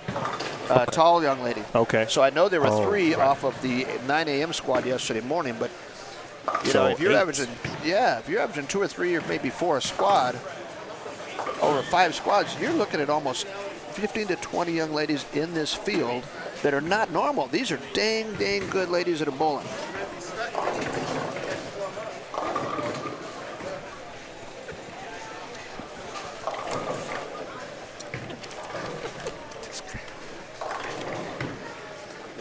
All right, here we go. I just got a text in, Emil, from Tulsa that says Nathan Moore, who was leading the squad, who's bowling in front of us, just picked up his motive pride. He may use it next frame. We're going to see if he makes that ball change. Obviously, the first 3 shots, he's not very happy. He's got 3 spares on the board, which is clean, but he hasn't gotten to the pocket very well yet. So we'll see. We'll look for that adjustment and see what's going on. We got some score updates in here. We got the fresh sheet. After 6 games, here are our plus-minus totals, and it looks like they are correct and updated now.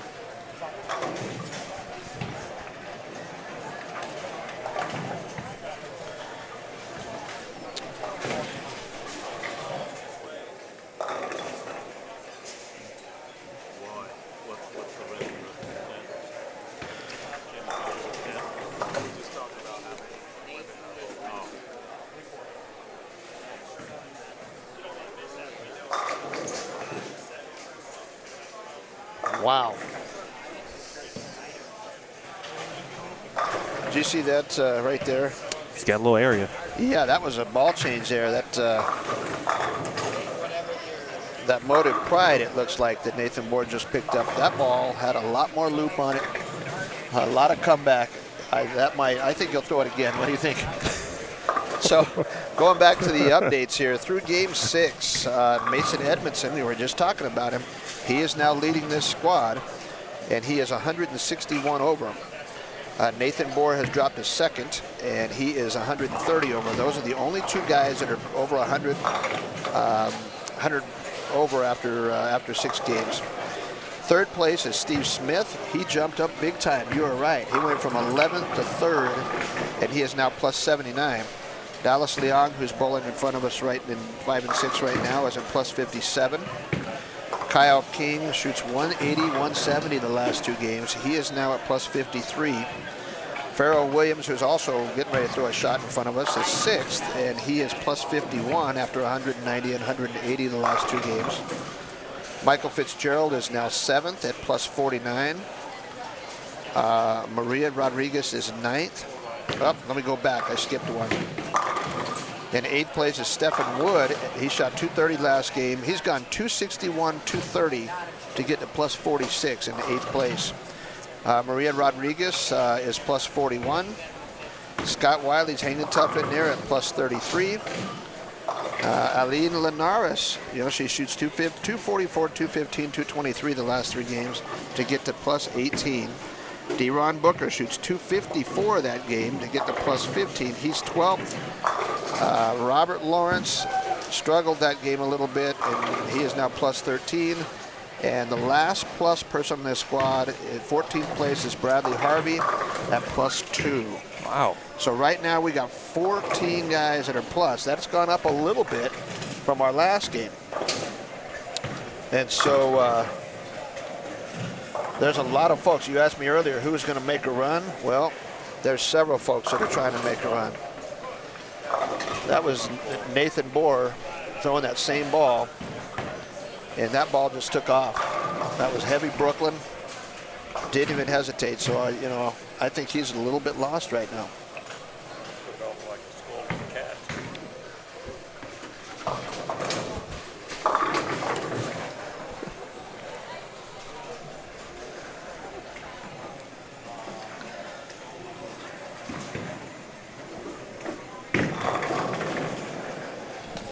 I tell you what, if based on the conditions, and I watched Eileen get bowl on these sweepers, and if she can remain, if she's going to continue to play out, which she probably will, if she can remain clean, stay away from the open frame or 2, she can get to plus 30. She's proven to be a pretty good spare shooter, I would say, at this point. Yep, I agree with you. I still think at this point, plus 25 seems better than, seems more comfortable, a more comfortable number. You think it'll be up a little higher than that plus 14? I'm saying if you want to feel comfortable, I think plus 25. I got you. The guys that are 25 or more over right 14 now. 14 still might be it's still sweating on the it bubble. out. I still think that's the number. I'm going to stay with that number. Holy moly. Bang. Did you see that? That ball I thought was going to be in the gutter at about 30 feet, and it boomeranged back. It rolled back. It's not your mind, Jim. Wow. It's your mind out of the gutter. I just want that to happen one day. I want to do that. I want to throw one like that with two hands and revolution. I'm going to hurt myself if I try that, though. Late night Chinese meal followed by a pepperoni pizza. That's the only way it's going to happen. I tell you, if you didn't know any better, I'm not. Steve Mackey may not like you. You know, Steve Mackey and I go back a long way, and he's sitting back here without a headset on, and some of the things he's telling me are just too funny. I can't keep up with all the jokes he's saying. They're coming across. Oh, are they coming across? Okay. Oh, yeah. Dallas, you hanging in there? He's surviving. Standing here talking to Dallas Leon. He's bowling right now, and he's looking like the rest of us. He's a little tired. Dallas's parents, hello. We say hello to Dallas's parents on Dallas's behalf. Hi, Dallas's parents. Am I right?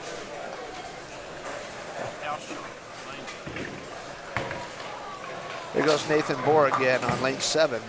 He's moving a little bit left after that last one, but I still think he's guessing a little bit right here. He moved a lot left. Ooh, tripped out the 4-9 right there. That's a good break. I think he's still searching. While you're away at Dallas Access to tell his parents hello. I did. Okay. So if you'd like to say hi to Dallas's parents too. Hi, Dallas's parents. You guys are both listening in. We're taking care of him right here. We're not giving him a lot of love on the carry this last couple games. He's left some weak 7s and some ring and 10s, and you know he's working hard, but mentally he's getting tired just like everybody else. You happen to know this gentleman here with the tall gentleman right here? Yeah, right on 9 and 10. On lane 9? Yes, I do. That's Scott Wiley. Okay. Scott Wiley moved into the top 10. He is 10th right now. He is 33 over. Bowling good. Well. And so, you know, he's working hard. Scott used to bowl here at high school. He bowled for Cibola High School, one of our high school products, but he's competing well. He's going to enter the right of your screen here in a moment. Whew, that's pretty solid right there.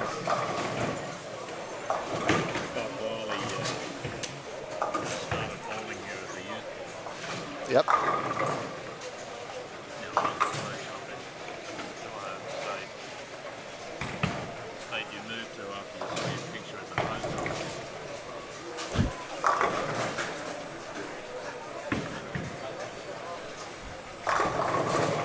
Good shot by Jacob Gill right there. He started with a front 4 spare and then a double, so he's on a 270 pace, and he's struggling a little bit in the standings. Well, he's actually struggling a lot in the standings. I just looked at some of these. He's coming off some tough games, so he needs a 260 or 70 to get himself back up there. Eileen. 4 How about in a row. Eileen? There's your girl. See there? Sometimes it just doesn't take much to pass the eye test. Steve Mackey says she's averaging 222 in league. She is, you can't see it, but her name is on the board. And a wrap 10 again for Farrell Williams. It's good to see Farrell back out. Well, good to see him in general. I hadn't seen him in quite some time. Shout out to the Williams family.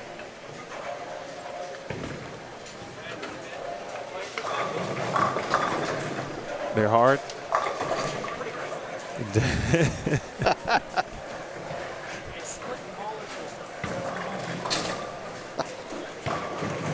I've never heard molecules used.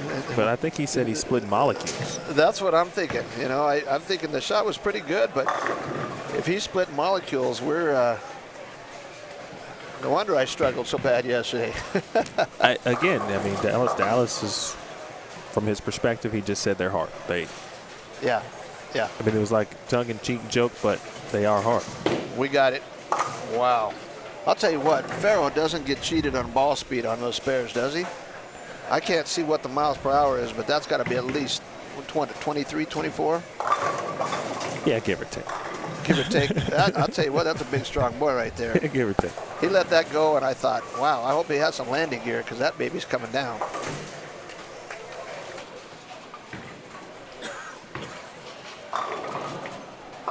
Ooh. Scott Wiley goes up high on that shot.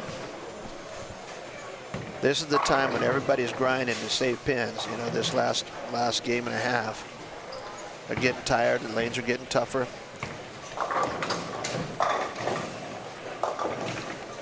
Uh-oh.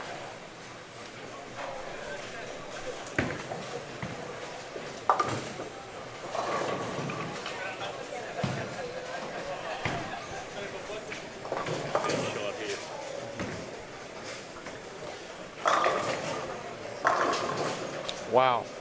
Nathan Moore in that ring in 10. That was a pretty good shot. He was working on a double right there. Needed that one.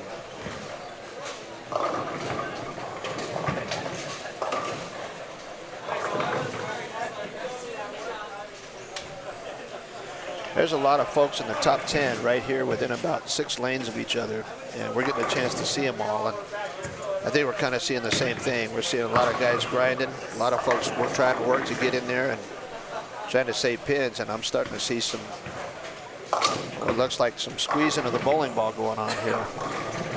Seeing a lot of washouts, a lot of big 4 type stuff. Some carry that's not going very well. And all those are signs that there's a lot of tiredness going on and a little bit of squeezing going on. I think they're all feeling the pressure right now, knowing that the number's going to be within a couple of pins of each other.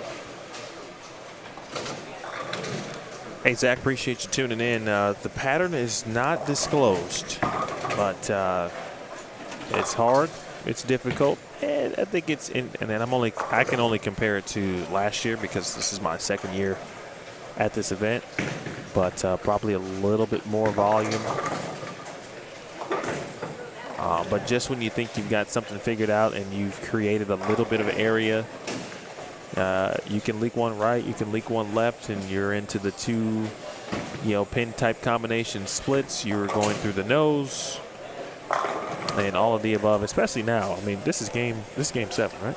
Yeah, we're almost done with game 7, and we got one more after this, and there's a lot of folks fighting for those last few spots in the cut line. And we still got one Scott to go tonight. Yes, we do.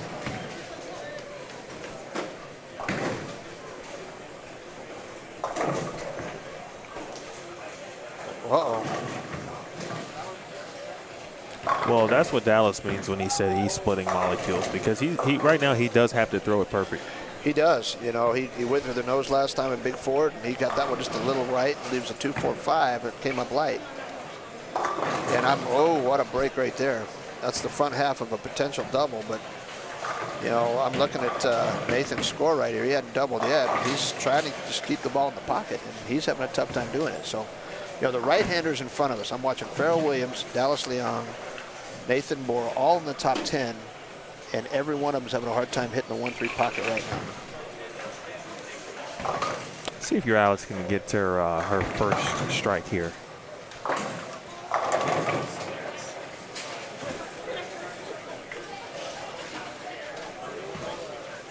Yachty looking for a strike in the 8th.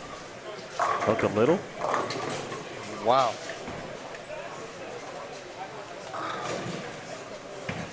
A lot of ball speed. Just needs to get that ball started a hair sooner. Yep. Wow.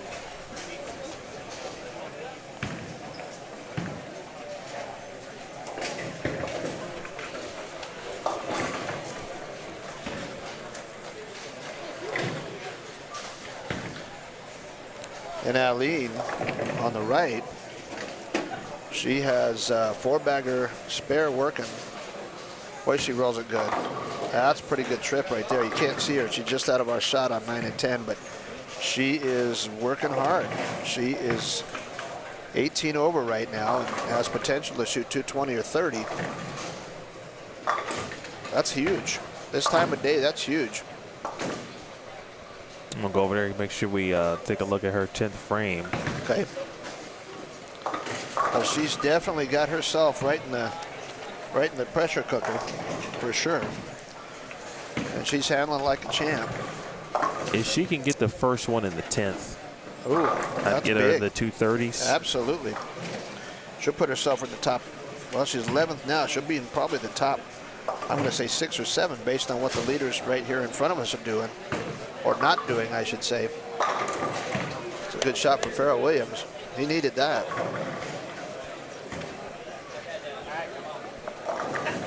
Zach, it definitely is a fun tournament.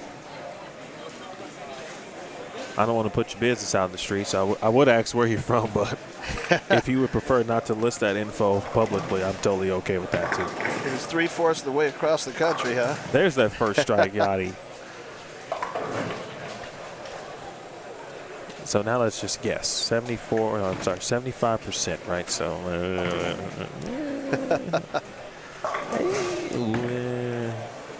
not quite New York. I'm gonna say Ohio. That's pretty good. That's a pretty good guess right there. We'll see. We'll see if he chimes back in. That's a huge shot and a huge double right there for Nathan Moore. He threw that one with confidence. Big double.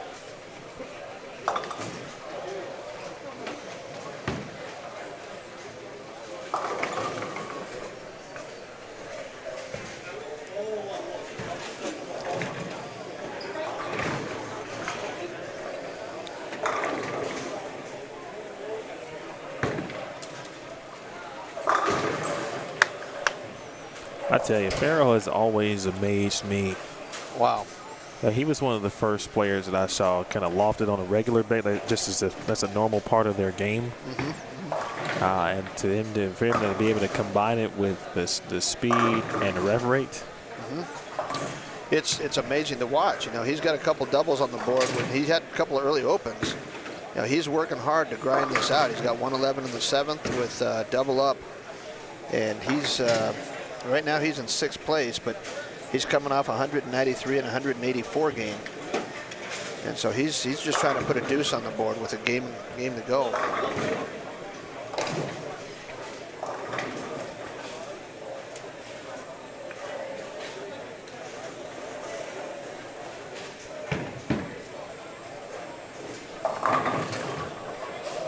Oh, Michael Fitzgerald. Wow. Able to trip a 710. That's for a turkey. That's a big hit. Wow. Jacob Gill in front of us just shoots 257. Unfortunately, Jacob's down the list a little ways here. He struggled a little bit today. That gets him back under about almost 100 under, but he's got to have a huge last game to have any chance. Right now, I think he's kind of fighting for a check rather than that 32nd spot.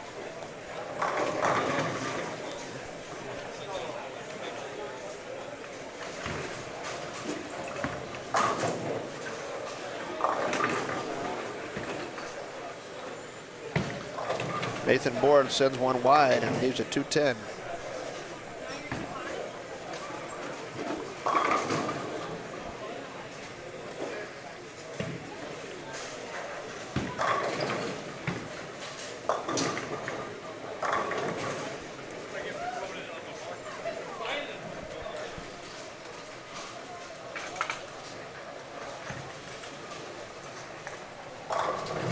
.257 for Jacob Gill.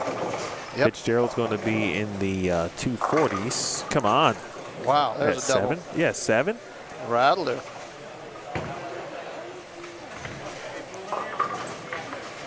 It's a big 10th frame for Dallas Leong right there. He turkeys out for, is that 180, 180?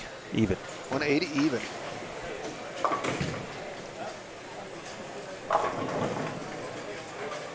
A lot of grinding going on. What do you got for Nathan Bohr there, bud? 194. 194. Only open, of course, unfortunately comes in the 10th frame. Oh. Disappointing, but again, Nathan obviously in great shape. Yeah, he's still 124 over after 7, so he's doing okay. That is the important thing to keep in mind, folks, as you watch this. There are no bonuses per squad except for yesterday. There was added money. Yep. From Principal Financial Group. But you're just trying to make the top 32 to get to the bracket tomorrow. Double elimination. Yep. Scott Wiley shot 241. 221? Oh, no, sorry, 241 for Scott. 241, that's a huge out. 231 for Fitzgerald. Some guys making some moves. You know, the guys that are doing it, though, are the ones that are already up there in the top 12 anyways. So, you know, I don't think that number is going to move a lot. I think they're just kind of solidifying their place. And Mason Edmondson, lower left here. Here's Eileen. Oh, gets a good break on the other side. That's one she would love to have. She gets it. It's going to be in the 230s at minimum.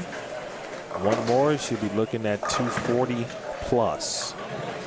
Back to Farrow. Can get to 201 with 3 in the 10th.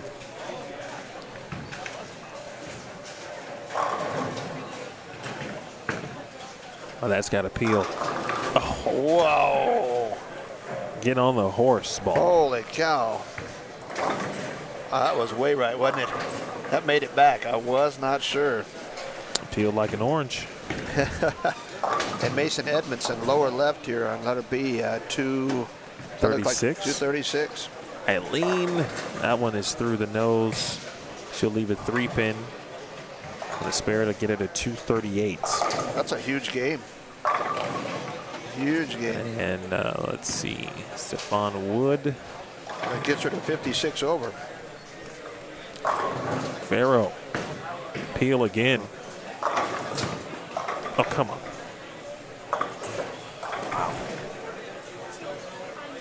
All right, spare will give him 190. Yeah, he's just trying to shoot deuce right now, but he's working hard. 193, 184, 190 the last 3 games.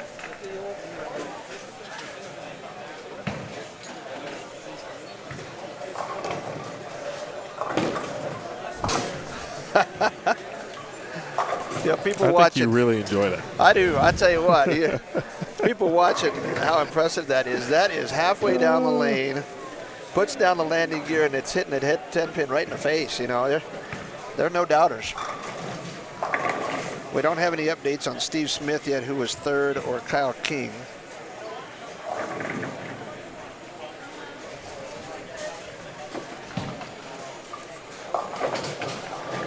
One shot left on lane 11. I believe that's from Hector Morales. D-Ron Booker over to the right. And what's that? D-Ron maybe looking at 206. Yeah, he's got a 4-bagger in the middle there. Maybe 186. Is that what that? Oh gosh. And then he leaves an 8-pin. Is that his fill ball? No, that was his first shot in the 10th. Wow. He could only have gotten to 180. So that's going to be, with the spare, he's going to be in the 170s. Ooh. With 1 to go. He's putting himself in jeopardy right there. You see him on the right side of your screen. He did make the spare. He's frustrated right now.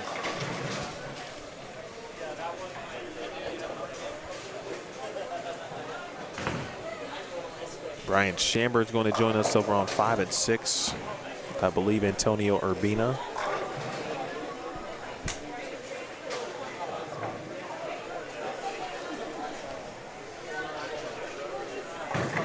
One of my girls.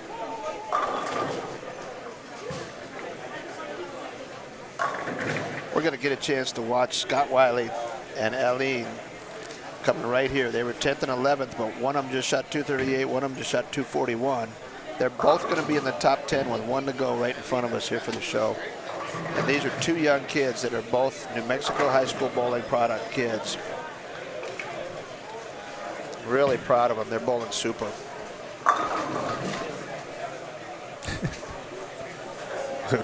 That reaction from Alvarez basically said it all, like, oh, that was, what was that? Right. Love tap on the 5.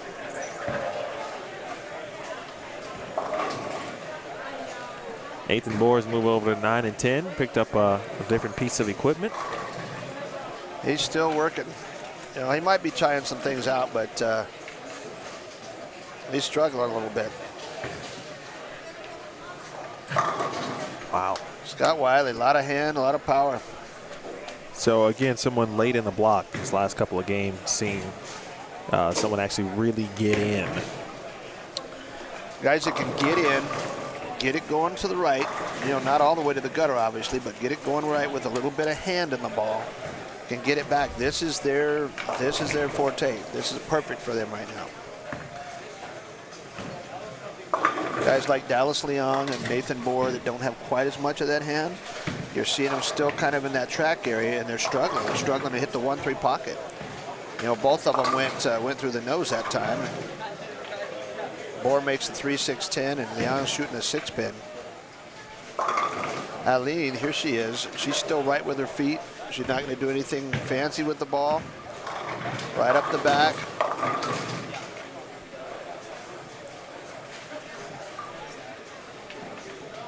She's just got to be remaining kind of in her own zone that she's been in all day, make spares.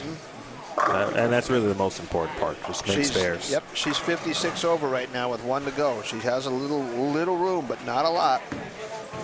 At least that's what we're looking at. Let's do a little comparison here. Okay. By the way, Zach, double elimination. You know, I'm trying to think about last year's bracket. Was there a re-oil or not? There was not. Until the finals, right? Maybe? No, the finals didn't get re-oiled either, because we sit in on the Final Four with Dylan Taylor and Francois.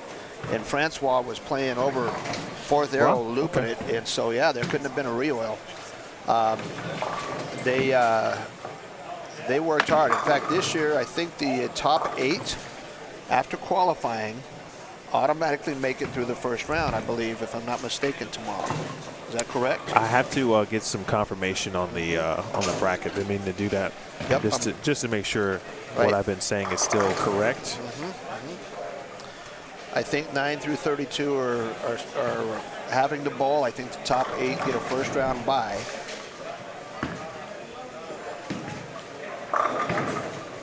And I believe tomorrow, are they 2-game matches? Or just the limit? They are 2-game matches until the TV show, and then it's 1 game until potentially the final. So again, just we'll confirm it, but the first round 2-game matches, and then every winner's bracket match is 2 games. And then last year's elimination matches were 1 game. Correct. That is correct. And it just happened to be that Dylan Taylor had to beat Francois twice in the finals, so he did bowl him twice in the championship match. Right, so let's go to the standings here. Okay. From the overall through 3 squads earlier. And through, let's see where we would be through 6 games. Actually, that's not what I'm looking for.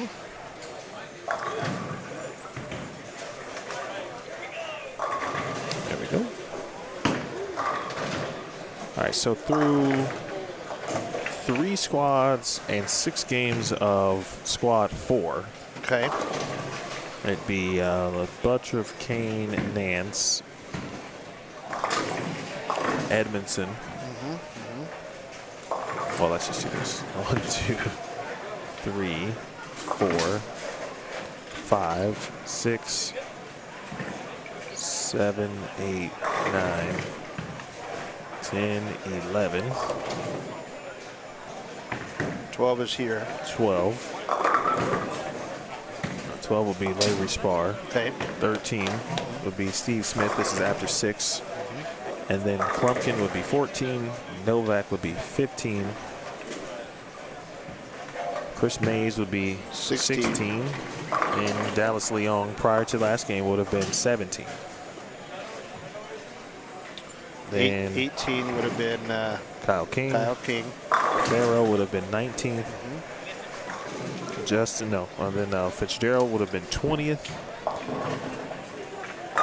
Oh, I'm sorry, I skipped. No, Robert Marion then would have been 21st.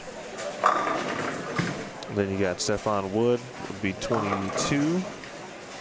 And Maria Jose Rodriguez would have been 23. Justin Perez would have been 24. Scott Wiley would have been 25. Chris Kelso would have been 26. 27. Eileen Linares would have been 27. Then we would have had a tie for 28-29. With 28-29 at plus 15. Then you get into 30, a tie 31. for 30-31. That's 14. 32. And then that gets you to Robert Lawrence at plus 13. Wow. So through 6 games of squad 4 and 3 complete squads, plus 13 would be 32nd. That's going to change once we get the next score update. I might be low at 14. I might be low. I was thinking that's still pretty close, and it might be. But there's a lot of bowling left this last game. Wiley back on it. He went strike and 7 count split and back in the flush pocket there. Appreciate everyone for tuning in. Big thanks to Dylan Taylor, defending champion here at the New Mexico Open, for joining us. Steve Mackey, of course, has joined us in the only way that Steve Mackey's humor can join us. Appreciate Jim Tillery staying the entire block here. We got another squad to go, folks. If you wouldn't mind to do me a favor, if you haven't already, please subscribe to the BowlStreamTV YouTube channel. Definitely hit the thumbs up here on this event. We'd appreciate that as well. We got more events coming up. We got plenty of bowling left this weekend. The next event for BowlStreamTV, I'll be going to Phoenix and supporting the CBE. And Theo, Dylan, and the entire, essentially, Phoenix bowling community, I'm sure, will be bowling that event. 10,000. 10K Cactus Classic. That's going to be from September 9th through 11th. I'm tired of seeing 8-pins about as much as I'm tired of seeing spam. But I think I still hate 8-pins more. We have seen, just on these 4 lanes, these 2 pair, we have seen at least half a dozen over the last 2 days right here. And, you know, those are flush shots. And when you're working that hard on a tough condition, you want to get rewarded for that. And, boy, I'll tell you what, leaving an 8-pin is just like adding insult to injury.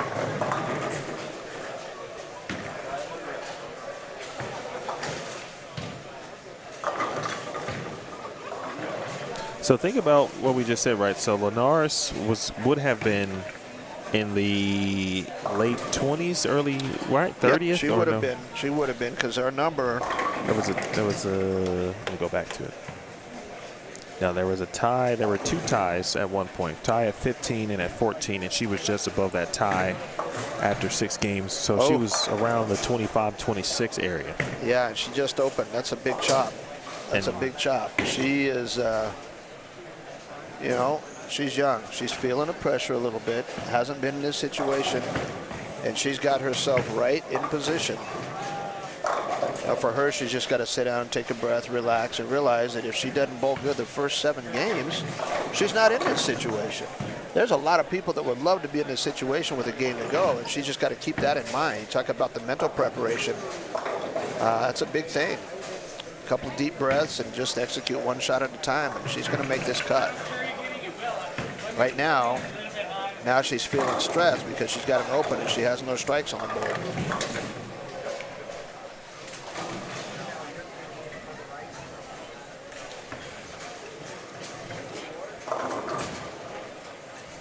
Oh, Dallas trying to get a turkey out of that week 7. Dallas trying to hang on here. Yes, he is. You know, it's a mental challenge going from pressing the action to trying to survive. You know, it's a big, especially when you're grinding all day long and you're tired. I just see Mason Edmondson down here on lane 4 with a grandma's tooth kind of leave. You know, you're looking at the 247, 610. He gets 2 out of it. It's a big shot for Scott Wiley. It's a huge double right there. That makes up for the open he had. He had the big 4 minus the 7 pin a couple frames ago.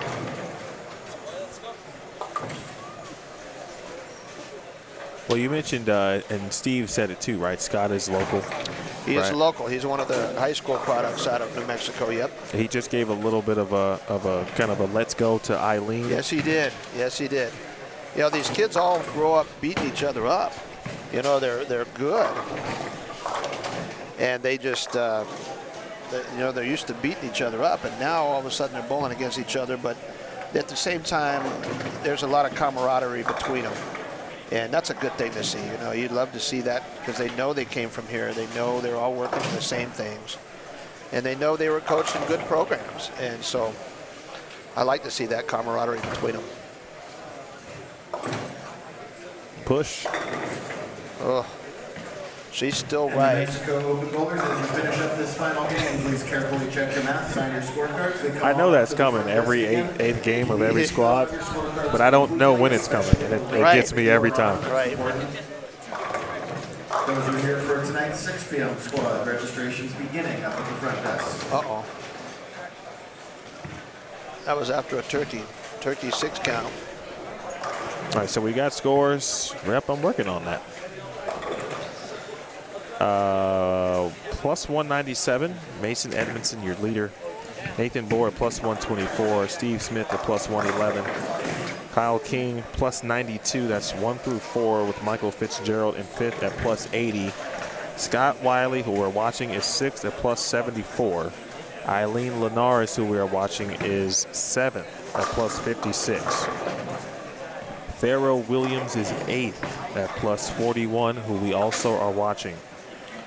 Stefan Wood 10th at plus, I'm sorry, Dallas Leong, who we're also watching, plus 37. Stefan Wood 10th at plus 35. Maria Jose Rodriguez 11th at plus 34. Bradley Harvey is 12th at plus 12. Brian Chamber, who we're also watching, I love when it all works out like that, plus 10. Robert Lawrence, a really good couple middle games there. He's tailed off a little bit. He's 14th now at -6 with Dennis Brown at -9 and 15th. Booker. D-Ron Booker 16th at -11. Wow, those guys right there are good players, and they're all trying to get in that number somehow.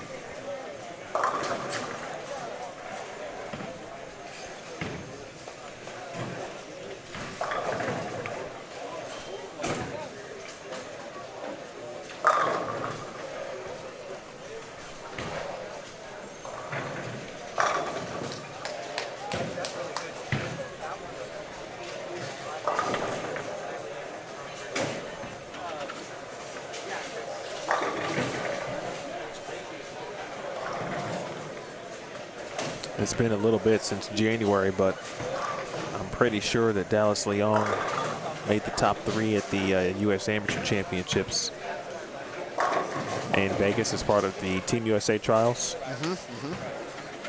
I do remember seeing his name on that list, so I think you are correct. It was a long time ago at this point, but I was there.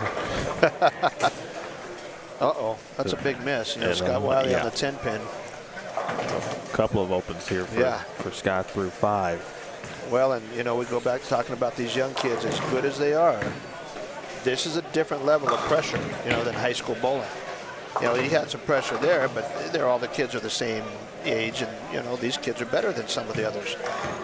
Now you've got pro bowlers mixed in here, and as good as these kids have bowled, how are they going to react when it comes really down to the pressure? You know, the pros are going to survive. you know, these kids coming out of high school, how are they going to survive? That's the question. And I think you're seeing some of the chop spares, some of the little glitches right there, just because they haven't been in the situation quite as much. What a ball change for Eileen Linares. Yeah, that took a lot of courage right there in the 5th frame. Great ball change. Well, and if her thinking was this is me guessing, but she had gone high a couple times, right? So whatever she was using, it looked a little bit to be, had a little shine to it. Maybe went a little long, saw the friction. Obviously started to make a move. This ball starts earlier. Right. Evens out down lane. Right. Doesn't have quite as much back end, but it's something that she might feel a little more confident in. And if that's the case, you got to go to what your bread and butter. That's impressive to make that change right there. Yes, it is. And I'm not talking about Michael Jackson, Man in the Mirror. Right. Pretty good analogy right there. I haven't seen a ball ring in 3 games and you're left of everything. Boy, Matt Zweig and Jake Peters here watching. Right. They bowled earlier this morning. Hanging out with us here, watching these guys all finish up, kind of like we are. Everybody's waiting to see what that number is going to look like. Well, for Matt in particular, he finished at +7. Yeah, that's a bubble number, right? So, yeah, he's got a long wait tonight. Jake is in +119. He's in easy.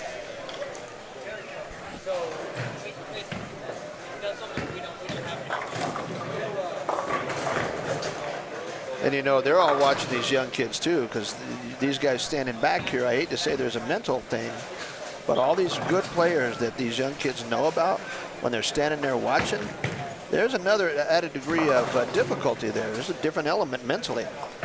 When they're watching high school kids, it's one thing. When they're watching PBA pros that they're watching on TV, it's a whole different thing.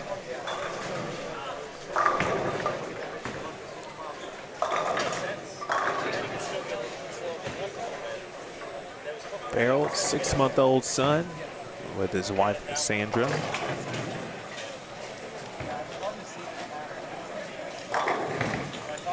Federal. Oh, man. Perhaps another 10-pin.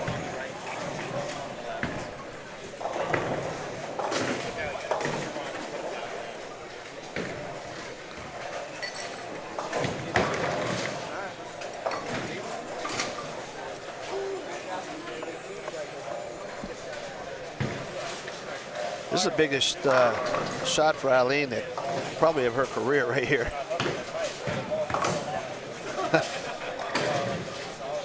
Made a ball change in the 5th. Big double. Crushed the pocket, 10 back.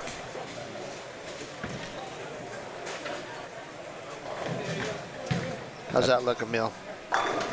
It's a pretty good shot. Oh, dang. I think probably was just a hair, maybe caught it just a hair, just maybe a little. Just a little bit of grab, just enough Yep. that it missed the best part of the roll to get it started in the front. Yep. Yep. That's a good pretty shot nonetheless. Oh, pretty good shot right there. She gave it a chance. If you're just joining us, this is game 8. And what we have for you at this point is we've got Eileen Linares at +56 currently with 1 to go. She's 7th on the squad at the moment. Scott Wiley is 6th. He is +74, again 6th on the squad. Farrell Williams is 8th, 41 over, again 8th on the squad. Scott Chamber, who just struck there, he's got a 4-back. Oh, I'm sorry, Brian Chamber, excuse me. He's 13th and is 10 over at the moment. Wiley. That's a huge double for Wiley right there. Dallas Leong is 9th. So we've got 6, 7, 8, 9, and 13 in front of us. Which, and there's a lot at stake right now. I mean, you couldn't. I mean, this was a position round. You couldn't have almost drawn it up any better. Exactly. For squad or a tournament in that sense that does not have a position round. And I'm speaking solely from the live streaming perspective of what's important. Sure. to watch. And then Nathan Moore is still to our right. Yeah. And Nathan's just somebody to keep an eye on. He's going to be in. But I think for Nathan, more about, recreating his ball reaction later in the block, as he started out very strong this morning with 266, 242. Stefan Wood is also nearby. He's 10th at plus 35.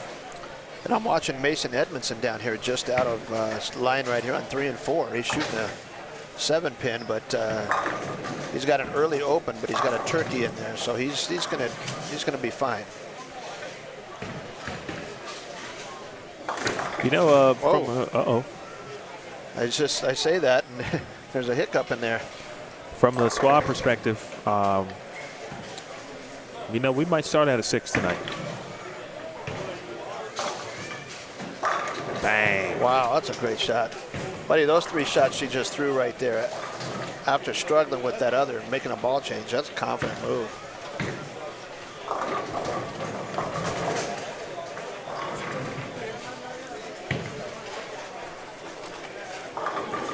Love the jersey from Adi Alvarez. That comic book type. Oh, yeah. Look. That roto grip, yep. I have a pair of knickers that would go good with, I think. I don't know if they'd be blue or red or orange, but I'd find something. Just a little fast.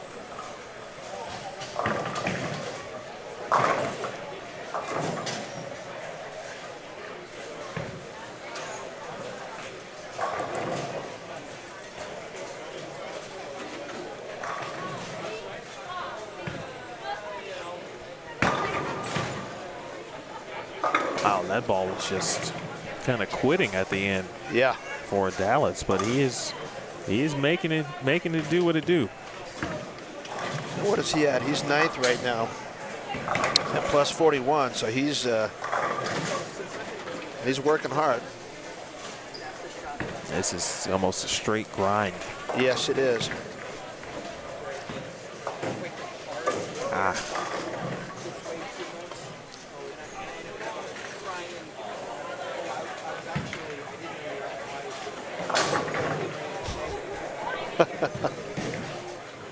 A little extra animation there just for effect.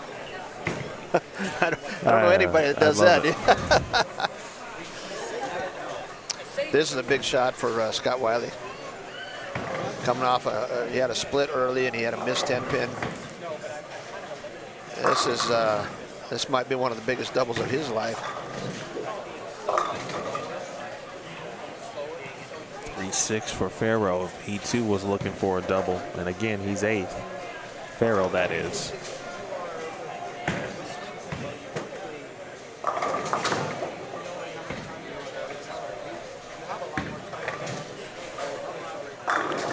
Wow. Flush. There's a young man named Donovan Mitchell. He reminds me of. He threw a lot of clutch shots to help Wisconsin Whitewater win the collegiate national title at the ITC championship earlier this year. Very similar in stature, tall, can get on it, can hook it, and he's got a lot of similarities to Donovan. Yep. Here goes Aline again on the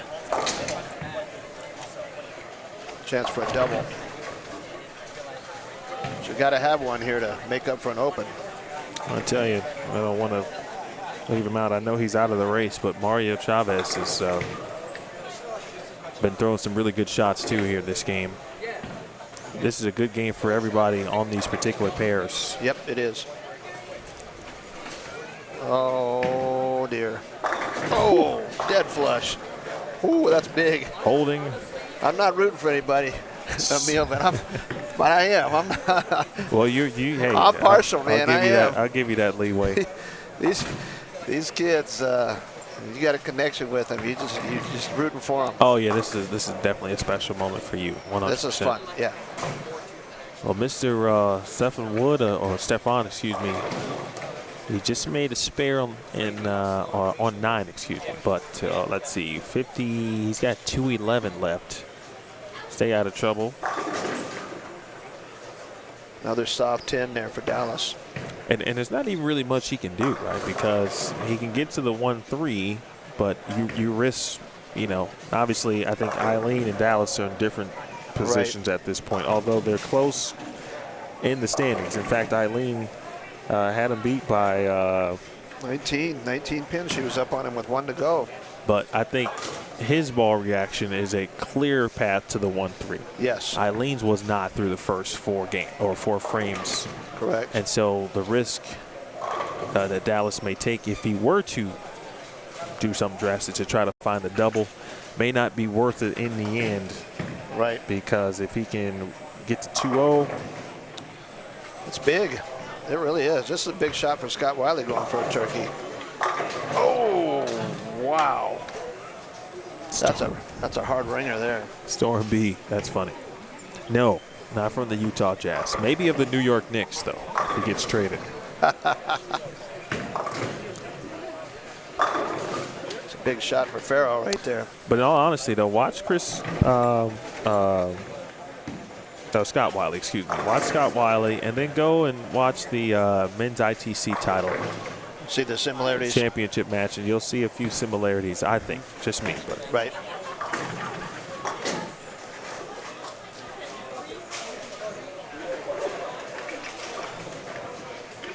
It was a big 10 pin. He's coming off, he missed the last one, so this is a big spare. He's taking a little extra time here. So,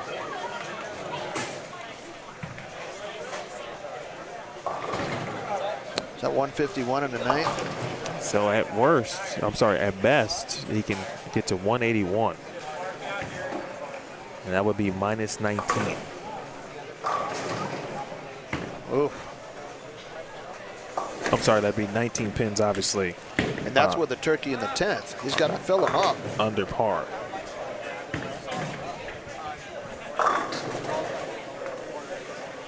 That's minus 55. And that's if he can get 3 in the 10th. That's the best he can do. Yep.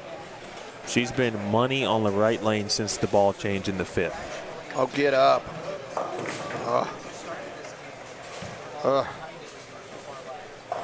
It's a bad time to miss right, Emil. Well, at this point, she's got to make it. At worst, you got to get 2. At best, you make it.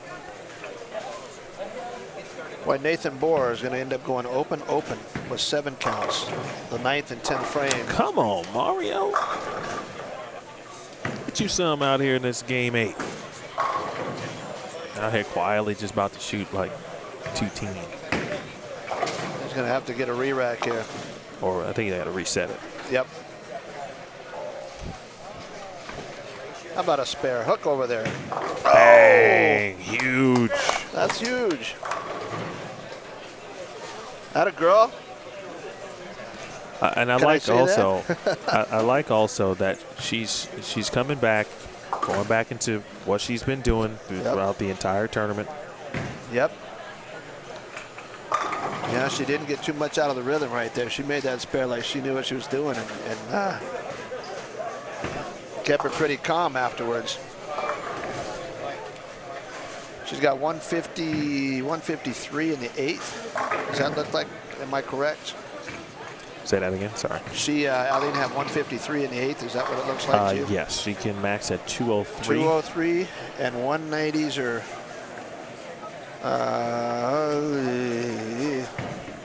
190s are in play.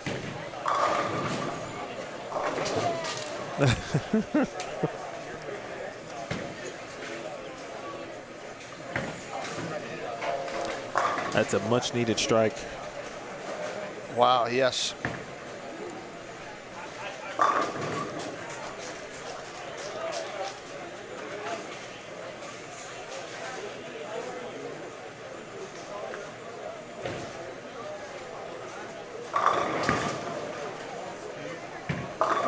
Wow, big trip on the 4 right there.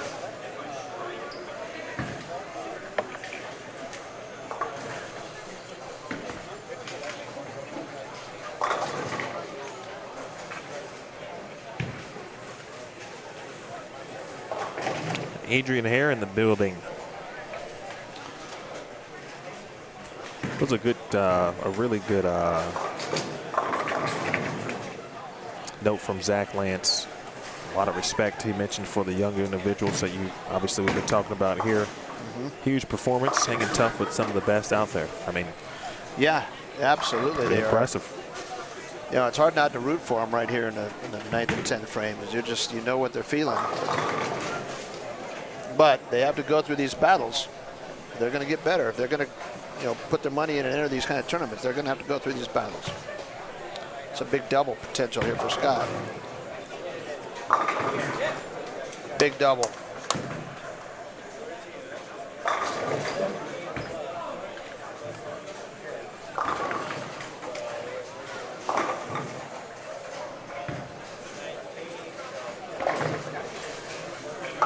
That's a well-bowled professional game right there from Dallas Leon. For 206, that is grinding the whole time. And I think almost every single pin there was a 10 pin. And that puts him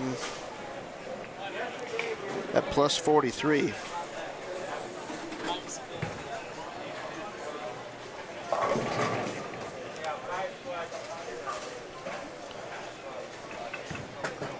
Which might be enough. We'll have to wait and see what the next squad does, but it gives him a chance. Now this is an important fill ball for Scott Wiley. If he strikes, he's at minus 55. Yep. I'm sorry, plus 55. Plus 55. Plus 55. Oh, that was a big double potential for Farrow. Wow. And Farrow now, without that double, can only get to, I believe, 202. I'll wait till the screen pops up again. Yes, 202. And he would be tied if he strikes. First, he's got to make the spare. So we got 180 for Wiley, correct? Yep. So he is going to be at plus 54. Wow. I say it every time. I'm just amazed. Jim Tillery has Holy watched cow. Farrell Williams shoot 10 pins. Wow, And every it's time just- he said, wow. I just, you look at the style and you look at how hard and how fast that ball comes off the hand, and I think it only hits the lane about halfway down there. and it takes about a second and a half. It is there. Big shot right here. Oh, get some help. Get left. Oh. It's not the worst break in the world. That was a very good break. Yes, it was. All things yes, it considered. Because that was left off the hand. So let's just throw in minus 7, where that would be. Farrow for a tie with Dallas Leong. That could be important. Yeah, it could be. Is that a 202? Yep, he's now at plus 43 and tied with Dallas. Yes, that could be. And Aline, this is a big spare. That'll grow. Shout out to Stefan Wood, 2 over on 9 and 10. He just shot 211. He tossed 3 in the 10th. And that was big for him, because now he's at plus 46 and has moved in front of both Dallas and Farrow. Wow. It's a big turkey, huh? And now Eileen will throw the final shot of the squad. It's the first time our area here has finished. This is a big fill ball. Yeah, I'm telling you. Oh, that's money. Oh, yeah. Wow. So she shoots 192, 193. 192. I'm sorry. Yeah, 192. Minus 8. 92. So she is plus 48. She stays ahead of all 3 of them. Man. Wow. That was some bowling right there, folks. Woo. Nice job. Dang, to Emil. Scott Wiley, Eileen Lenars, Farrell Williams, Dallas Leong, and Stefan Wood. And Brian Chamber, by the way, got to 247. Lost in the shuffle there quietly. He got to 247, I believe.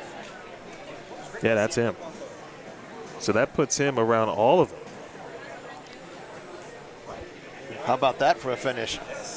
That's what one game will do for you. We don't know about Bradley Harvey and Maria. We don't know their finish here. Wow. That bumps those numbers up a little bit. Chamber threw 8 of the last 9.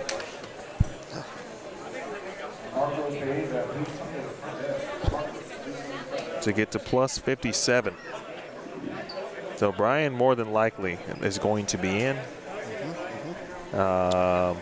Scott Wiley at that plus 54 seems like a really good number. The 40s still seem like good numbers too. I think they are too. You know, a lot of these guys standing back behind us didn't want to see all those guys with doubles in the 10th, did they? Oh no, that's not.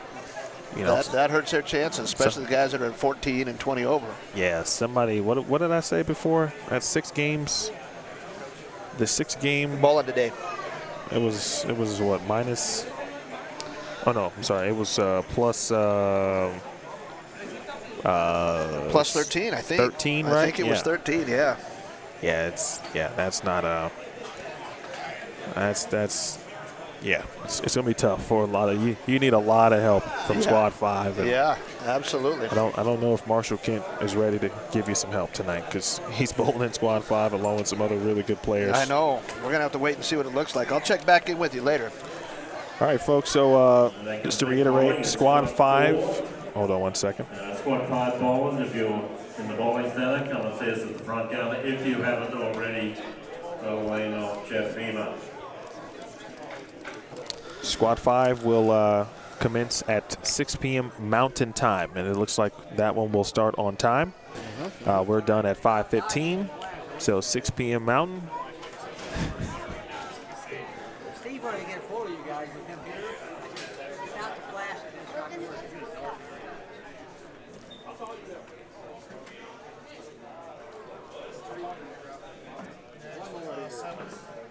Again, 6 p.m. Mountain Time. Squad 5 will commence. That'll be the final qualifying squad of the day.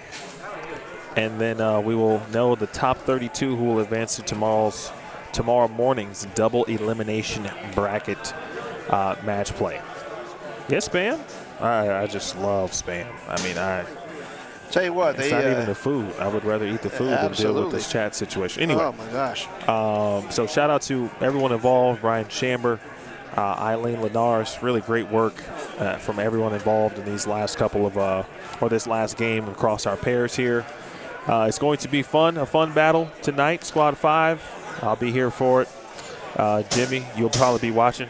I'll be watching at home. I'm going to head home and eat that spaghetti and cinnamon rolls with Mom and Dad. That sounds like a fantastic idea. And I will catch up with you soon, my friend. I appreciate you. Great work today. I appreciate you letting me come on, and I will look forward to seeing you down the road. All right, Jim. All right, appreciate it, man. That is Jim Tillery. We thank him for all of his great work today. Big thanks to Steve Mackey, of course, as well. I want to thank our sponsors, Pabst Blue Ribbon, Petrie, New Mexico, Principal Financial Group, and Shamrock Foods, as well as Dominguez Flooring, Loveless Health System, Realty One of New Mexico, Paul Yoder's Pro Shop, Girardi and More, Janet King, Vallejos, and Turbo. That's going to do it. Squad 4 officially in the books. Squad 5 is next. Don't go anywhere, folks. Come on back. Enjoy it with us. This has been a presentation of the 2022 New Mexico Open. Again, Squad 5 next.